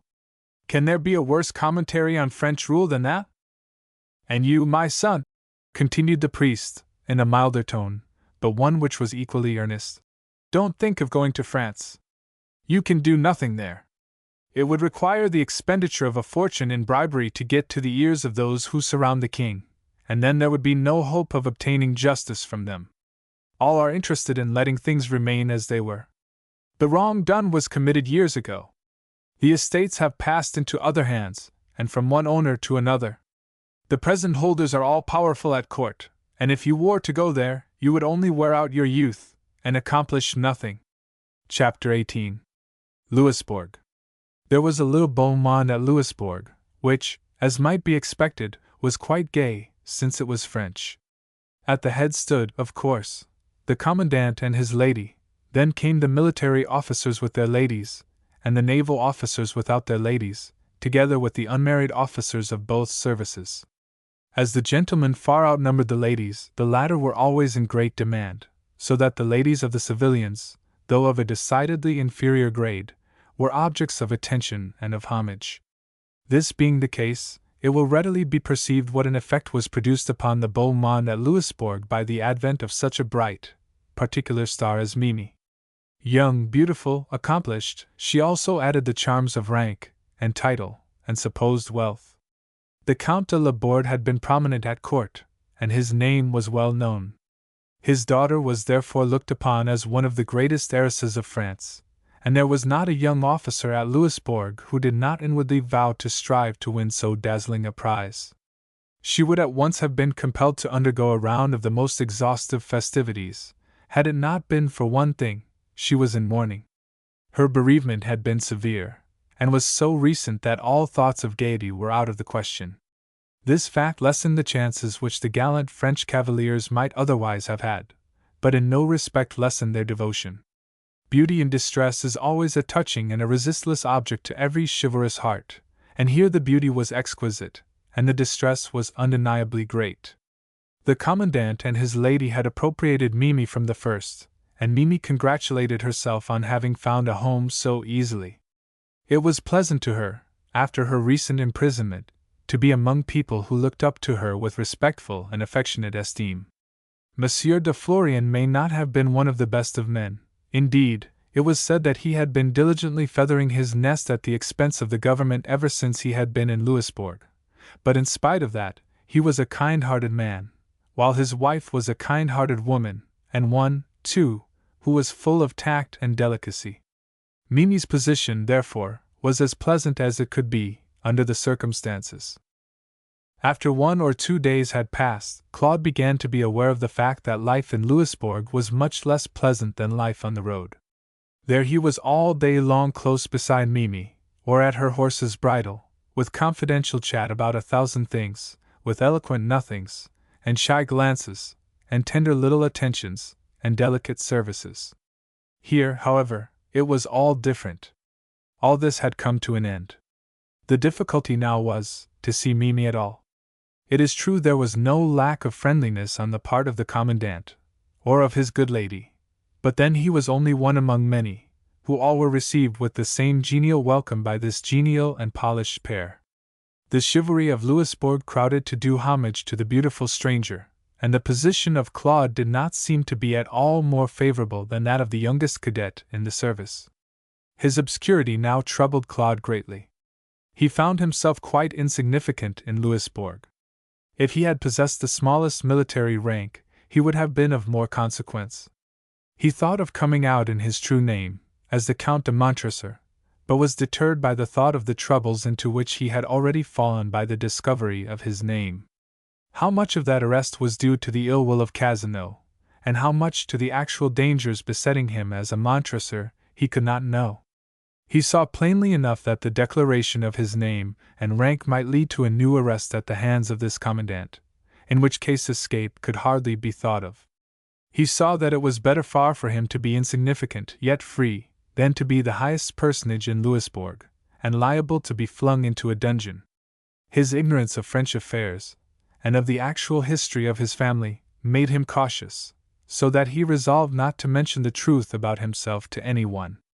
Under all these circumstances, Claude saw no other resource but to endure as best he could the unpleasantness of his personal situation, and live in the hope that in the course of time some change might take place by which he could be brought into closer connection with Mille.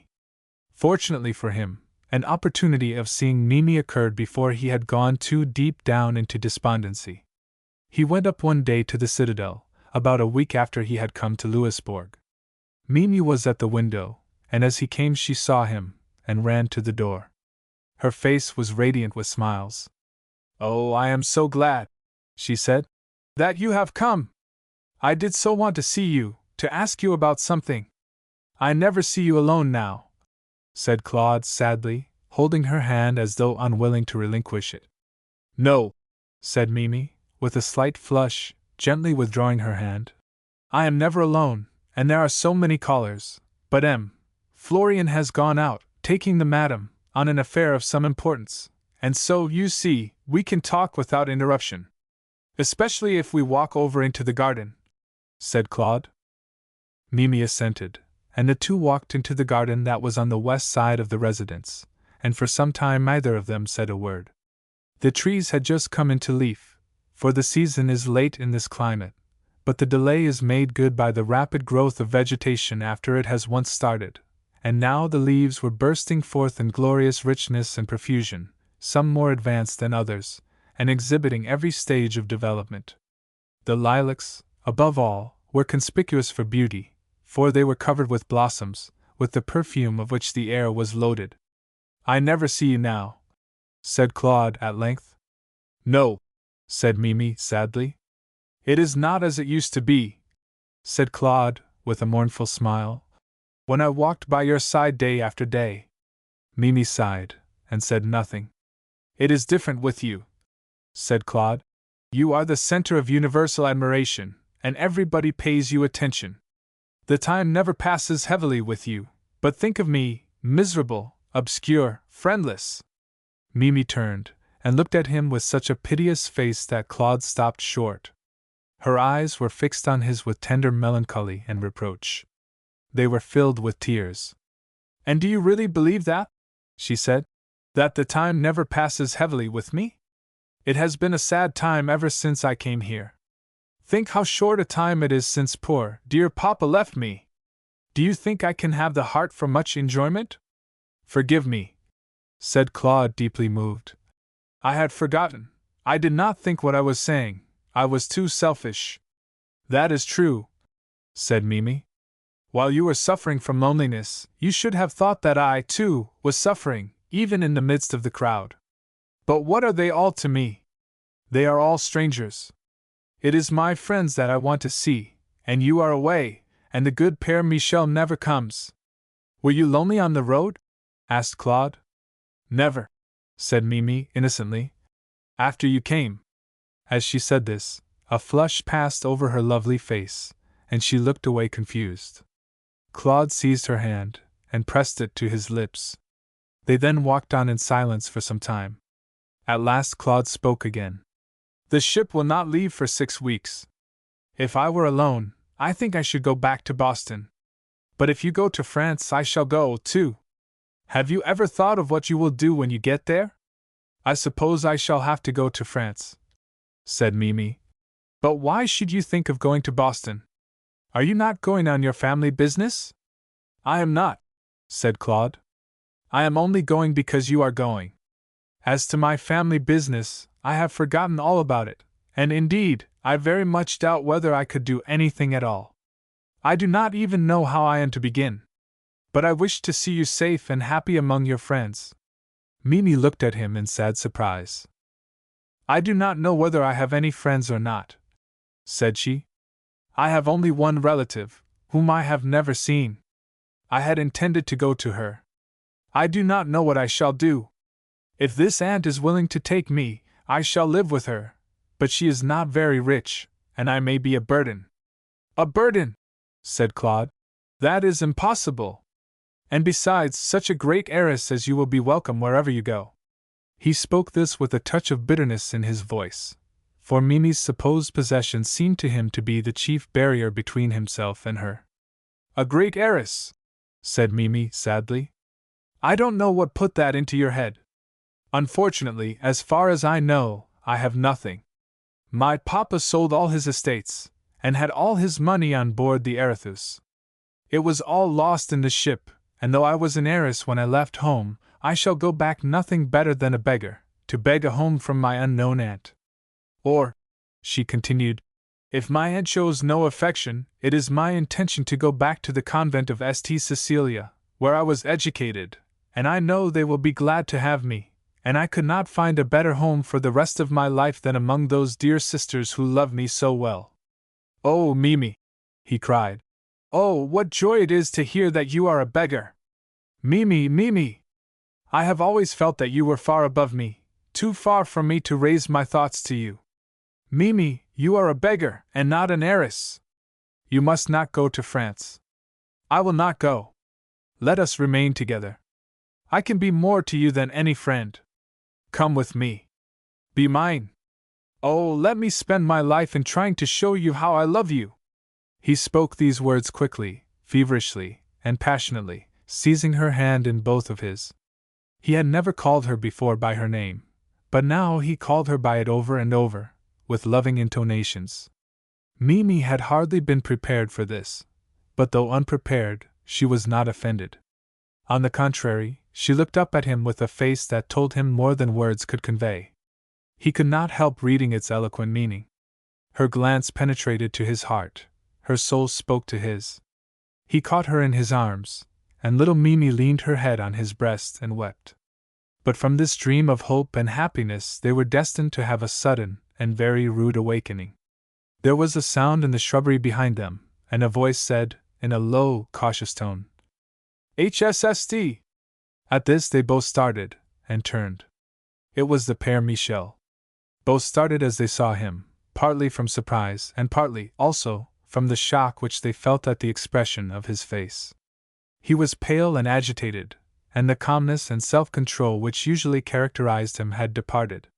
"My dear friend," said Claude hurriedly, turning towards him and seizing his hand. "What is the matter? Are you not well? Has anything happened? You are agitated. What is the matter?" "The very worst," said Père Michel. "M. de Casino." "What of him?" "Why, he is dead." "Dead?" "No, he is alive. Worse, he is here, in Louisbourg. I have just seen him."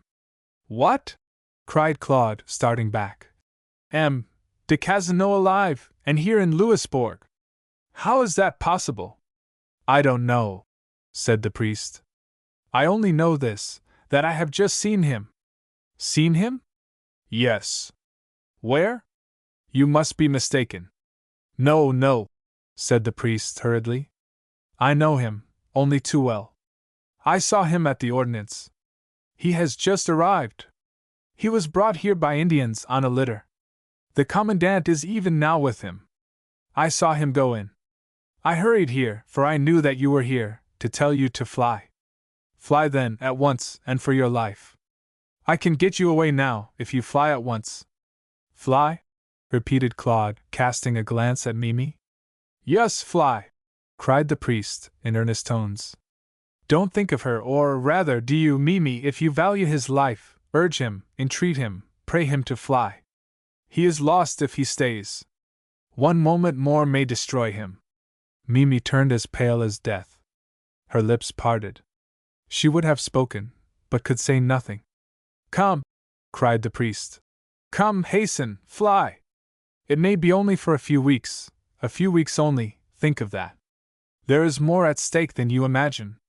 Boy, you know not what you are risking, not your own life, but the lives of others, the honor of your family, the hope of the final redemption of your race. Haste, fly, fly!" The priest spoke in tones of feverish impetuosity. At these words Claude stood thunderstruck. It seemed as though this priest knew something about his family. What did he know? How could he allude to the honor of that family, and the hope of its redemption? "Oh, fly! Oh, fly! Haste!" cried Mille, who had at last found her voice. "Don't think of me. Fly, save yourself, before it's too late." "What? And leave you at his mercy?" said Claude. "Oh, don't think of me!" cried Mille. "Save yourself. Haste, come!" cried the priest. "It is already too late. You have wasted precious moments." "I cannot!" cried Claude, as he looked at Mille, who stood in an attitude of despair. "Then you are lost!" groaned the priest, in a voice of bitterest grief. Image. Mille suddenly caught Claude by the arm. Chapter 19. The Captive and the Captors. Further conversation was now prevented by the approach of a company of soldiers, headed by the commandant.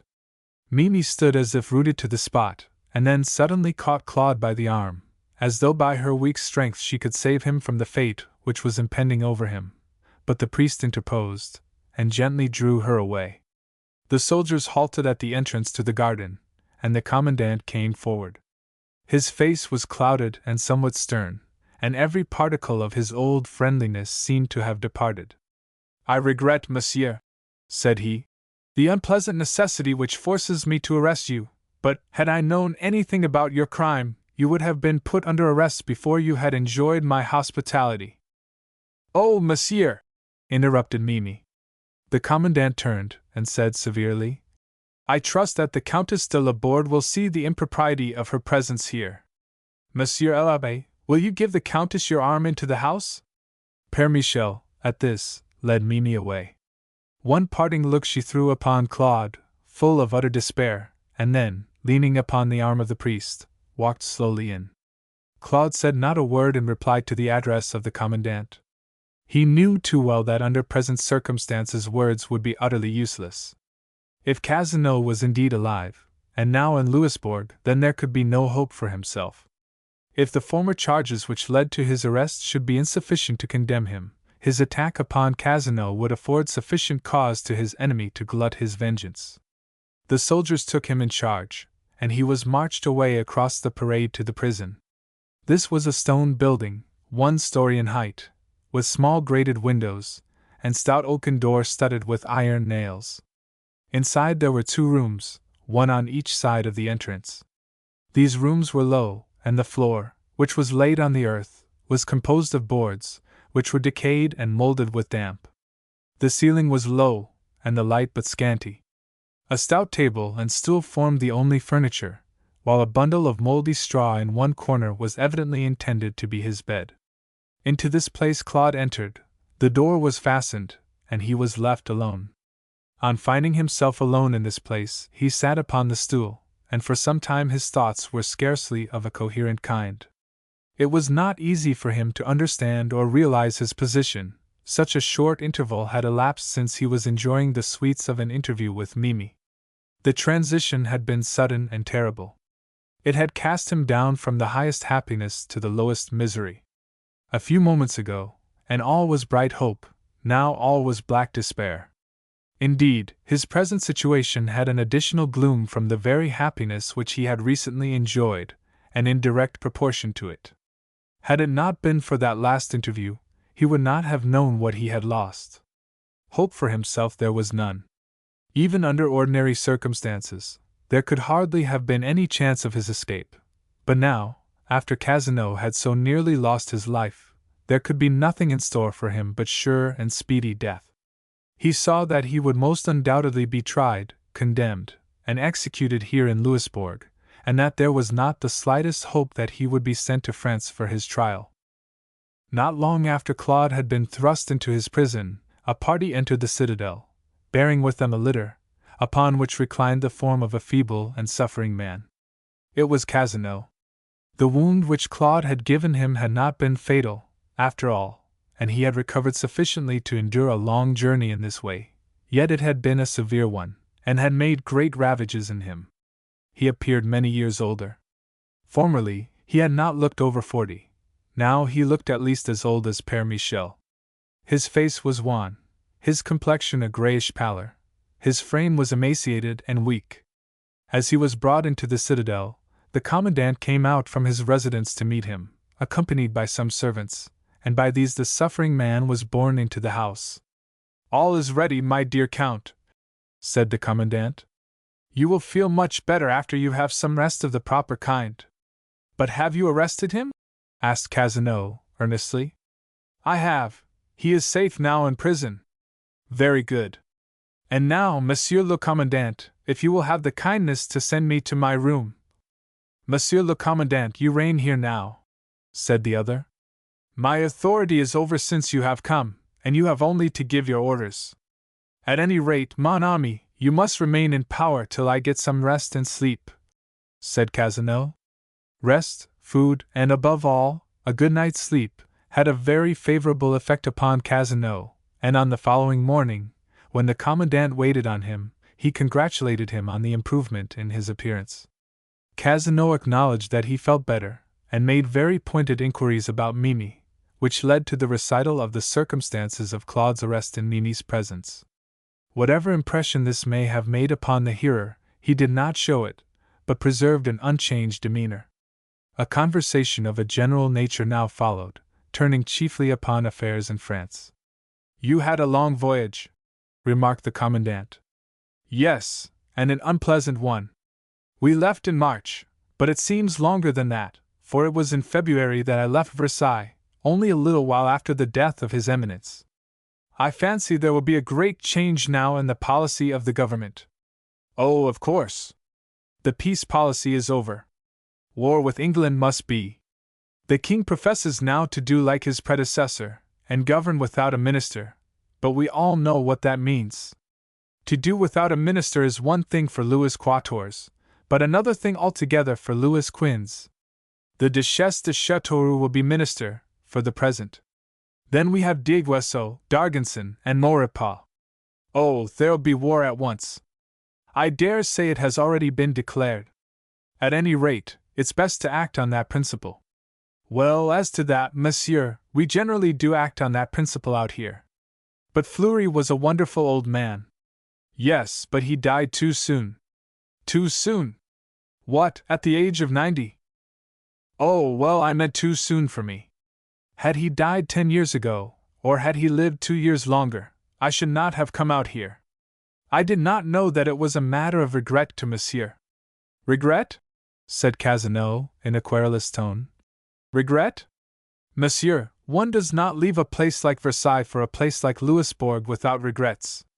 True, said the other, who saw that it was a sore subject. With Fleury I had influence, but with the present company at Versailles it is, well, different, and I am better here. Out of sight, out of mind. It was one of Fleury's last acts, this appointment. I solicited it, for certain reasons, chiefly because I saw that he could not last long. Well, they'll have enough to think of without calling me to mind, for, if I'm not mistaken, the Queen of Hungary will find occupation enough for them. After some further conversation of this kind, Cazeneuve returned to the subject of Mimi, asking particularly about her life in Louisbourg, and whether Claude had seen her often. The information which he received on this point seemed to give him satisfaction. Does this young man claim to be a Montresor? Asked the commandant. Or is he merely interesting himself in the affairs of that family by way of intrigue? It is an intrigue, said Cazeneuve. He does not call himself Montresor openly, but I have reason to know that he is intending to pass himself off as the son and heir of the Count Eugene, who was outlawed nearly 20 years ago. Perhaps you have heard of that. Oh, yes, I remember all about that. His wife was a Huguenot, and both of them got off. His estates were confiscated. It was private enmity, I believe. Someone got a rich haul. Ha ha ha! At this Cazeneuve's face turned as black as a thundercloud. The commandant saw that his remark had been an unfortunate one, and hastened to change the conversation. So this young fellow has a plan of that sort, you think? Of course he's put up by others, some wirepullas behind the scenes. Well, he's safe enough now, and he has that hanging over him which will put an end to this scheme, whoever may have started it. At this Cazeneuve recovered his former calmness, and smiled somewhat grimly. I can guess pretty well, said Cazeneuve, how this plot may have originated. You must know that when the Count de Montresor and his countess fled, they took with them a servant who had been their steward. This man's name was Motier. Now, both the Count and Countess died shortly after their arrival in America. The Countess died first, somewhere in Canada, and then the Count seemed to lose his reason, for he went off into the wilderness, and has never been heard of since. He must have perished at once. His steward Motier was then left. This man was a Huguenot and an incorrigible rascal. He found Canada too hot to hold him with his infidel Huguenot faith, and so he went among the English. I dare say that this Motier, ever since, has been concocting a plan by which he might make his fortune out of the Montresor estates. This Claude Motier is his son, and has, no doubt, been brought up by old Motier to believe that he is the son of the Count, or else the young villain is his partner. You see his game now, don't you? He hired a schooner to take him here. He would have began his work here by getting some of you on his side, and gaining some influence, or money, perhaps, to begin with. Very well, what then? Why, then off he goes to France, where he probably intended to take advantage of the change in the ministry to push his claims, in the hope of making something out of them. And there is no doubt that, with his impudence, the young villain might have done something. And that reminds me to ask you whether you found anything at his lodgings. No, nothing. He should be searched. He must have some papers. He shall be searched tonight. I should have done that before. I left word to have that done before sending him from Grand Prix. But, as the fellow got off, why, of course that was no use. And I only hope he hasn't thought of destroying the papers. But if he has any, he won't want to destroy them, till the last moment. Perhaps he won't even think of it. Do you suppose that this Motyer has lived among the English all his life? I believe so. Impossible! Why so? His manner, his accent, and his look are all as French as they can possibly be. How he has done it I am unable to conjecture. This Motyer, père, must have been a man of superior culture, to have brought up such a very gentlemanly young fellow as this. Well, there is a difficulty about that. My opinion of the New Englanders is such that I do not think they would allow a man to live among them who looked so like a Frenchman. Bah! His looks are nothing, and they don't know what his French accent may be. Do you think, after all, that his own story is true about living in New England? May he not be some adventurer, who has drifted away from France of late years, and has come in contact with Motyer? Or, better yet, may he not have been prepared for his part, and sent out by some parties in France, who are familiar with the whole Montresor business, and are playing a deep game? Cazeneuve, at this, sat for a time in deep thought. Your suggestion, said he at length, is certainly a good one, and worth consideration. Yet I don't see how it can be so. No, for this reason, the captain of the schooner was certainly a New Englander, and he spoke in my hearing, on several occasions, as though this Motyer was, like himself, a native of New England, and as one, too, whom he had known for years. Once he spoke as though he had known him from boyhood. I know enough English to understand that. Besides, this fellow's English is as perfect as his French. No, it cannot be possible that he has been sent out by any parties in France. He must have lived in New England nearly all his life, even if he was not born there, and I cannot agree with you. Oh, I only made the suggestion. It was merely a passing thought. Be assured this steward Motyer has brought him up with an eye to using him for the very purpose on which he is now going. Do you suppose that Motyer is alive? Of course. He may be dead. And what then? In that case this young fellow is not an agent of anybody, but is acting for himself. Even if that were so, I do not see what difference it would make. He has been educated for the part which he is now playing. Do you think, asked the Commandant, after a pause, that the Count de Montresor had a son? Certainly not. He may have had, and this young fellow may be the one. That's what he says, said Cazeneuve. But he can never prove it, and besides, it was impossible, for the Count would never have left him as he did. Chapter 20. Examinations. Cazeneuve improved in health and strength every day. A week passed, during which period he devoted all his attention to himself, keeping quietly to his room, with the exception of an occasional walk in the sun, when the weather was warm, and letting nature do all she could. The wound had been severe, though not mortal, and hardly what could be called even dangerous. The worst was already past on the journey to Louisbourg, and when once he had arrived there, he had but to wait for his strength to rally from the shock. While thus waiting, he saw no one outside of the family of the Commandant. Mille was not interfered with. Claude received no communications from him for good or evil. Père Michel, who expected to be put through a course of questioning, remained unquestioned, nor did he assume the office of Commandant, which now was his. At the end of a week he found himself so much better that he began to think himself able to carry out the various purposes which lay in his mind. First of all, he relieved the late Commandant of his office, and took that dignity upon himself.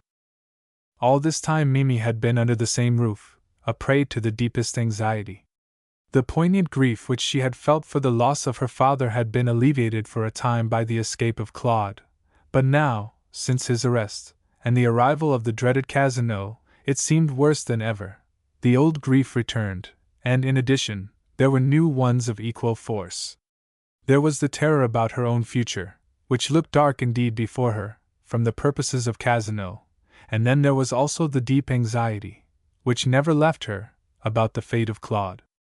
Of him she knew nothing, having heard not one word since his arrest. She had not seen Père Michel, and there was no one whom she could ask. The lady of the commandant was kind enough, but to Mimi she seemed a mere creature of Cazeneu's, and for this reason she never dreamed of taking her into her confidence, though that good lady made several unmistakable attempts to enter into her secret. Such was her state of mind when she received a message that Le Comte de Cazeneu's wished to pay his respects to her. Mimi knew only too well what that meant, and would have avoided the interview under any plea whatever, if it had been possible. But that could not be done, and so, with a heart that throbbed with painful emotions, she went to meet him. After waiting a little time, Cazeneu's made his appearance, and greeted her with very much warmth and earnestness. He endeavored to infuse into his manner as much as possible of the cordiality of an old and tried friend, together with the tenderness which might be shown by a father or an elder brother. He was careful not to exhibit the slightest trace of annoyance at anything that had happened since he last saw her, nor to show any suspicion that she could be in any way implicated with his enemy. But Mimi did not meet him halfway. She was cold and repellent, or rather, perhaps it may with more truth be said, she was frightened and embarrassed. In spite of Cazeneu's determination to touch on nothing unpleasant, he could not help noticing Mimi's reserve, and remarking on it. "You do not congratulate me," said he. "Perhaps you have not heard the reason why I left your party in the woods. It was not because I grew tired of your company. It was because I was attacked by an assassin, and narrowly escaped with my life. It has only been by a miracle that I have come here, and though I still have something of my strength, yet I am very far from being the man that I was when you saw me last." At these words Mimi took another look at Cazeneu's, and surveyed him somewhat more closely. She felt a slight shock at noticing now the change which had taken place in him. He looked so haggard, and so old. She murmured a few words, which Cazeneu's accepted as expressions of goodwill, and thanked her accordingly. The conversation did not last much longer. Cazeneu's himself found it rather too tedious where he had to do all the talking, and where the other was only a girl too sad or too sullen to answer. One final remark was made, which seemed to Mimi to express the whole purpose of his visit. "You need not fear, mademoiselle," said he, "that this assassin will escape. That is impossible, since he is under strict confinement, and in a few days must be tried for his crimes." What that meant Mimi knew only too well, and after Cazeneu's left, these words rang in her heart. After his call on Mimi, Cazeneu's was waited on by the ex-commandant, who acquainted him with the result of certain inquiries which he had been making. These inquiries had been made by means of a prisoner, who had been put in with Claude in order to win the young man's confidence, and thus get at his secret, for Cazeneu's had been of the opinion that there were accomplices or allies of Claude in France, of whom it would be well to know the names. The ex-commandant was still more eager to know. He had been very much struck by the claim of Claude to be a Demontresseur, and by Cazeneu's own confession that the present regime was unfavorable to him, and under these circumstances the worthy functionary, who always looked out for number one, was busy weighing the advantages of the party of Claude as against the party of Cazeneu's. On the evening of the day when he had called on Mimi, Cazeneu's was waited on by Père Michel. He himself had sent for the priest, whom he had summoned somewhat abruptly. The priest entered the apartment, and with a bow, announced himself. As Cazeneu's looked up, he appeared for a moment struck with involuntary respect by the venerable appearance of this man, or there may have been something else at work in him. But whatever the cause, he regarded the priest attentively for a few moments, without saying a word. "Père Michel," said he at length, "I have called you before me in private, to come to an understanding with you. Had I followed my own impulses, I would have ordered your arrest, on my entrance into Louisbourg, as an accomplice of that young villain. I thought it sufficient, however, to spare you for the present, and keep you under surveillance. I am, on the whole, glad that I did not yield to my first impulse of anger, for I can now, in perfect calmness, go with you over your acts during the journey here, and ask you for an explanation." The priest bowed. "Understand me, Père Michel," said Cazeneu's. "I have now no hard feeling left. I may say, I have almost no suspicion. I wish to be assured of your innocence. I will take anything that seems like a plausible excuse. I respect your character, and would rather have you as my friend than not. The priest again bowed, without appearing at all affected by these conciliatory words. After I was assassinated in the woods, said Casanova, I was saved from death by the skill and fidelity of my Indians. It seems to me still, Père Michel, as it seemed then, that something might have been done by you. Had you been in league with my enemy, you could not have done worse. You hastened forward with all speed, leaving me to my fate. As a friend, you should have turned back to save a friend. As a priest, you should have turned back to give me Christian burial. What answer have you to make to this? Simply this, said the priest, with perfect calmness, that when you left us you gave orders that we should go on, and that you would find your way to us. I had no thought of turning back or waiting. I knew the Indians well, and knew that they can find their way through the woods as easily as you can through the streets of Paris. I went forward then, without any thought of waiting for you, thinking that of course you would join us, as you said. When did Mottier come up with you? Asked Casanova. On the following day, answered the priest. Did he inform you what had taken place? He did. Why, then, did you not turn back to help me? Because Mottier informed me that you were dead. Very good. He believed so, I doubt not, but at any rate you might have turned back, if only to give Christian burial. I intended to do that at some future time, said Père Michel. But at that time I felt my chief duty to be to the living. How could I have left the Countess Laborde? Mottier would not have been a proper guardian to convey her to Louisbourg, and to take her back with me was impossible. I therefore decided to go on, as you said, and take her first to Louisbourg, and afterwards to return. You showed no haste about it, said Casanova. I had to wait here, said the priest. May I ask what could have been the urgent business which kept you from the sacred duty of the burial of the dead? A ship is expected every day, and I waited to get the letters of my superiors, with reference to further movements on my mission. You say that Mottier informed you about my death. Did he tell you how it had happened? He said that you and he had fought, and that you had been killed. Why, then, did you not denounce him to the authorities on your arrival here? On what charge? On the charge of murder. I did not know that when one gentleman is unfortunate enough to kill another, in fair fight, that it can be considered murder. The duel is as lawful in America as in France. This was not a duel, cried Casanova.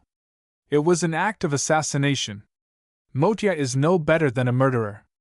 I only knew his own account, said the priest. Besides, continued Casanova, a duel can only take place between two equals, and this Mottier is one of the canaille, one not worthy of my sword. Yet, monsieur, said the priest, when you arrested him first, it was not as one of the canaille, but as the son of the outlawed Count de Montresor. True, said Casanova, but I have reason to believe that he is merely some impostor. He is now under a different accusation. But one more point. How did Mottier manage to escape? As to that, monsieur, I always supposed that his escape was easy enough, and that he could have effected it at once. The farmhouses of the Acadians are not adapted to be very secure prisons. There were no bolts and bars, and no adequate watch. True, but the most significant part of his escape is that he had external assistance. Who were those Indians who led him on my trail? How did he, a stranger, win them over? You forget, monsieur, that this young man has lived all his life in America. I know that he has been much in the woods in New England, and has had much intercourse with the Indians there. It was, no doubt, very easy for him to enter into communication with Indians here. They are all alike. But how could he have found them? He must have had them at the house, or else friends outside must have sent them. He might have bribed the people of the house. Impossible! Monsieur does not mean to say that anything is impossible to one who has gold. Men of this age do anything for gold. Casanova was silent. To him this was so profoundly true that he had nothing to say. He sat in silence for a little while, and then continued. I understand that at the time of the arrest of Mottier, he was in the garden of the residence, with the Countess de Laborde, and that you were with them. How is this? Did this interview take place with your sanction or connivance? I knew nothing about it. It was by the merest accident, as far as I know. You did not help them in this way? I did not. Monsieur l'Abbé, said Cazenove, I am glad that you have answered my questions so fully and so frankly. I confess that, in my first anger, I considered that in some way you had taken part against me. To think so gave me great pain, as I have had too high an esteem for you to be willing to think of you as an enemy. But your explanations are in every way satisfactory. I hope, monsieur, that whatever letters you receive from France, they will not take you away from this part of the world. I feel confident that you, with your influence over the Indians here, will be an invaluable ally to one in my position, in the endeavors which I shall make to further in these parts the interests of France and of the Church. Chapter 21. A Ray of Light. After leaving Cazenove, Père Michel went to the prison where Claude was confined. The young man looked pale and dejected, for the confinement had told upon his health and spirits, and worse than the confinement was the utter despair which had settled down upon his soul. At the sight of the priest, he gave a cry of joy, and hurried forward. I thought you had forgotten all about me, said Claude, as he embraced the good priest, while tears of joy started to his eyes. I have never forgotten you, my son, said the priest, as he returned his embrace.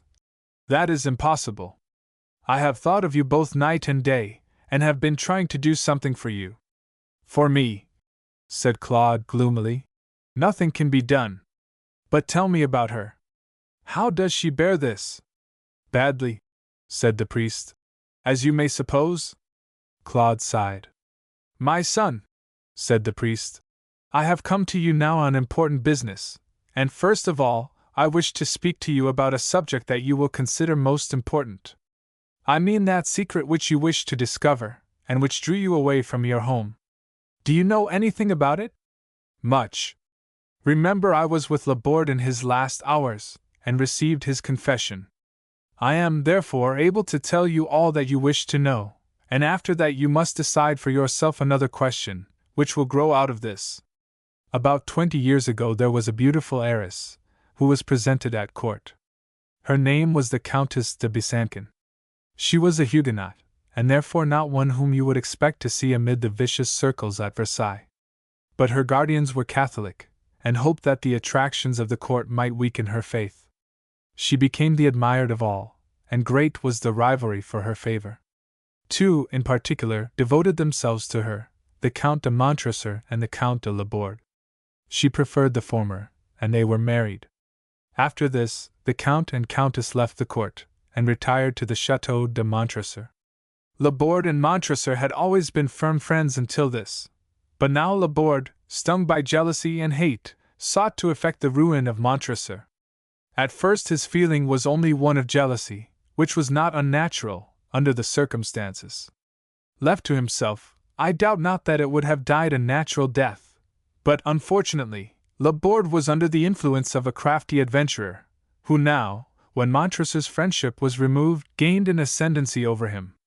This man was this Cazenove, who has treated you so shamefully. I will not enlarge upon his character. You yourself know now well enough what that is. He was a man of low origin, who had grown up amid the vilest court on the surface of the earth. At that time the Duke of Orleans and the Abbé du Bois had control of everything, and the whole court was an infamous scene of corruption. Cazenove soon found means to turn the jealousy of Laborde into a deeper hate, and to gain his cooperation in a scheme which he had formed for his own profit.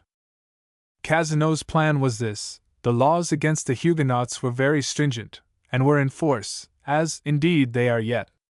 The Countess de Montresor was a Huguenot, and nothing could make her swerve from her faith.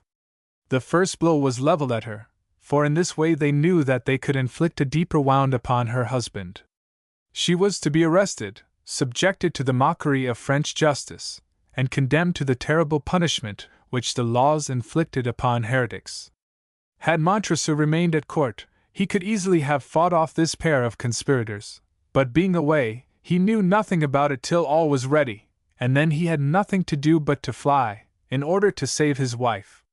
Upon this, fresh charges were made against him, and lettres de cachet were issued. These would have flung him into the Bastille, to rot and die forgotten. But Montresor had effectually concealed himself, together with his wife, and the emissaries of the government were baffled.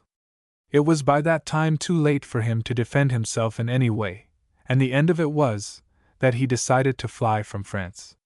He did so, and succeeded in reaching Quebec in safety.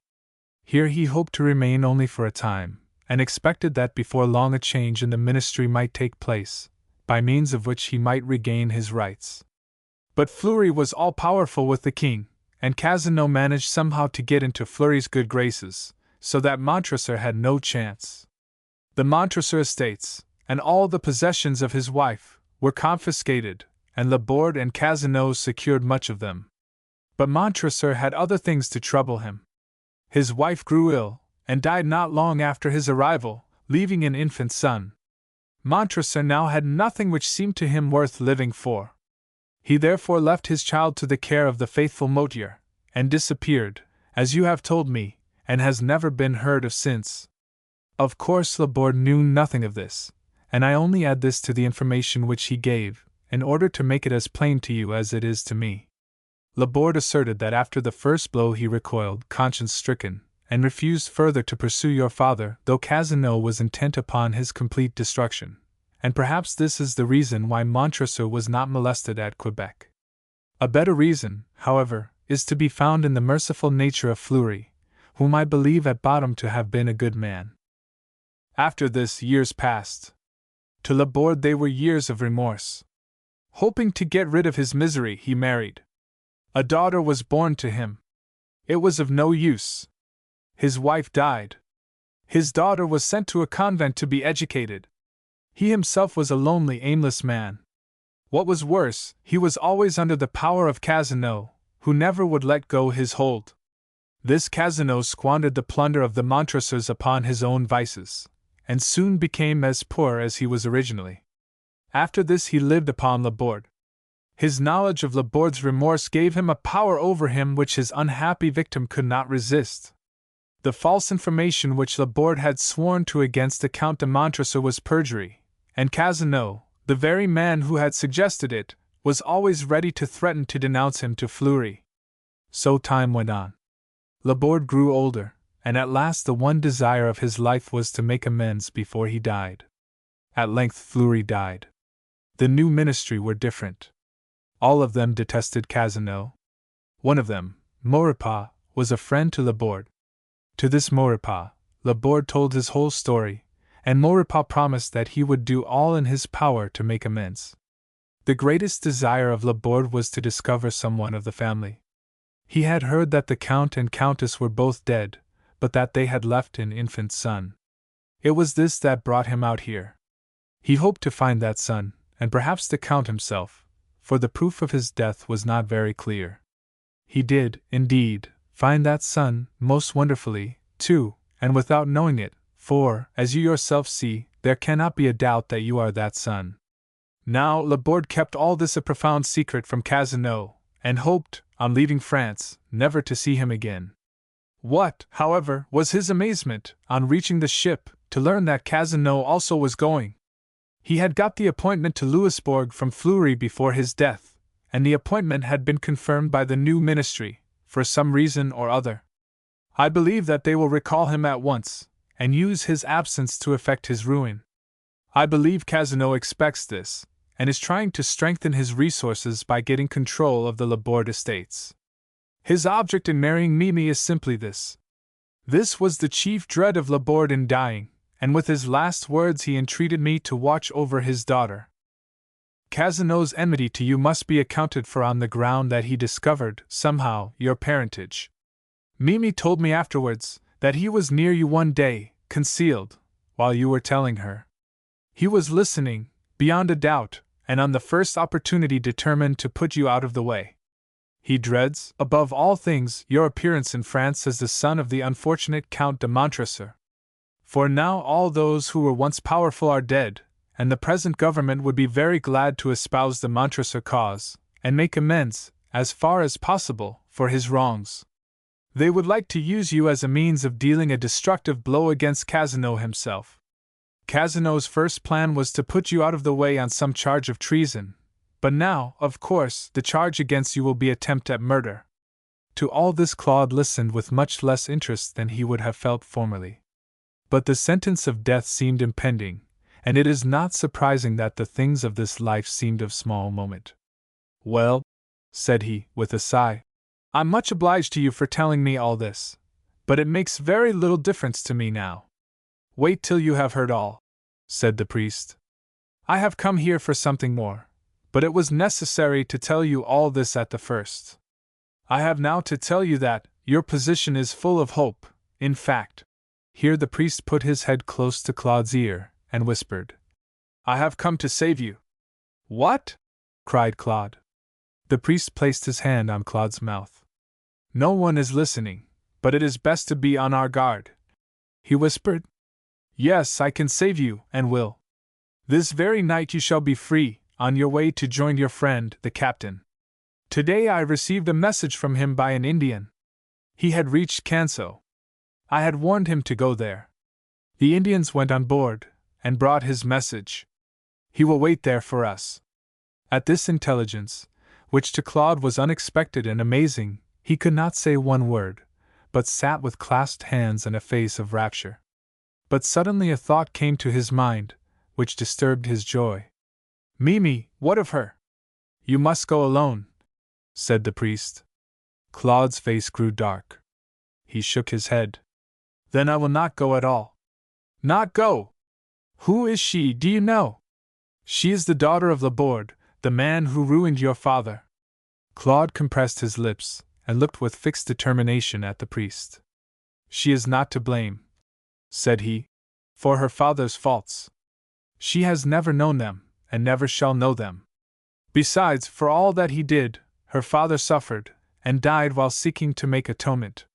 My father himself, were he alive, would surely forgive that man for all he did, and I surely will not cherish hate against his memory. So Mimi shall be mine. She is mine, we have exchanged vows. I will stay here and die, rather than go and leave her." "Spoken like a young fool, as you are," said the priest. "Well, if you will not go without her, you shall go with her, but go you must, and tonight." "What? Can she go too, after all?" "Oh, my best Père Michel, what can I say?" "Say nothing as yet, for there is one condition." "What is that?" "I will agree to anything." "Never mind conditions. You must be married before you go." "Married?" cried Claude in amazement. "Yes." "Married? How? Am I not here in a dungeon? How can she and I be married?" "I will tell you how presently. But first let me tell you why. First of all, we may all get scattered in the woods. It will be very desirable that she should have you for her lawful lord and master, so that you can have a right to stand by her to the last. You can do far more for her than I can, and I do not wish to have all the responsibility. This is one reason. But there is another reason, which, to me, is of greater importance. It is this, my son, you may be captured. The worst may come to the worst. You may, which may heaven forbid, yet you may be put to death. I do not think so. I hope not. I hope, indeed, that Cazenove may eventually fall a prey to his own machinations. But it is necessary to take this into account. And then, my son, if such a sad fate should indeed be yours, we must both of us think what will be the fate of Mimi. If you are not married, her fate will be swift and certain. She will be forced to marry this infamous miscreant, who does not even pretend to love her, but merely wants her money. He has already told her his intention, telling her that her father left nothing, and that he wishes to save her from want, whereas her father left a very large estate. Such will be her fate if she is single. But if she is your wife, all will be different. As your widow, she will be safe. He would have to allow her a decent time for mourning, and in any case he would scarce be able so to defy public opinion as to seek to marry the widow of the man whom he had killed. Besides, to gain time would be everything, and before a year would be over, a host of friends would spring up to save her from him. This, then, is the reason why I think that you should be married. I am all amazement, cried Claude. I am bewildered. Married! Such a thing would be my highest wish. But I don't understand all this. How is it possible to think of marriage at such a time as this? Well, I will now explain that, said the priest. The late commandant is a friend of mine. We were acquainted with each other years ago in France. As soon as Cazeneuve made his appearance here, and you were arrested, I went to him and told him the whole story of your parents, as I have just now told you. He had heard something about their sad fate in former years, and his sympathies were all enlisted. Besides, he looks upon Cazeneuve as a doomed man, the creature of the late regime, the fallen government. He expects that Cazeneuve will be speedily recalled, disgraced, and punished. He also expects that the honors of the Count de Montresor will be restored to you. He is sufficient of an aristocrat to prefer an old and honorable name, like Montresor, to that of a low and unprincipled adventurer, like Cazeneuve, and does not wish to see the Countess Laborde fall a victim to the machinations of a worn-out scoundrel. And so the ex-commandant will do all that he can. Were it not for him, I do not think I could succeed in freeing both of you, though I still might contrive to free you alone. Oh, my dear Père Michel! What can I say? I am dumb. Say nothing. I must go now. When will you come? At midnight. There will be a change of guards then. The new sentry will be favorable. He will run away with us, so as to save himself from punishment. And when shall we be married? Tonight. You will go from here to the commandant's residence, and then out. But we must haste, for by daybreak Cazeneuve will discover all, perhaps before. We can be sure, however, of 3 hours. I hope it will be light. Well, we must trust to Providence. And now, my son, farewell till midnight. Chapter 22. Escape. Claude remained alone once more, with his brain in a whirl from the tumult of thought which had arisen. This interview with the priest had been the most eventful hour of his life. He had learned the secret of his parentage, the wrongs and sufferings of his father and mother, the villainy of Cazeneuve, the true reason for the bitter enmity which in him had triumphed over gratitude, and made him seek so pertinaciously the life of the man who had once saved his own. It seemed like a dream. But a short time before, not one ray of hope appeared to illuminate the midnight gloom which reigned around him and within him. Now all was dazzling brightness. It seemed too bright. It was unnatural. It was too much to hope for. That he should escape was of itself happiness enough.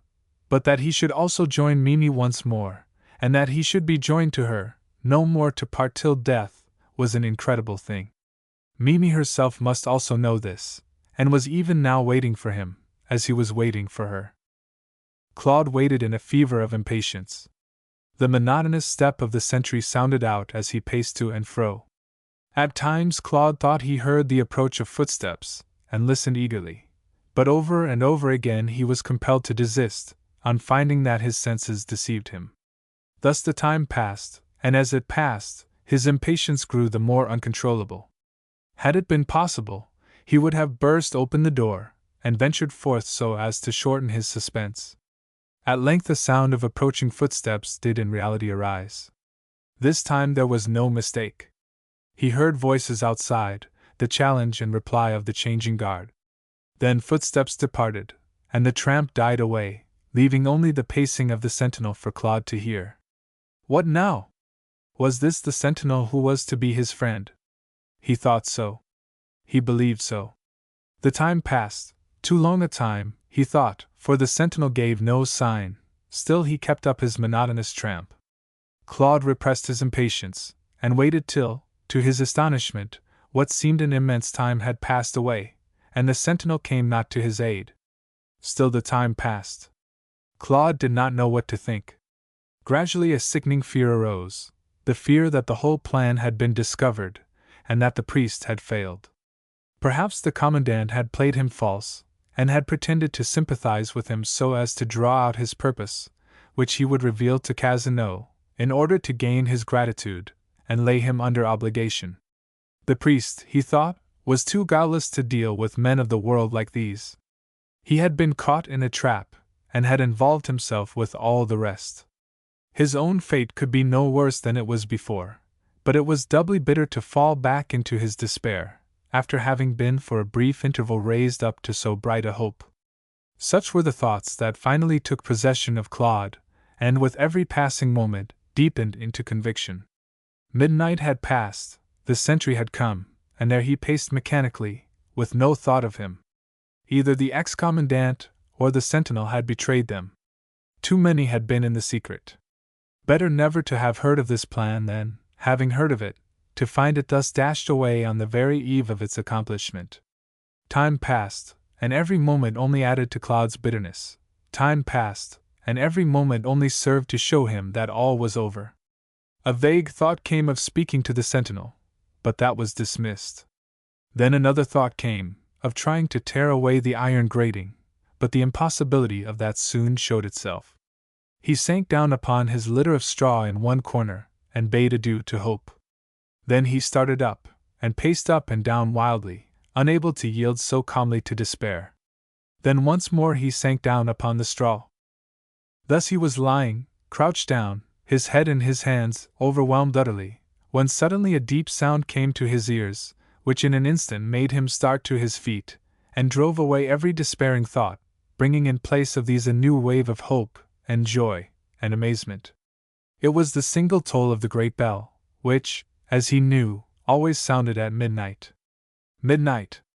Was it possible? Midnight had not passed then.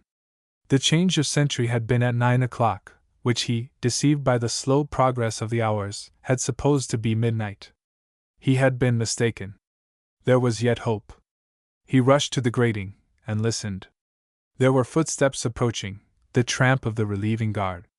He listened till the guard was relieved, and the departing footsteps died away. Then began the pace of the new sentry. What now? Was there to be a repetition of his former experience? Was he again to be dashed down from this fresh hope into a fresh despair? He nerved himself for this new ordeal, and waited with a painfully throbbing heart.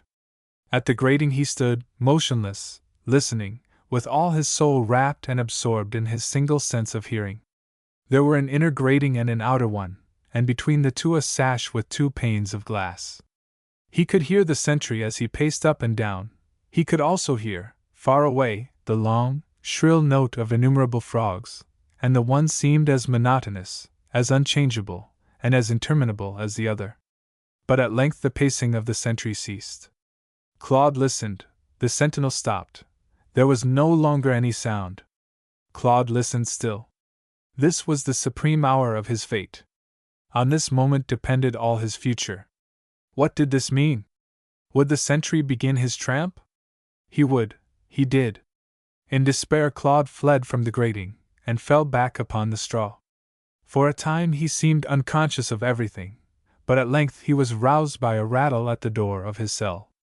In a moment he was on his feet, listening. It was the sound of a key as it slowly turned in the lock.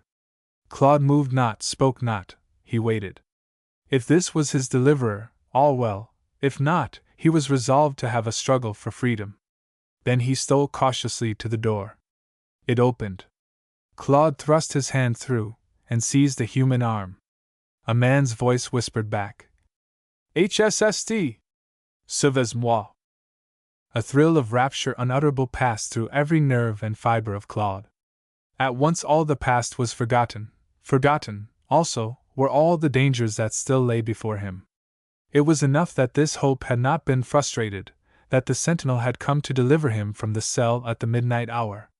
The cool breeze of night was wafted in through the open door, and fanned the fevered brow of the prisoner, bearing on its wings a soothing influence, a healing balm, and life, and hope. His presence of mind all came back. He was self-poised, vigilant, cool, all this in one instant. All his powers would be needed to carry him through the remainder of the night, and these all were summoned forth, and came at his bidding. And so Claude followed his guide. The sentinel led the way, under the shadow of the wall, towards the residency. At one end of this was the chapel. Towards this the sentinel guided Claude, and, on reaching it, opened the door. A hand seized his arm, a voice whispered in his ear, "Welcome, my son! Here is your bride." And then a soft hand was placed in his. Claude knew whose hand it was.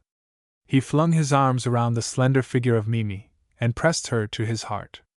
"Come," said the priest. He drew them up towards the altar. Others were present. Claude could not see them. One, however, he could see, was a female, whom he supposed to be Margot. The moonlight shone in through the great window over the altar. Here the priest stood, and placed Claude and Mille before him. Then he went through the marriage service. It was a strange wedding there at midnight, in the moonlit chapel, with the forms of the spectators so faintly discerned, and the ghostly outline of priest, altar, and window before them as they knelt. But they were married, and Claude once more, in a rapture of feeling, pressed his wife to his heart. They now left the chapel by another door in the rear. The priest led the way, together with the sentinel. Here was the wall. A flight of steps led to the top. On reaching this, they came to a place where there was a ladder. Down this they all descended in silence, and found themselves in the ditch. The ladder was once more made use of to climb out of this, and then Claude saw a figure crouched on the ground and creeping towards them. It was an Indian, with whom the priest conversed in his own language for a moment. "All is well," he whispered to Claude. "The captain is waiting for us many miles from this. And now, forward!" The Indian led the way, then went the priest, then Claude with Mille, then Margot. Last of all came the sentinel, who had deserted his post, and was now seeking safety in flight under the protection of Père Michel.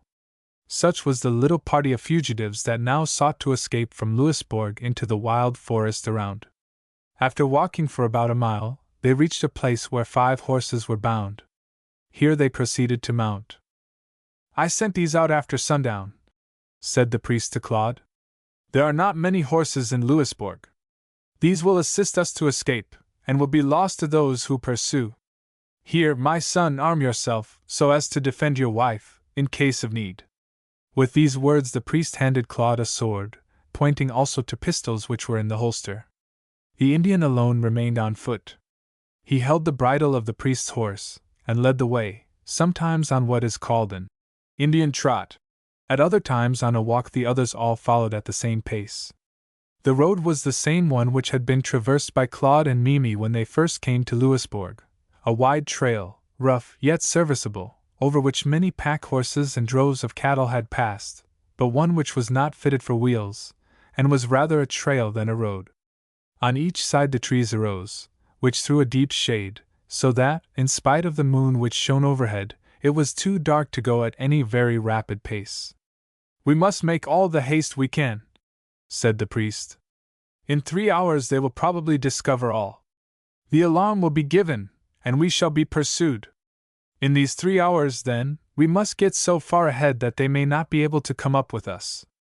At first the pathway was wide enough for them all to move at a rapid pace, but soon it began to grow narrower. As they advanced, the trees grew taller, and the shadows which they threw were darker. The path became more winding, for, like all trails, it avoided the larger trees or stones, and wound around them, where a road would have led to their removal. The path also became rougher, from stones which protruded in many places, or from long roots stretching across, which in the darkness made the horses stumble incessantly. These it was impossible to avoid. In addition to these, there were miry places, where the horses sank deep, and could only extricate themselves with difficulty. Thus their progress grew less and less, till at length it dwindled to a walk, and a slow one at that. Nothing else could be done. They all saw the impossibility of more rapid progress, in the darkness, over such a path. Of them all, Claude was the most impatient, as was natural. His sense of danger was most keen. The terror of the night had not yet passed away. Already, more than once, he had gone from despair to hope, and back once more to despair, and it seemed to him as though his soul must still vibrate between these two extremes. The hope which was born out of newfound freedom was now rapidly yielding to the fear of pursuit and recapture. In the midst of these thoughts, he came forth suddenly upon a broad, open plain, filled with stout underbrush. Through this the trail ran. Reaching this, the whole party urged their horses at full speed, and for at least 3 miles they were able to maintain this rapid progress. At the end of that distance, the trail once more entered the woods, and the pace dwindled to a walk, but that 3-mile run cheered the spirits of all. "How many miles have we come, I wonder?" asked Claude. "About 6," said the priest. "How many miles is it to the schooner?" "About 40." Claude drew a long breath. "It must be nearly 3 o'clock in the morning now," said he. "I dare say they are finding it out now." "Well, we needn't stop to listen," said the priest. "No, we'll hear them soon enough." "At any rate, the dawn is coming," said the priest. "The day will soon be here, and then we can go on as fast as we wish." Chapter 23. Pursuit. As they hurried on, it grew gradually lighter, so that they were able to advance more rapidly. The path remained about the same, winding as before, and with the same alternations of roots, stones, and swamp. But the daylight made all the difference in the world, and they were now able to urge their horses at the top of their speed. The Indian who was at their head was able to keep there without much apparent effort, never holding back or falling behind, though if the ground had been smoother he could scarcely have done so. With every step the dawn advanced, until at last the sun rose, and all the forest grew bright in the beams of day. A feeling of hope and joy succeeded to the late despondency which had been creeping over them, but this only stimulated them to redoubled exertions, so that they might not, after all, find themselves at last cheated out of these bright hopes. That they were now pursued they all felt confident. At 3 o'clock the absence of the sentry must have been discovered, and of course, the flight of Claude. Thereupon the alarm would at once be given. Casimir would probably be aroused, and would proceed to take action immediately. Even under what might be the most favorable circumstances to them, it was not likely that there would be a delay of more than an hour. Besides, the pursuer had an advantage over them. They had a start of 3 hours, but those 3 hours were spent in darkness, when they were able to go over but little ground. All that they had toiled so long in order to traverse, their pursuers could pass over in 1/4 the time, and 1/4 the labor. They were virtually not more than 1 hour in advance of the enemy, who would have fresher horses, with which to lessen even this small advantage. And by the most favorable calculation, there remained yet before them at least 30 miles, over a rough and toilsome country. Could they hope to escape? Such were the thoughts that came to Claude's mind, and such the question that came to him. That question he did not care to discuss with himself. He could only resolve to keep up the flight till the last moment, and then resist to the bitter end. But now there arose a new danger, which brought fresh difficulties with it, and filled Claude with new despondency. This danger arose from a quarter in which he was most assailable to fear and anxiety, from Mille. He had never ceased, since they first left, to watch over his bride with the most anxious solicitude, sometimes riding by her side and holding her hand, when the path admitted it, at other times riding behind her, so as to keep her in view, and all the time never ceasing to address to her words of comfort and good cheer. To all his questions Mille had never failed to respond in a voice which was full of cheerfulness and sprightliness, and no misgivings on her account entered his mind until the light grew bright enough for him to see her face. Then he was struck by her appearance. She seemed so feeble, so worn, so fatigued, that a great fear came over him. "Oh, Mille, darling!" he cried. "This is too much for you." "Oh, no," she replied in the same tone. "I can keep up as long as you wish me to. But you look so completely worn out." "Oh, that's because I've been fretting about you, you bad boy. It's not this ride at all." "Are you sure that you can keep up?" "Why, of course I am, and I must, for there's nothing else to be done." "Oh, Mille, I'm very much afraid that you will break down." At this Mille gave a little laugh, but said nothing, and Claude found himself compelled to trust to hope. Thus they went on for some time longer. But at length Claude was no longer able to conceal the truth from himself, nor was Mille able any longer to maintain her loving deception. She was exceedingly weak, she was utterly worn out, and in pain Claude saw her form sway to and fro and tremble. He asked her imploringly to stop and rest. But at the sound of his voice Mille roused herself once more, by a great effort. "Oh, no," she said, with a strong attempt to speak unconcernedly. "Oh, no, I acknowledge I am a little tired, and if we come to any place where we may rest, I think I shall do so, but not here, not here, let us go farther." Claude drew a long breath. Deep anxiety overwhelmed him. Mille was, in truth, right. How could they dare to pause just here? The pursuer was on their track. No, they must keep on, and if Mille did sink, what then? But he would not think of it. He would hope that Mille would be able, after all, to hold out. But at length what Claude had feared came to pass. He had been riding behind Mille for some time, so as to watch her better, when suddenly he saw her slender frame reel to one side. A low cry came from her. In an instant Claude was at her side, and caught her in his arms in time to save her from a fall. Mille had not fainted, but was simply prostrated from sheer fatigue. No strength was left, and it was impossible for her to sit up any longer. She had struggled to bear up as long as possible, and finally had given way altogether. "I cannot help it," she murmured. "Oh, my darling!" cried Claude, in a voice of anguish. "Forgive me, dear Claude. I cannot help it." "Oh, don't talk so," said Claude. "I ought to have seen your weakness before, and given you assistance. But come now, I will hold you in my arms, and we will still be able to go on. I wish you would leave me, only leave me, and then you can be saved. There is no danger for me, but if you are captured, your life will be taken. Oh, Claude, dearest Claude, leave me and fly. You distress me, Mille, darling, by all this. I cannot leave you, I would rather die than do so. And so, if you love me, don't talk so." At this, with a little sob, Mille relapsed into silence. "Courage, darling," said Claude in soothing tones. "Who knows but that they are still in Louisbourg, and have not yet left? We may get away, after all, or we may find some place of hiding." The additional burden which he had been forced to assume overweight very seriously Claude's horse, and signs of this began to appear before long. No sooner, however, had Claude perceived that it was difficult to keep with the rest of the party, than he concluded to shift himself, with Mille, to the horse which Mille had left. This was one of the best and freshest of the whole party, and but a slight delay was occasioned by the change. After this they kept up a good rate of speed for more than 2 hours, when Claude once more changed to another horse. This time it was to Margot's horse, which had done less thus far than any of the others. Margot then took the horse which Claude had at first, and thus they went on. It was a good contrivance, for thus by changing about from one to another, and by allowing one horse to be led, the endurance of the whole was maintained longer than would otherwise have been possible.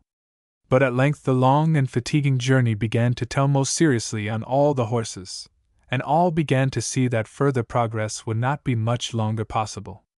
For many hours they had kept on their path, and though the distance which they had gone was not more than 25 miles, yet, so rough had been the road that the labor had been excessive, and all the horses needed rest. By this time it was midday, and they all found themselves face to face with a question of fearful import, which none of them knew how to answer. The question was, what to do? Could they stop? Dare they? Yet they must. For the present they continued on a little longer. They now came to another open space, overgrown with shrubbery, similar to that which they had traversed in the night. It was about 2 miles in extent, and at the other end arose a bare, rocky hill, beyond which was the forest. "We must halt at the top of that hill," said Claude. "It's the best place. We can guard against a surprise, at any rate. Some of the horses will drop if we go on much farther." "I suppose we'll have to," said the priest. "We must rest for half an hour, at least," said Claude. "If they come up, we'll have to scatter, and take to the woods." With these words they rode on, and at length reached the hill. The path wound up it, and in due time they reached the top. But scarcely had they done so, then a loud cry sounded out, which thrilled through all hearts. Immediately after, a figure came bounding towards them. "Hooray! Hip, hip, hooray!" shouted the newcomer. "Heavens! Zack!" cried Claude. "You here?" "Nobody else," replied Zack, wringing his hand. But what are you going to do? Our horses are blown, we are pursued, but have to halt for a half hour or so. If they come up, we'll have to scatter, and take to the woods, and start the horses ahead on the path. This is a good lookout place. With these words, Claude began to dismount, bearing his beloved burden. The priest assisted him. Zack, after his first hurried greeting, had moved towards Margot, around whom he threw his arms, with an energetic clasp, and lifted her from the saddle to the ground. Then he shook hands with her. "I'm vermooch glad to see you," said Margot. "Yes, your sheep far off? So they're after you, air they?" said he. "Wall, little one, when they come, you stick to me, mind that, and I engage to get you off free. Stick to me, though. Be handy, and I'll take you clar of them." Claude was now engaged in finding a comfortable place upon which Mille might recline. The Indian stood as lookout, the deserter busied himself with the horses, the priest stood near, watching Claude and Mille, while Zack devoted himself to Margot. In the midst of this, the Indian came and said something to the priest. Claude noticed this, and started. "What is it?" he asked. "He hears them," said the priest, significantly. "So soon!" exclaimed Claude. "Then we must scatter. The horses will be of no use. Our last chance is the woods." In a moment the alarm was made. Hasty directions were given for each one to take care of himself, and if he eluded the pursuers, to follow the path to the place where the schooner lay. Meanwhile the horses were to be driven ahead by the Indian as far as possible. The Indian at once went off, together with the deserter, and these two drove the horses before them into the woods, along the path. Then Zack followed. Lifting Margot in his arms, he bore her lightly along, and soon disappeared in the woods. Then Claude took Mille in his arms, and hastened as fast as he could towards the shelter of the woods. But Claude had not Zack's strength, and besides, Mille was more of a dead weight than Margot, so that he could not go nearly so fast. Zack was in the woods, and out of sight, long before Claude had reached the place, and by that time the rest of the party, both horses and men, had all disappeared, with the exception of Père Michel. The good priest kept close by the young man, as though resolved to share his fate, whether in life or death. If it was difficult while carrying Mille over the path, Claude found it far more so on reaching the woods. Here he dared not keep to the path, for the very object of going to the woods was to elude observation by plunging into its darkest and deepest recesses. Zack had gone there at a headlong rate, like a fox to his covert.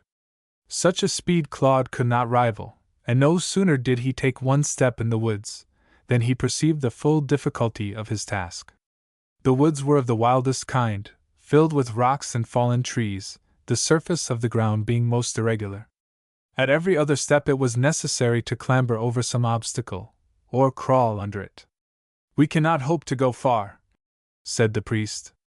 "Our only course now will be to find some convenient hiding place. Perhaps they will pass on ahead, and then we can go farther on." At this very moment the noise of horses and men sounded close behind. One hurried look showed them all. Their pursuers had reached their late halting place, and were hurrying forward. The place bore traces of their halt, which did not escape the keen eyes of their enemies. At the sight, Claude threw himself down in a hollow behind a tree, with Mille beside him, while the priest did the same. The suspicions of the pursuers seemed to have been awakened by the signs which they had seen at the last halting place. They rode on more slowly. At length they divided, half of them riding rapidly ahead, and the other half moving forward at a walk, and scanning every foot of ground in the open and in the woods. At last a cry escaped one of them. Claude heard it. The next moment he heard footsteps. The enemy were upon him, their cries rang in his ears. In all the fury of despair, he started to his feet with only one thought, and that was, to sell his life as dearly as possible. But Mille flung herself in his arms, and the priest held his hands. "Yield," said the priest. "You can do nothing. There is yet hope." The next moment Claude was disarmed, and in the hands of his enemies. Chapter 24. Zack and Margot. Seizing Margot in his arms at the first alarm, Zack had fled to the woods. Being stronger than Claude, he was fortunate in having a less unwieldy burden, for Margot did not lie like a heavyweight in his arms, but was able to dispose herself in a way which rendered her more easy to be carried. On reaching the woods, Zack did not at once plunge in among the trees, but continued along the trail for some distance, asking Margot to tell him the moment she saw one of the pursuing party. As Margot's face was turned back, she was in a position to watch. It was Zack's intention to find some better place for flight than the stony and swampy ground at the outer edge of the forest, and as he hurried along, he watched narrowly for a good opportunity to leave the path. At length he reached a place where the ground descended on the other side of the hill, and here he came to some pine trees. There was but little underbrush, the surface of the ground was comparatively smooth, and good progress could be made here without much difficulty. Here, then, Zack turned in. As he hurried onward, he found the pine forest continuing along the whole slope, and but few obstacles in his way. Occasionally a fallen tree lay before him, and this he could easily avoid. Hurrying on, then, under these favorable circumstances, Zack was soon lost in the vast forest, and out of sight as well as out of hearing of all his purposes. Here he might have rested, but still he kept on. He was not one to do things by halves, and chose rather to make assurance doubly sure, and although even Margot begged him to put her down, yet he would not. "Wall," said he at last, "'tain't often I have you, and now I got you, I ain't goin' to let you go for a good bit yet. Besides, you can't ever tell when you're safe. Nothin' like makin' things sure, I say." With these words Zack kept on his way, though at a slower pace. It was not necessary for him to fly so rapidly, nor was he quite so fresh as when he started. Margot also noticed this, and began to insist so vehemently on getting down, that he was compelled to grant her request. He still held her hand, however, and thus the two went on for some distance farther. At last they reached a point where there was an abrupt and almost precipitous descent. From this crest of the precipice the eye could wander over a boundless prospect of green forest, terminated in the distance by wooded hills. "Wall," said Zack, "I think we may as well rest ourselves here." "Dat is ver nice," said Margot. Zack now arranged a seat for her by gathering some moss at the foot of a tree. She seated herself here, and Zack placed himself by her side. He then opened a bag which he carried slung about his shoulders, and brought forth some biscuit and ham, which proved a most grateful repast to his companion. "Do you think dey chase us here?" asked Margot. "Wall, we're safer here, ef they do," said Zack. "We can't be taken by surprise in the rear, for they can't climb up very easy without our seein' 'em, and as for a front attack, why, I'll keep my eye open, and I'd like to see the Injun or the Moosu that can come unwares on me. I don't mind 2 or 3 of 'em anyway," continued Zack, "for I've got a couple of bulldogs." "Bulldogs?" said Margot, inquiringly. "Yes, these here," said Zack, opening his frock, and displaying a belt around his waist, which held a brace of pistols.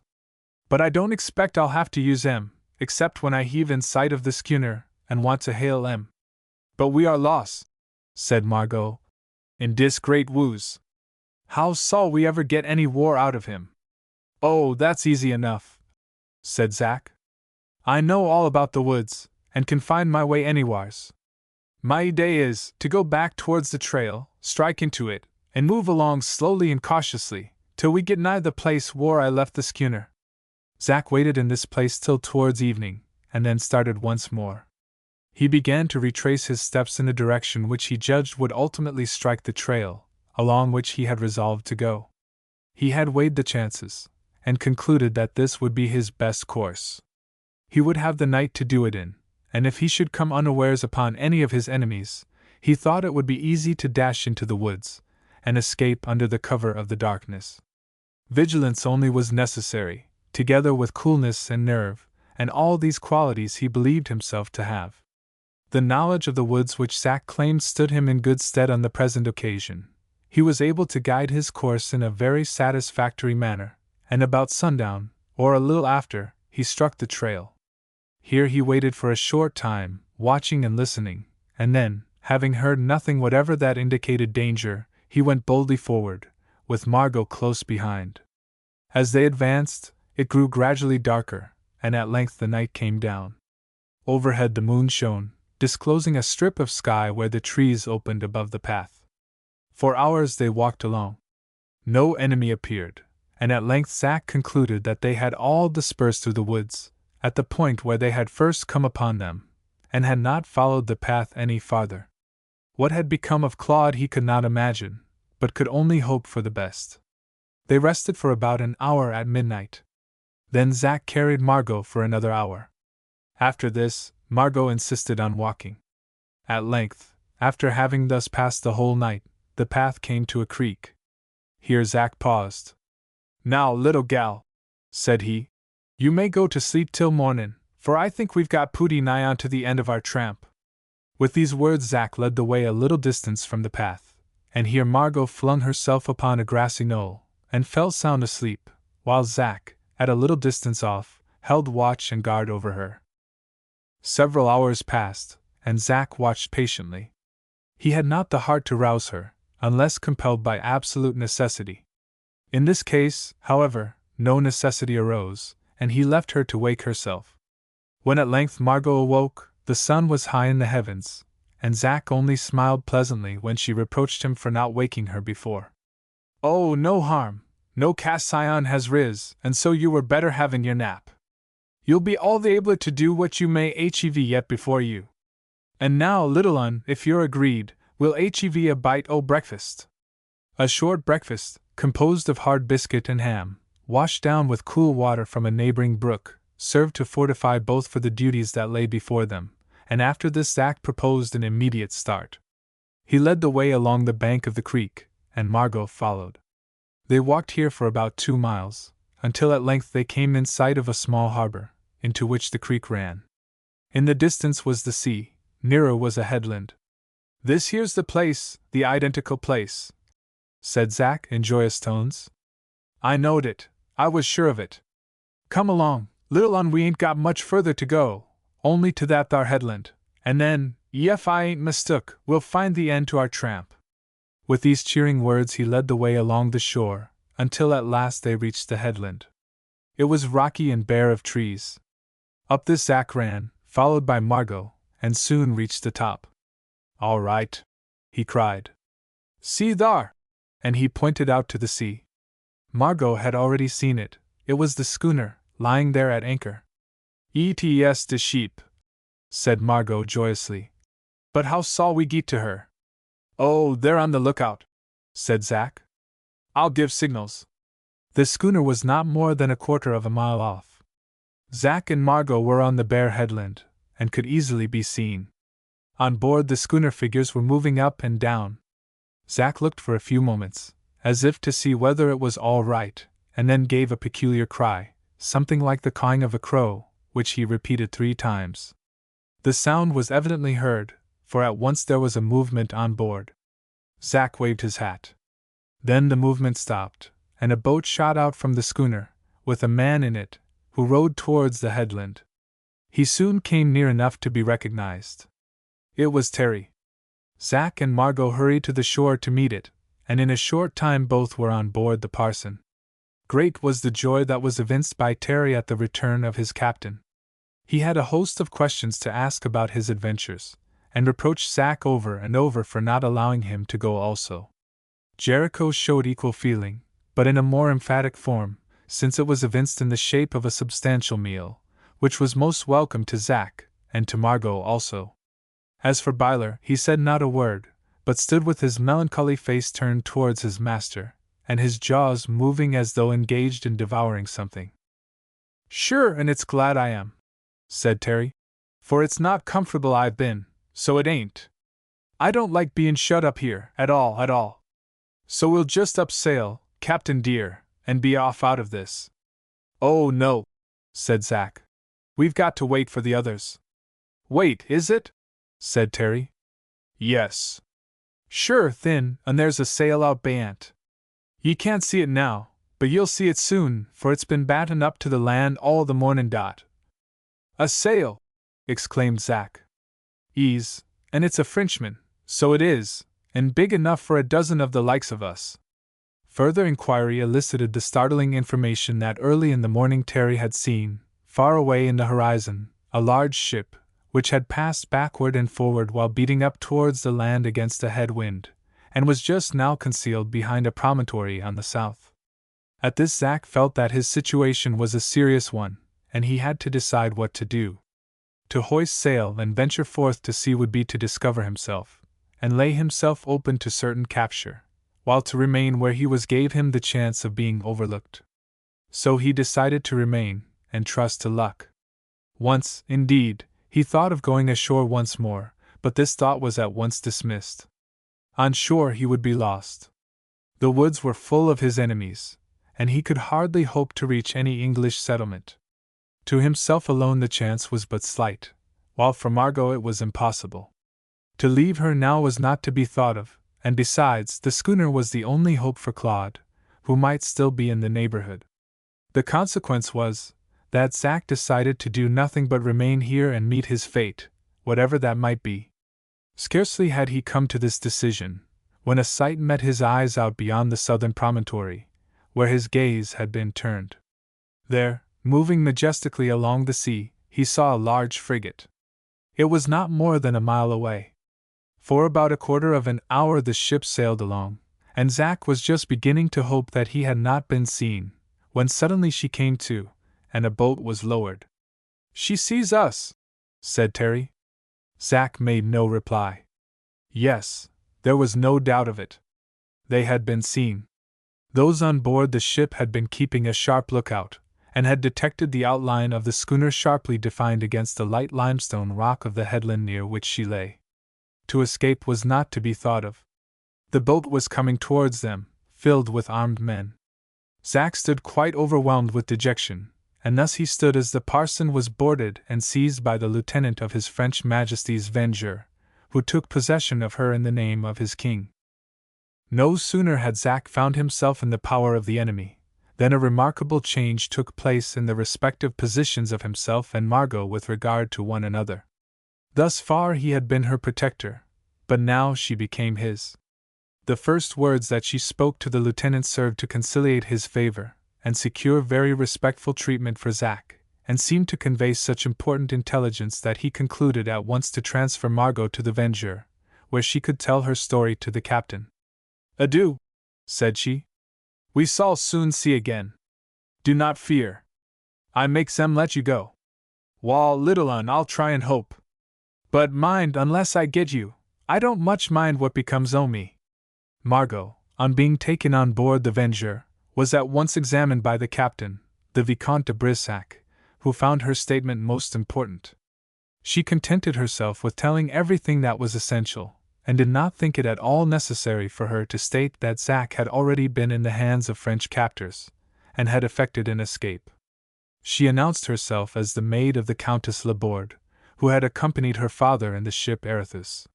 She narrated the shipwreck, and the rescue by Zack and the young Count de Montresor, the encounter with the Aigle, and the subsequent arrest of Claude. She mentioned the death of Laborde, and the journey to Louisbourg by land, with the escape and pursuit of Claude, the fight with Cazeneuve, and his subsequent arrival. She then described their escape, their pursuit and separation, down to the time of speaking. She affirmed that Zack had come here from Minas Basin to save his friend, and was awaiting his arrival when the Vengeur appeared. The captain listened with the most anxious attention to every word, questioned her most minutely about the reasons why Cazeneuve had arrested Claude, and also about his designs on Louisbourg. Margot answered everything most frankly, and was able to tell him the truth, inasmuch as she had enjoyed very much of the confidence of Mille, and had learned from her about Cazeneuve's plans. Captain de Brissac showed no emotion of any kind, whether of sympathy or indignation, but Margot formed a very favorable estimate of his character from his face, and could not help believing that she had won him over as an ally. She could see that her story had produced a most profound impression. Captain de Brissac was anxious to know what had been the fate of the other fugitives, especially of Claude and Mille, but of this Margot could, of course, give no information. When she had last seen them they were flying to the woods, and she could only hope that they had been sufficiently fortunate to get under cover before the arrival of the enemy. Captain de Brissac then sent a crew aboard the Parson, and ordered them to follow the Vengeur to Louisbourg. Upon this new crew Terry looked with careful scrutiny. "Whisper, Captain dear," said he, as he drew up to the meditative Zack. "Here's another lot o' Frenchmen. Is it af her thrying agin that ye are to give 'em the slip?" Zack drew a long breath, and looked with a melancholy face at the Vengeur, which was shaking out her sails, and heading east for Louisbourg. On the stern he could see a female figure. He could not recognize the face, but he felt sure that it was Margot. "Wall," said he, "I guess we'd better wait a while fust, and see how things turn out. The little UN's uncommon spry, and may give us a lift somehow." Chapter 25. The Court-Martial. Claude was treated roughly, bound, and sent forward on foot, but the representations of Père Michel secured better treatment for Mimi. A litter was made for her, and on this she was carried. As for Père Michel himself, he, too, was conducted back as a prisoner, but the respect of the commander of the soldiers for the venerable priest caused him to leave his hands unbound. After a weary tramp they reached Louisbourg. Cazeneuve was at the gate, and greeted them with a sinister smile. Mimi, utterly worn out, both by fatigue and grief, took no notice of him, nor did she hear what he said. "Take the Countess de Laborde to the Residency." "Pardon," said the priest. "That lady is now the Countess de Montresor." At this Cazeneuve turned upon him in fury. "Traitor!" he hissed. "What do you mean?" "I mean that I married her to the Count de Montresor last night." "It's a lie! It's a lie!" "There are witnesses," said Père Michel. "Who can prove it?" "It's a lie," said Cazeneuve. "But even if it is true, it won't help her. She'll be a widow before 2 days. And as for you, you villain and traitor, you shall bitterly repent your part in last night's work." Père Michel shrugged his shoulders, and turned away. This act seemed to madden Cazeneuve still more. "Why did you not bind this fellow?" he cried, turning to the commander of the detachment. "Your Excellency, I had his parole." "A curse on his parole! Take him to the prison with Motier, and bind him like the other." Upon this, Mimi was taken to the Residency, and Claude and Père Michel were conducted to prison, where both of them were confined. Cazeneuve himself then returned to the Residency. The ex-commandant, Florian, was at the door. He saw the whole proceeding, but showed no particular emotion. Cazeneuve regarded him coldly, and Florian returned his gaze with haughty indifference. "Your plans have not succeeded very well, you see, monsieur," said Cazeneuve. "It is not time enough yet to decide," said Florian. "Tomorrow will decide." "I think not. You will find, Monsieur le Commandant, that there is public opinion, even in Louisbourg, which cannot be despised. Public opinion which favors traitors may safely be despised." "True," said Florian, and with these words the two parted. The following day came. A court-martial had been called to sit at 2 in the afternoon. At that hour the session was opened by Cazeneuve. The chief officers of the garrison were present.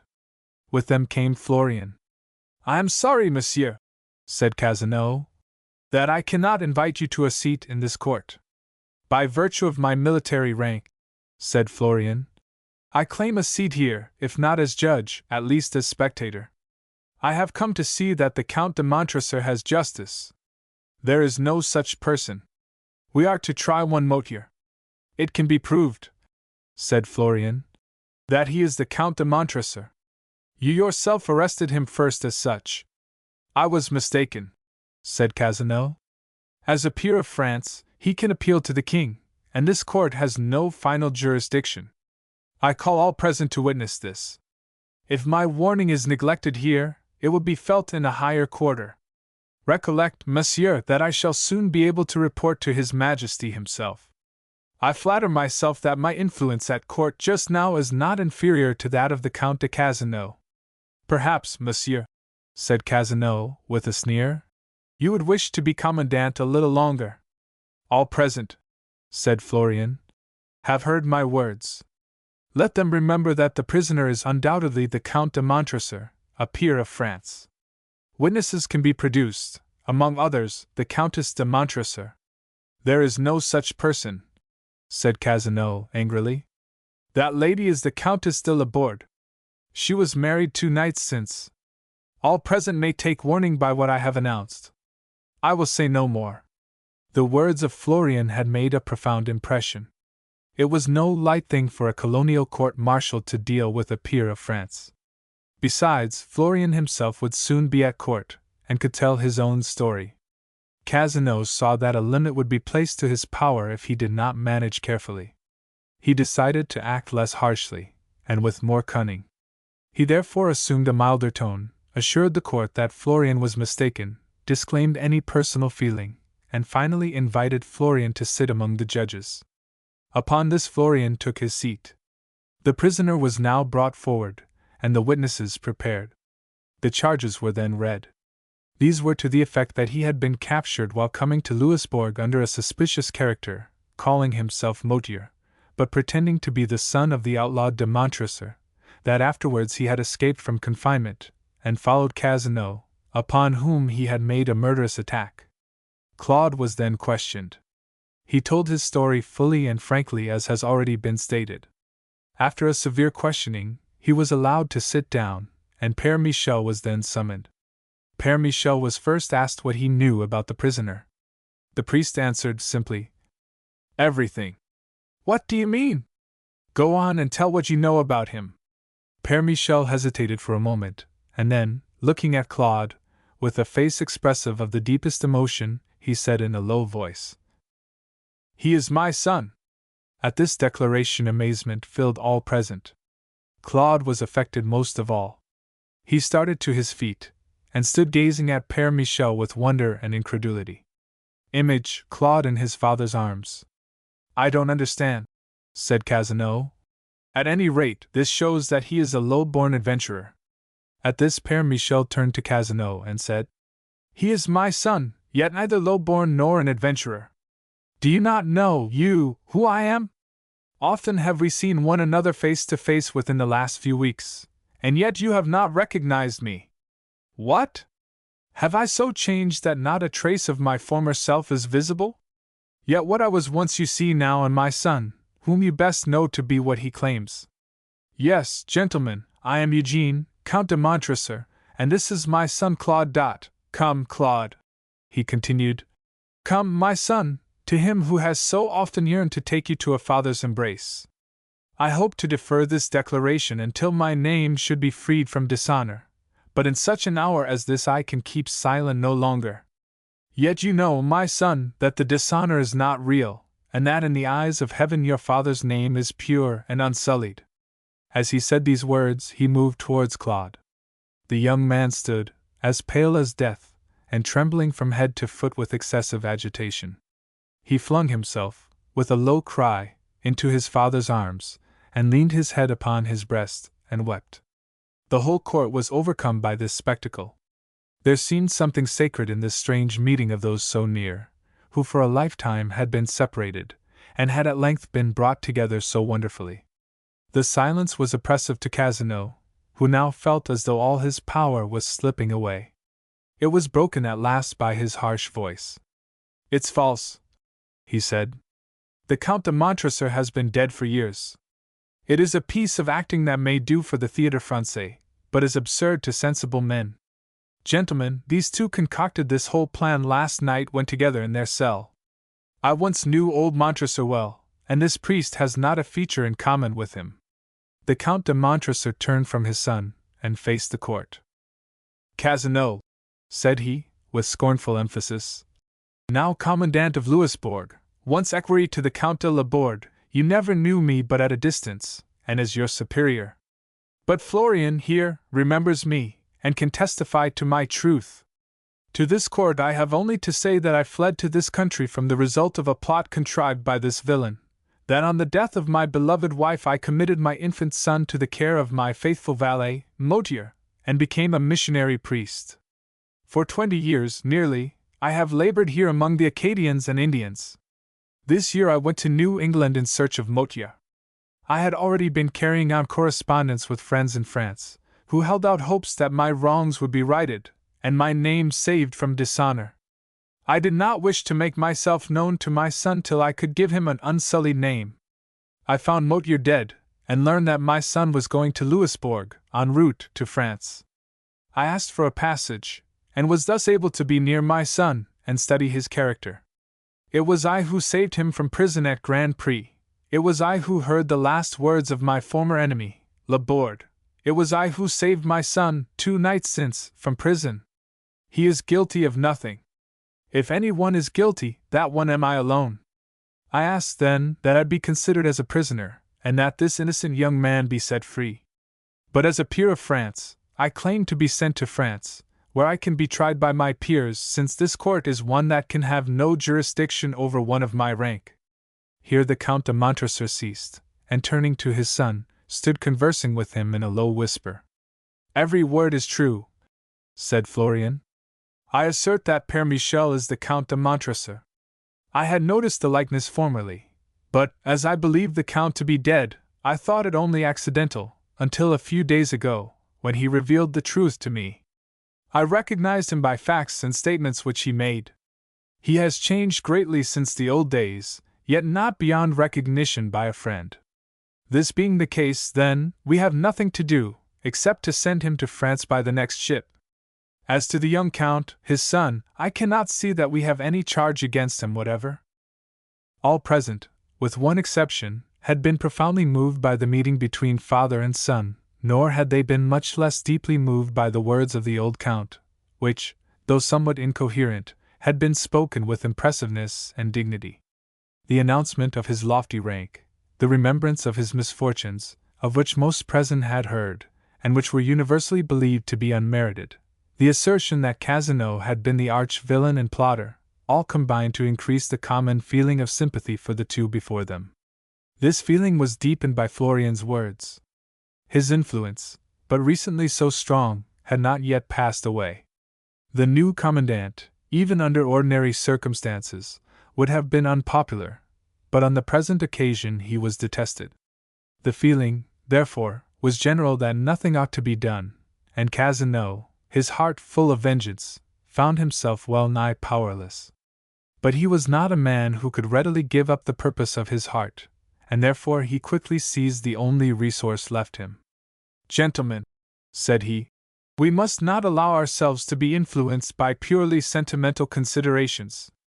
I believe that this priest speaks falsely, and that he has imposed upon the sympathies of M. de Florian. Besides, he is an outlaw and a criminal in the eyes of French justice. As to the young man, whom he calls his son, there is the charge of a murderous assault upon me, the commandant of Louisbourg. This must be investigated. But in the present state of mind of those present, I despair of conducting any important trial, and I therefore declare this court adjourned until further notice.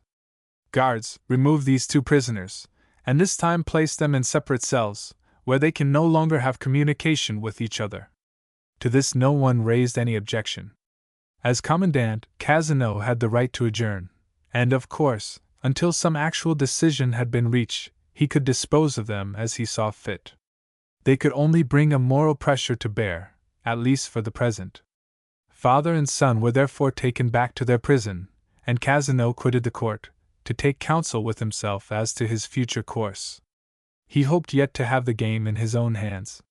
He saw that until Florian was gone it would be difficult, but after that he might manage to control the opinions of the majority of the officers.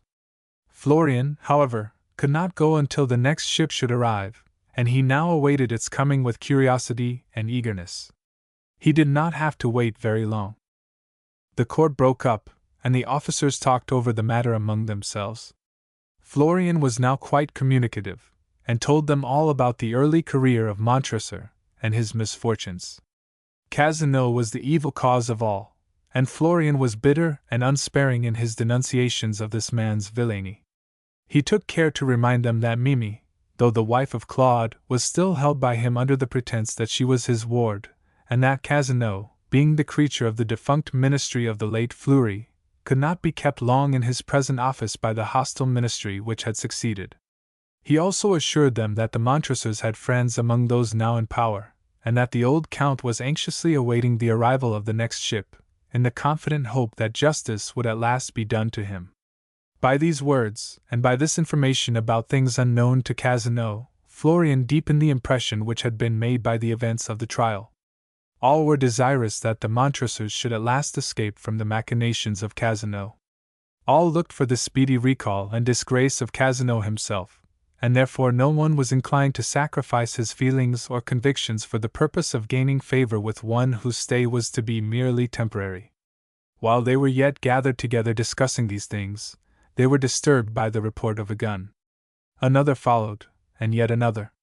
All of them hurried to the signal station, from which a view of the harbor was commanded. There a noble sight appeared before their eyes. With all sail set, a frigate came into the harbor, and then, rounding to, swept grandly up towards the town. Gun after gun sounded, as the salute was given and returned. After her came a schooner. "It's the Vengeur," said Florian. "I wonder whether Montresor will get his dispatches. Gentlemen, I must go aboard." With these words Florian hurried away from the citadel to the shore. Chapter 26. News from home.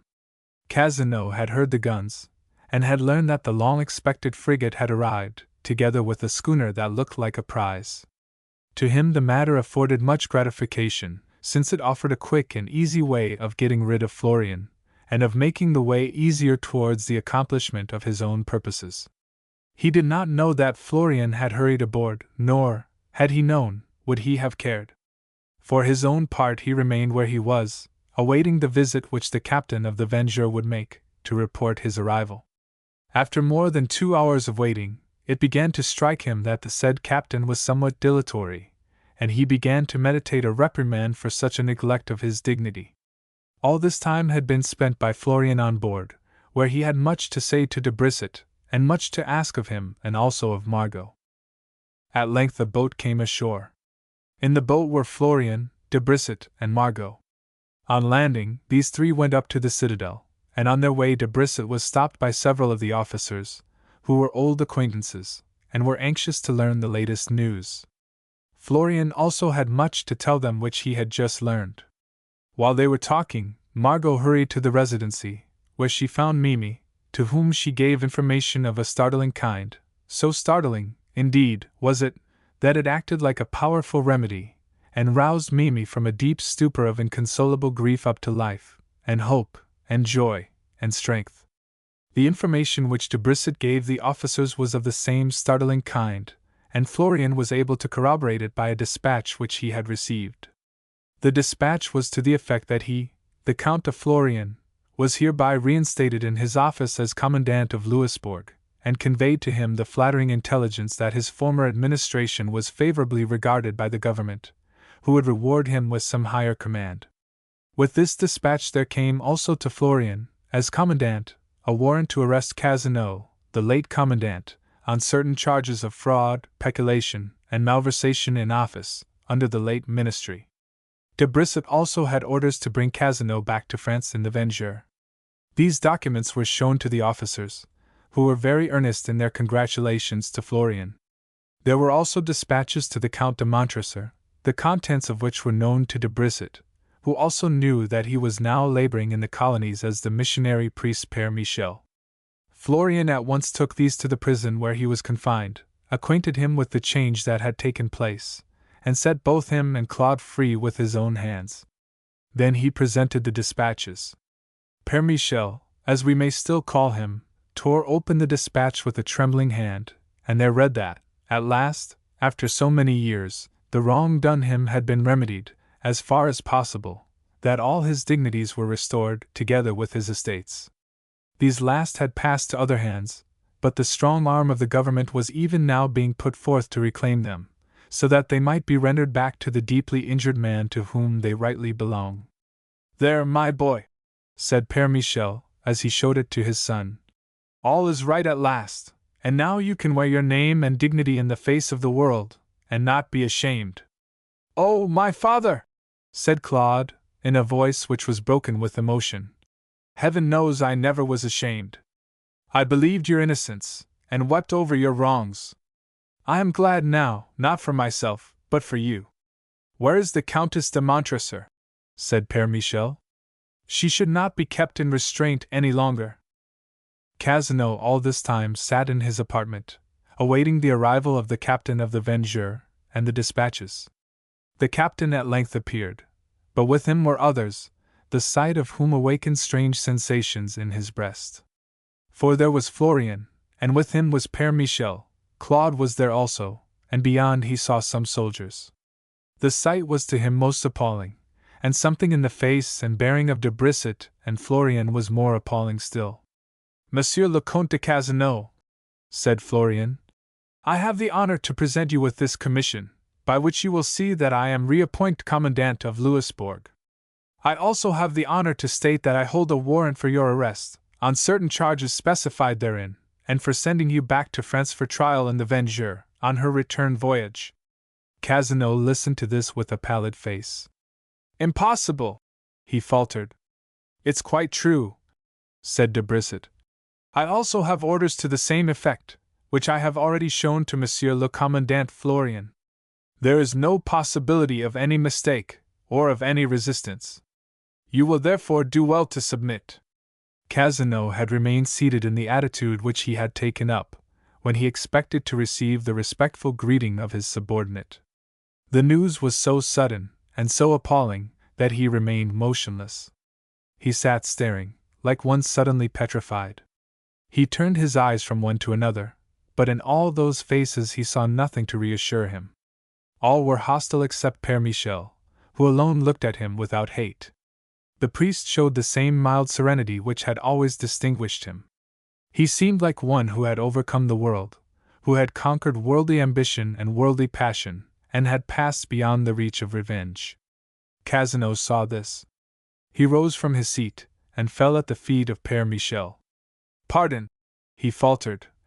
Comte de Montresor, do not pursue a fallen man with your vengeance. At this unexpected exhibition, all present looked with scorn. They had known Casanova to be cruel and unscrupulous. They had not suspected that he was cowardly as well. Père Michel also preserved an unchanged demeanor. You are mistaken, Casanova, he said. I feel no desire for vengeance. I seek none. Moreover, I have no influence or authority. You must direct your prayers elsewhere. Upon this the wretched man turned to Florian. Come, come, said Florian impatiently. This will never do. Rise, monsieur. Remember that you are a Frenchman. Bear up like a man. For my part, I can do nothing for you, and have to obey orders. Casanova's breakdown was utter, and effectually destroyed all sympathy. His present weakness was compared with his late vindictiveness, and he who had just refused mercy to others could hardly gain pity on himself. He only succeeded in utterly disgracing himself, without inspiring a particle of commiseration. Still Florian was not cruel, and contented himself with keeping his prisoner in a room in the Residency, satisfied that there was no possibility of escape. Some of the officers, however, were loud in their condemnation of Florian's mildness, and asserted that the dungeon and the chains, which had been inflicted by him on the Montresors, should be his doom also. But Florian thought otherwise, and held him thus a prisoner until the Vengeur returned. Then Casanova was sent back to be tried and convicted. His life was spared, but he was cast down to hopeless degradation and want, in which state his existence ultimately terminated. Before the scene with Casanova was over, Claude had gone away and found his wife. Already Mimi's strength had begun to return, and her newborn hope, and the rush of her great happiness, coming, as it did, after so much misery and despair, served to restore her rapidly. I should have died if this had lasted 1 day more, said she. But now it is all over, Mimi, dearest, said Claude, and you must live for me. This moment repays me for all my sufferings. And for mine, sighed Mimi. Margot saw that her mistress had for the present an attendant who was more serviceable than herself, and now all her thoughts turned to that faithful friend whom she had been compelled for the time to leave, but whom she had not for one moment forgotten. She waited patiently till she could get a chance to speak to Claude, and then told him what he did not know yet, that Zack was still a prisoner. At that intelligence, his own happiness did not allow him to delay to serve his friend. he at once hurried forth to see de Brissac. To him he explained Zach's position in such forcible language that de Brissac at once issued an order for the release of himself and his schooner, without any conditions, and the recall of his seamen. To make the act more complete, the order was committed to Margot, who was sent in the ship's boat to the schooner. On the arrival of this boat, Zach seemed quite indifferent to the safety of the schooner, and only aware of the presence of Margot.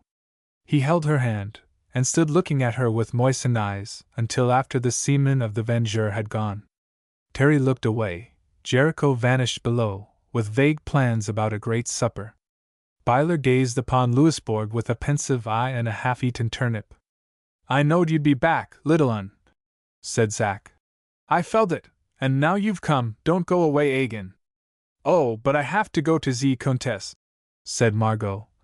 "Zaddy, yes, today." "Go back to the Countess? Why, you ain't going to give me up, air you?" said Zach dolefully. "Oh, no, not if you don't want me to," said Margot. "But today I moose go to the Countess, and afterward you saw ask her, if you want me." At this, which was spoken in a timid, hesitating way, Zach took her in his arms, and gave her a tremendous smack, which Terry tried hard not to hear.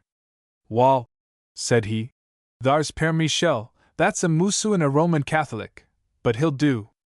"Oh, but you moose not talk of Père Michel till you see the Countess," said Margot. "And now I saw thank you to take me back to her, or send me back by one of the men." Zach did not send her back, but took her back to the shore himself. Then the fortifications of Louisbourg, the dread and bugbear of all New England, closed him in, but Zach noticed nothing of these. It was only Margot whom he saw, and he took her to the citadel, to the Residency. On his arrival, Claude came forth to greet him, with beaming eyes and open arms. Père Michel greeted him, also, with affectionate cordiality. For the simple Yankee had won the priest's heart, as well on account of his own virtues as for his son's sake. He also took enough interest in him to note his dealings with Margot, and to suggest to him, in a sly way, that, under the circumstances, although Zach was a bigoted Protestant, a Roman Catholic priest could do just as well as a Protestant parson. Whereupon Zach went off with a broad grin that lasted for weeks. The postponement of Florian's departure caused some disappointment to that worthy gentleman, which, however, was alleviated by the thought that he had been able to benefit his injured friend, and bring a villain to punishment, and also by the thought that his departure to France would not be long delayed. To those friends he devoted himself, and sought by every means in his power to make their recollections of Louisbourg more pleasant than they had thus far been. Claude, and his bride, and his father were honored guests at the Residency, where they were urged to remain as long as they could content themselves, and until they could decide about their future movements. For now, though the name of Montresor had been redeemed, and justice had at last been done, it was not easy for them to decide about their future movements. Père Michel, after some thought, had at length made up his mind, and had given Claude the benefit of his opinion and his advice. "I have made up my mind," said he. "I will never go back to France. What can I do in France? As a French noble, I should be powerless, as a priest, useless. France is corrupt to the heart's core. The government is corrupt. The whole head is sick, the whole heart faint. Ministry succeeds to ministry, not by means of ability, not from patriotism or a public spirit, but simply through corrupt favoritism. There are no statesmen in France. They are all courtiers. In that court every man is ready to sell himself for money. There is no sense of honor. At the head of all is the worst of all, the king himself, who sets an example of sin and iniquity, which is followed by all the nation. The peasantry are slaves trodden in the dust, without hope and without spirit. The nobles are obsequious time-servers and place-hunters. The old sentiment of chivalry is dead. I will never go to such a country. Here, in this land, where I have lived the best part of my life, I intend to remain, to labor among these simple Acadians, and these children of the forest, and to die among them. As for you, my son, France is no place for you. The proper place for you, if you wish to lead a virtuous and honorable life, is among the people who look upon you as one of themselves, with whom you have been brought up. Your religion, my son, is different from mine, but we worship the same God, believe in the same Bible, put our trust in the same Savior, and hope for the same heaven. What can France give you that can be equal to what you have in New England? She can give you simply honors, but with these the deadly poison of her own corruption, and a future full of awful peril. But in New England you have a virgin country. There all men are free. There you have no nobility. There are no downtrodden peasants, but free farmers. Every man has his own rights, and knows how to maintain them. You have been brought up to be the free citizen of a free country. Enough. Why wish to be a noble in a nation of slaves? Take your name of Montresor, if you wish. It is yours now, and free from stain. Remember, also, if you wish, the glory of your ancestors, and let that memory inspire you to noble actions. But remain in New England, and cast in your lot with the citizens of your own free, adopted land. Such were the words of the priest, and Claude's training had been such that they chimed in altogether with his own tastes. He did not feel himself entirely capable of playing the part of a noble in such a country as that France which his father described, of associating with such a society, or of courting the favor of such a king. Besides, his religion was the religion of his mother, and her fate was a sufficient warning.